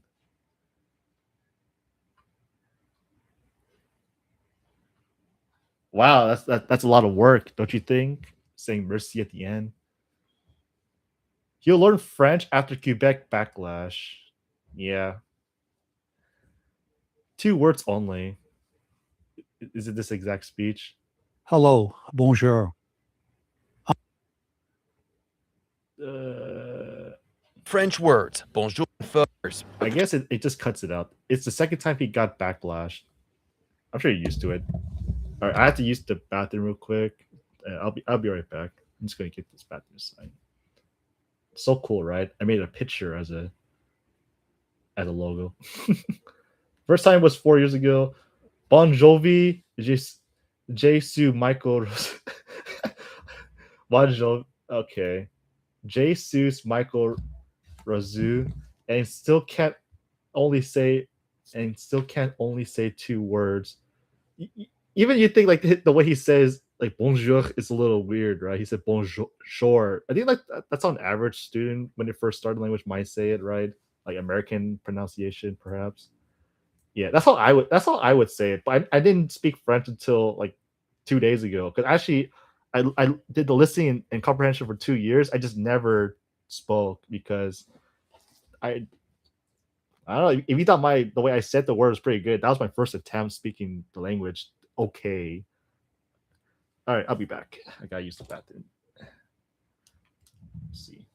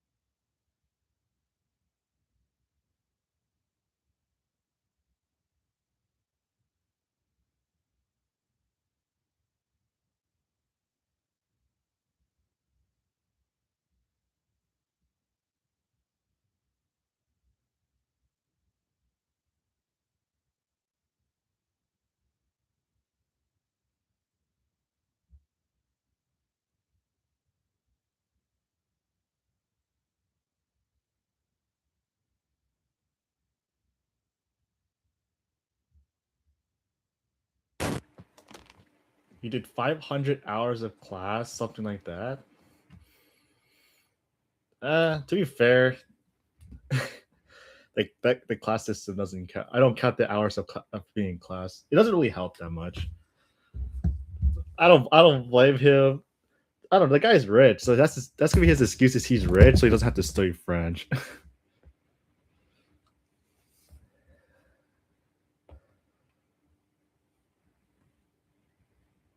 With a personal teacher, like 1-to-1, oh, he messed up. Okay, if it's personal 1-to-1, that's a whole different story because people don't even have the balls to have like a teacher 1-to-1. Like I still even feel comfortable doing like a teacher 1-to-1 on like Preply.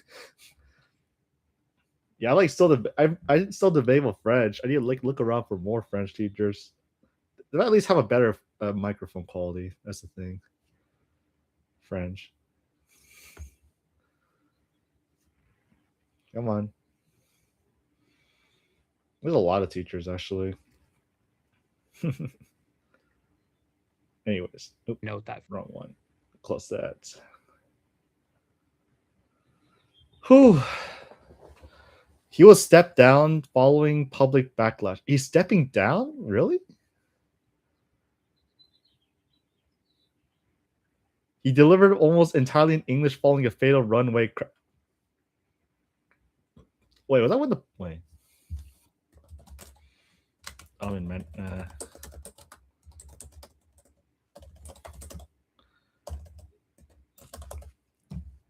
When's your interview? Yeah, Mike, he actually... I don't know if you saw like the message. I had to change it because he sent me this message. Hey man, I would be cool, but I hate to ask, but can we reschedule? My bathroom literally flooded tonight. This was 11:44, like yesterday, right before. A water seeped through my wall, so I had to deal with it. Happened out of... So I can see like he actually scraped his carpet, deal with like all the black mold and stuff here. I'm not sure it's nails or actual just like mold, anything, but if he can't do it, he can't do it. It's fine. If it happens, it's cool. But if we do it, then hopefully he said next week, but he'll reach out to me. If he does it, it's fine. At least we had the chance to maybe talk to the guy, right? Wait, how big was the day? Like March 22nd. I thought this was America when it happened. All right. Montreal. On the night of March the 22nd, 2026, Air Canada Express Flight 8646 was making its final approach into New York's LaGuardia Airport. This is the story of Air Canada.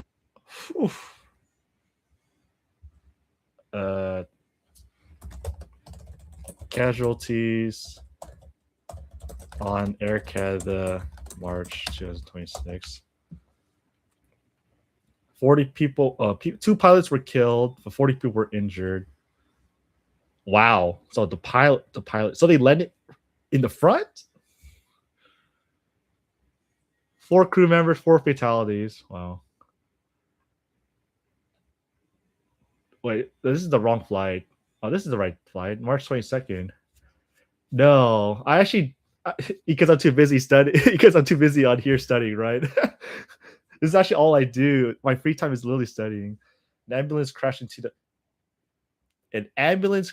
the plane.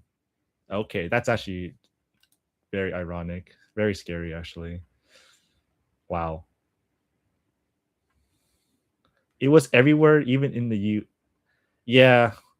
I'm very unnoticed. I'm not really that notified, sadly. Even when I talk to some parents, they ask me, "Do you know about this?" They said, "You're uncultured. How come you don't know?" I said, "Yeah, my fault." Runway. When the clearance was given, fire truck is worse. That's worse to crash. The aircraft was already extremely close, just seconds from landing. The truck began moving forward, heading towards the runway as the aircraft continued down it at speed. Inside the control tower, the conflict became clear almost immediately. At 11:37 p.m., the control transmitted a warning over the radio calling out, "Stop, stop, stop." The message went out across the frequency, but it wasn't directed at anyone specifically. Inside the truck, the crew heard it, but in a busy environment with multiple transmissions, They didn't immediately realize it was for them. The truck kept moving. A second call followed moments later, this time clearly directed at them. It said Truck 1, stop, stop, stop. By then, So technically it was the fire truck's fault. Ironically, I thought it was the plane that caused it, but it was the fire truck that went in front of it. the situation had already developed too far. Yeah, miscommunication. Exactly. It's pretty bad. So basically, the fire truck heard the news like stop, stop, stop, and then he thought, okay, guys, it's time to go. Something bad happened. Then they just started it. The aircraft was on the runway, slowing but still traveling at a high speed, and the truck was now crossing. They do sacrifice themselves. It's pretty sad. Directly into its path. Stop. Wait, really? By slowing but still traveling at a high speed, and the truck was. Oh my god, that's okay. Did the fire truck not think there's a plane literally on the right about at full maximum speed? Now crossing directly into its path. The aircraft struck the right side of the fire truck at speed, tearing through the front section of the jet as it continued. Oh my god, so it literally just the pilot literally blasted itself to. And the truck was now crossing directly into its path. The aircraft. Wow, okay, now I can see how the pilot, ironically, struck the right side of the fire truck at speed, tearing through the front section of the jet as it continued forward along the runway. The impact was violent. The nose of the aircraft was crushed and partially torn apart, with the cockpit taking the full force of the collision, whilst the fire truck was hit hard enough to be thrown onto its side. Inside the cabin, passengers described a sudden explosive bang, followed by chaos, overturned near. He's getting backlash for speaking in English. Oh, right, because he's in Montreal, right? So he has to pretty much speak in French, because isn't Montreal part French speaking? Truly heroic, exactly. Very respectfully, but again, very bluntly as well, I think it's a problem. I think that Air Canada is a private company, but not like any other one. So I think Quebecers are expecting, speeches and information in both official languages. We have that when we look at the different services that Air Canada provides, but with languages. Yes, of course, but in these special and very sad circumstances. One pilot was Quebecois. Okay, that makes it even worse. I think that Quebecers could have expected a bilingual message from the CEO of Air Canada. Why it was so important, because some people would say it was very dramatic. So having this debate now. But it's important because Canada is a bilingual country. Bilingual, maybe like 10%, or I'm not sure how much Quebec takes the population mostly. That's it, and so I think we're totally in our right to expect that, and we haven't seen a huge improvement of his proficiency in French, and it hurts Quebec.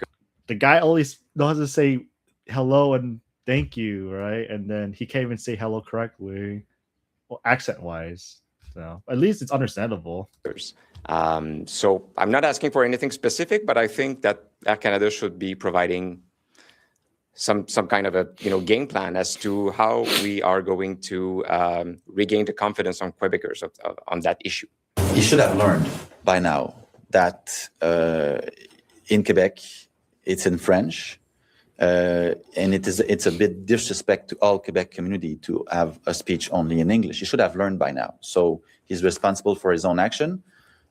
He should do a greater effort to show more respect to Quebec. After the amount of years that have passed from this last kind of where it kind of came out that he can't speak French, do you think he should have learned French by now, or yeah. Quebecers are pretty open about the level of French you're having. You can be a very accessible French. You can do errors. People in Quebec are not always wanting a perfect French to feel respected. Is that? I think that's like French that you don't speak perfect French, they don't really respect you, so you have to speak really good French, or you switch to English right away. He didn't try it. You're right. He just said hello, thank you, and then he could say other things. Like most of the words in French can match English, so he could pretty much butcher it, right, and still make a message. So he should just try more, be better, and it's gonna be okay. I think that it is sad, actually, that people noted the lack Quebec is pretty lenient of consideration for the French people in Quebec. But recently they enforced the French to reserve it, but I don't know how much they expect everyone to speak it. French people are not impressed, if not at all. Honestly, it's more of that, okay, if you speak French to the French person and they don't switch to English and they just talk to you like they're annoyed by you or they're normal by you, I think that's good, right? It means that it's like a neutral situation, that they're not either disgusted by your French, they're just treating you like a normal person, kind of. In that message, because it's a sad moment.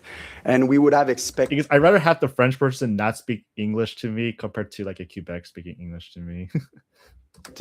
At that moment... It's not a good timing to discuss about this. Yes, absolutely. But we're not the one who brought that news either. Some people noted that after 5 years, he didn't care to learn enough French to, at a moment so important that people would have expected him to speak in their language at that moment, that he couldn't do it. We were not expecting that. And I think it's sad because obviously the most important thing here is what happened in New York and the message that was sent. However, we cannot bypass or forget what is happening. Starting a message that was so important with a bonjour and ending up with a... This is what you said. It was starting with the bonjour and then with a mercy. You said it correctly right here. I believe French people are quite used to different accents, so they'll speak back to you in French as long as they can understand you. That's very encouraging, as long as they understand you, because we've seen like the skits, right? Like the white person speaking French, and then they speak English, and then it was judged because of the way you dress, so... When a foreigner speaks French skit, I think that was let's see. Can't find it.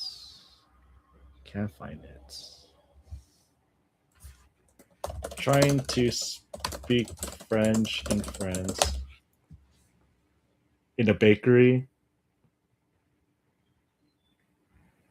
I guess. You talking about like when I was at a bakery? I don't know what you mean by the bakery scene. What is this? The video. No. I think it was just like a lady. Let me think if I can find it. It was a skit. You might know. Okay, it's by the Frenchies for sure. It was like a white lady attempting to speak French. Let me see. Trying to speak French. I don't know what's down. No. Oh, when an American tries to speak French in France, maybe. Okay, I guess I'm not getting lucky. It doesn't matter that much. It's fine. Merci as the only care that we have to speak in the language of the people in Quebec, in their language, is unacceptable, frankly, but it's a testimony. Focus on keywords. All right, let's see how...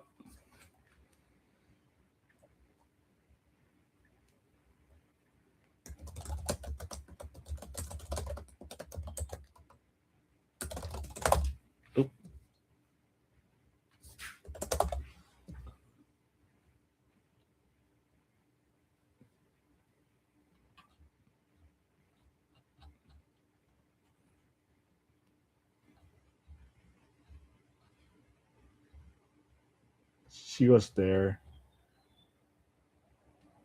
It could be this, but I'm thinking of someone else. But yeah, I know what you're talking about for sure. I swear, I think they removed it. Wait, I think it was a TV show. American. I'm done. Let's see. I might need a moment to research it. There's a specific TV show. It was a TV show. Of his desire to... Oh, Amanda. Yeah, I seen Amanda.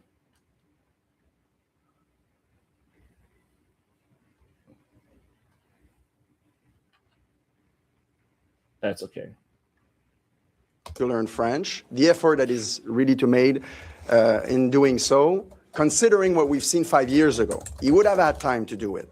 So what we see there is a testimony of the preoccupation people have for French language, Quebec culture in Canada in this situation. We have other preoccupation. We've seen Radio-Canada show this morning that there is nobody writing Mr. Carney's speeches that speak French, that are aware of that sensitivity in Quebec, of our cultural reality.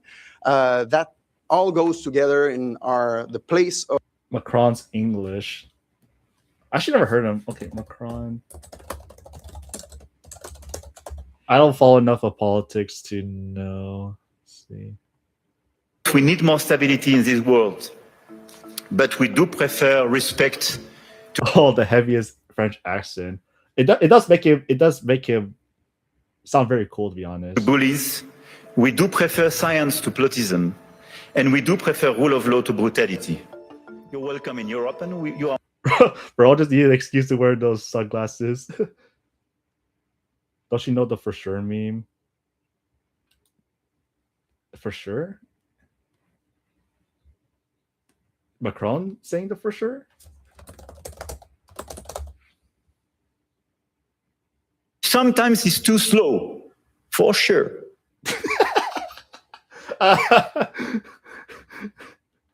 And needs to be reformed, for sure. But which is predictable. Loyal. Love it. Sometimes he's too slow, for sure. For sure. I gotta start using that. That's great. One moment.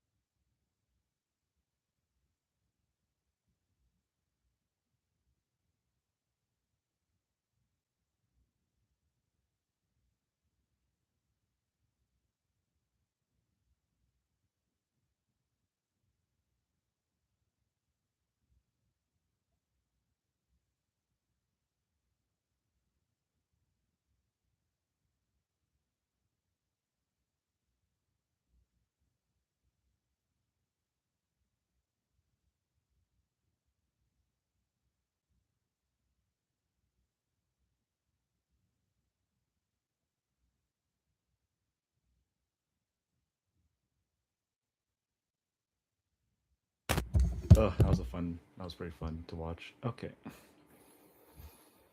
Whew. 6. What about Bob's English?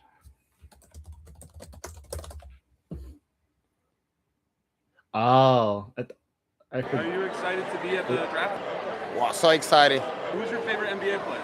LeBron James. English Mbappe versus French Mbappe is an entirely different person, man. They're clicking on the wrong things. I start to learn how to cook. What's the Mbappe special? For example, nothing. For the moment, nothing, but I try to be better.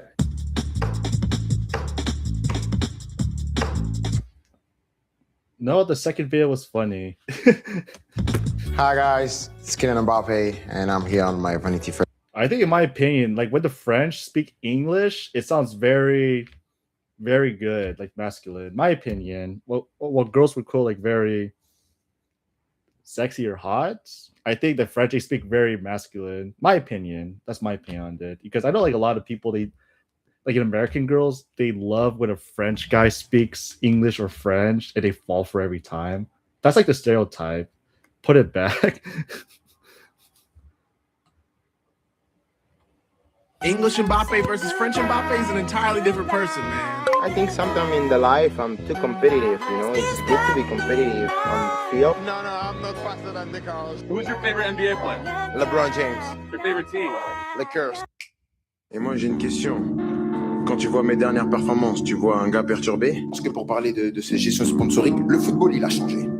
Le cadre quoi. Ouais, il va pas la chercher. Il va pas la chercher. English Mbappe versus French. So he sounds like a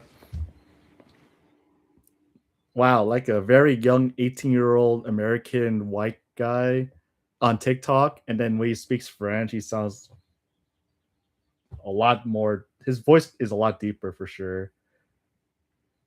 He's very serious. I gotta watch. I actually want to. I should watch his interviews. Does he have interviews in French? I don't know how to say this.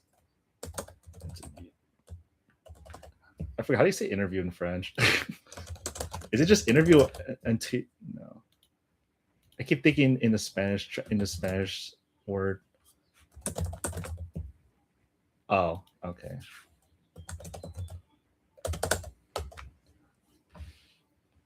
Do you know the "Tu me parles pas d'âge" meme?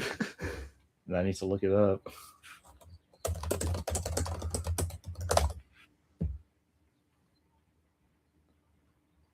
Il n'y a pas de t'as l'âge ou t'as pas l'âge. Ça veut rien dire, ça. Si t'es bon, t'es sur le terrain, t'assumes. Si t'es pas bon, tu te tais, tu restes sur le banc, tu regardes les autres. C'est la seule chose, je pense, où j'étais intransigeant. Moi, tu me parles pas d'âge. Tu parles peut-être quand je suis pas là, mais quand je suis... I actually don't know the exact meaning to what that means. Is that a cultural thing, or I just don't understand it completely? What's a direct translation? Don't talk to me about age. Don't talk to me about age. Yeah, I heard it. I thought, okay, is it supposed to be a meme, or I didn't understand it at first. Does he have an actual interview? I would like to hear like a full him sitting down, just having like an interview talk with someone, or does he not do interviews? Yes, it's just a soundbite. Oh. Je suis ce petit quiproquo. Le football il change. En sélection, mais qu'on va régler très très vite parce que voilà, il y a une compétition qui arrive et. Do you have an example that I can look up, maybe in keywords, because I don't think I'm allowed to. None of us are allowed to put links in the chat. On va pas se créer des problèmes pour rien. On a un pays à faire gagner. Et mais après, je pense que pour parler de ces gestions sponsoring, le football il a changé. Je pense que vous le savez mieux que moi. Je pense que la plupart des gens ici, ils sont dans le monde du foot depuis plus longtemps que moi. Le monde du football, il a changé. Il y a une nouvelle vague qui est arrivée. Et je pense que c'est juste donner un droit de regard sur notre nom, à quoi il est associé. Je demande pas grand-chose. C'est juste que j'ai une carrière et j'ai envie de gérer ma carrière comme je l'entends, comme ça me correspond, avec les valeurs que je veux prôner. The bridge. Je suis ce petit...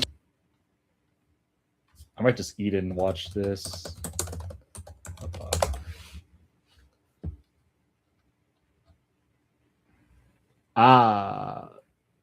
He's in this one? Wait, kill him a pop. The bridge.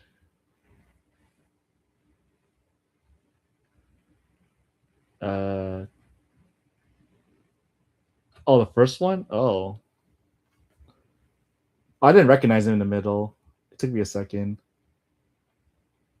Eh oui, on est de retour. Bienvenue à vous pour cette nouvelle saison de The Bridge. Il y a de nouveaux visages. Venez, je vais vous les présenter. Sandy, comment ça va? Très bien, ouais. Tranquille, ça va? T'es prête? Tu m'as donné encore une minute. Ouais, pas plus, hein? Honestly, this accent is king. It sounds so pleasant to the ear. Ok, pas plus. À tout à l'heure. I can understand it. Attention, ça It's va so envoyer nice. du lourd. Et Aurel, le super fan, c'est un prêtre, un politicien, ils sont sur OnlyFans. Là, attention, commence pas, tranquille avec les vannes. Je reviens vers toi après. Oh, how far is it? Okay. Wow. Is it this one? Je vais ouvrir le Et alors, mien. le dernier cadeau. On l'a choisi spécifiquement, c'est l'actualité. C'est pour aller sur la lambeau. J'ai eu beaucoup de taf, tu sais. Et les gens, ils ont grave kiffé. Et j'ai dit, bah, pourquoi pas. Mais maintenant, je le fais pour tout. Je love, je brosse. J'explique tout. Il annonce. Livre ouvert. Mais non, il met même, tu sais, quand il conduit, il met la main.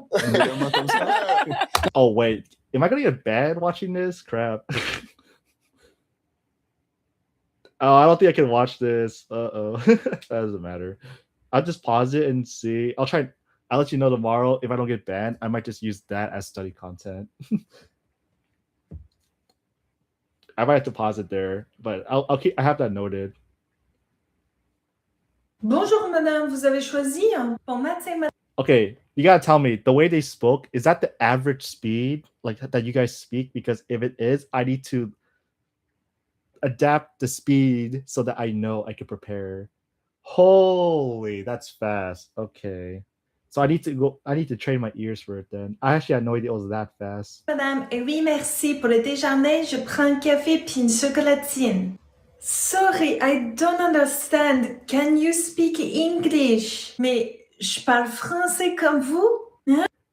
In my opinion, I think the true key to natives to being close to native is speed. So I think maybe this is a speed problem. English, madame, English? Calisse de tabarnak. Okay, 1 minute, I find translator. Excusez-moi, il y a quelqu'un ici qui parle québécois, je comprends pas. Oh, Quebec French. I forgot. No, not speed. It's pronunciation. Oh, okay. Oh, okay. I need to figure out. Okay, that speed I heard earlier, so I need to match it. Also, some French people are snobbish, even that the words don't even sound like words. That they all sound very short versions. I know you guys say like "comment ça va," it's like "ça va," right? You guys cut the words so much, so I pretty much need to. I don't think I got banned from watching. No, I think I got banned watching that. So I pretty much have to watch like intermediate. I can't find like advanced content that isn't part of like a public news, like quotidien. Okay, I need to find. No, that they won't try to speak to you if you don't speak perfect French. So you just have to speak correctly or the bridge channel. The bridge channel. I need to find out if my channel gets any notification after the stream that the bridge channel is fine to actually stream. So this is more of a test. So if it works tomorrow, I'll just go back and watch it again. So like, you know how I show you the Mandarin? You probably have to tell me how close am I to native natural. I need your help for this. Cool, que tout va bien de votre côté. Okay, so that's like super slow. So maybe because usually I'm around here. Yeah. I always tell myself because now I'm pretty much streaming all my study activity because I'm almost 5 hours in. So holy moly.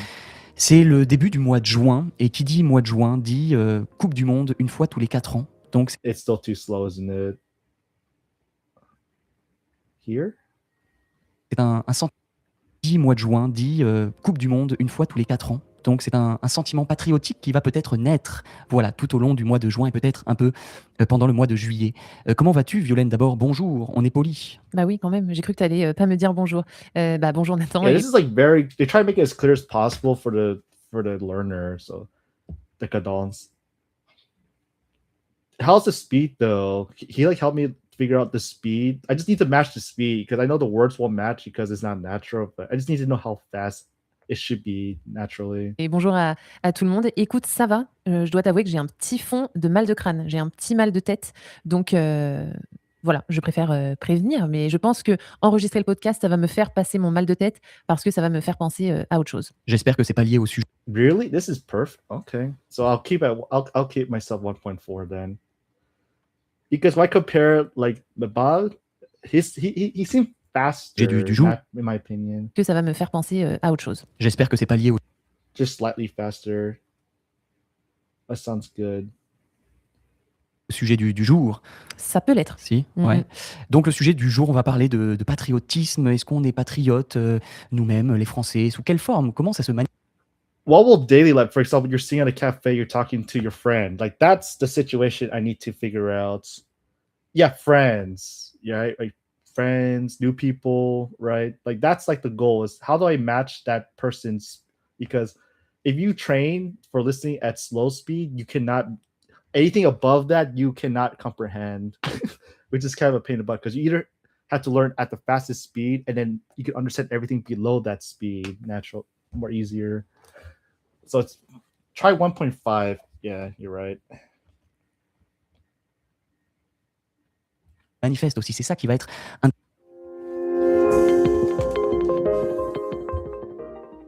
Bonjour tout le monde, comment ça va aujourd'hui? J'espère que tout roule, que tout va bien de votre côté. C'est le début du mois de juin, et qui dit mois de juin dit Coupe du Monde une fois tous les 4 ans. Donc c'est un... It kind of sounds like it, right? Un sentiment patriotique qui va peut-être naître, voilà, tout au long du mois de juin et peut-être un peu pendant le mois de juillet. Comment vas-tu, Violaine? D'abord, bonjour, on est poli. Bah oui, quand même, j'ai cru que tu allais pas me dire bonjour. Dang, okay. 6? Bah bonjour Nathan et pas me dire bonjour. Bah bonjour Nathan et bonjour à tout le monde. Écoute, ça va, je dois t'avouer que j'ai un petit fond de mal de crâne, j'ai un petit mal de tête, donc voilà, je préfère prévenir, mais je pense que enregistrer le podcast, ça va me faire passer mon mal de tête parce que ça va me faire penser à autre chose. J'espère que c'est pas lié au sujet du jour. Ça peut l'être. Si, ouais. Donc le sujet du jour, on va parler de patriotisme. Est-ce qu'on est patriote nous-mêmes, les Français? Sous quelle forme? Comment ça se manifeste aussi? C'est ça qui va être intéressant. Je l'ai dit, ce mois de juin, un mois de football, de Coupe du Monde. Donc ce sont des moments, comment dire, de communion aussi, de rassemblement d'un pays, d'une nation. En France, d'ici. Perfect. Okay. 1.6 as natural speed. Okay, this is for intermediate. This is intermediate, which is ironic. So if it's like beginner, it has to be 2 times.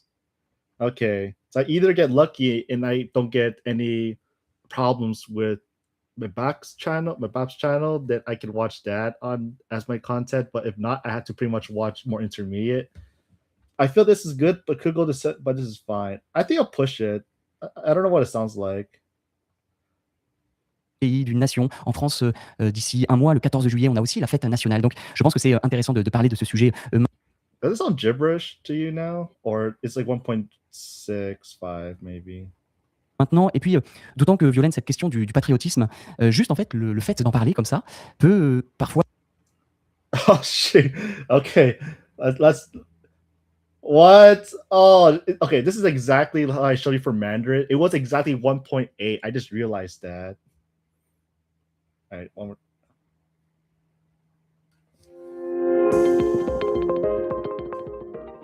Bonjour tout le monde, comment ça va aujourd'hui? J'espère que tout roule, que tout va bien de votre côté. C'est le début du mois de juin, et qui dit mois de juin dit Coupe du Monde une fois tous les 4 ans. Donc c'est un sentiment patriotique qui va peut-être naître, voilà, tout au long du mois de juin et peut-être un peu pendant le mois de juillet. Comment vas-tu, Violaine? D'abord, bonjour, on est poli.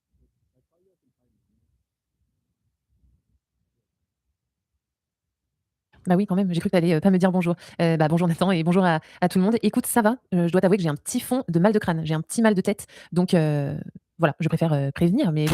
Okay, how is it right? 1.8. Oh shit! I like before you said 1.6. It's all right. You know, 1.7. All right.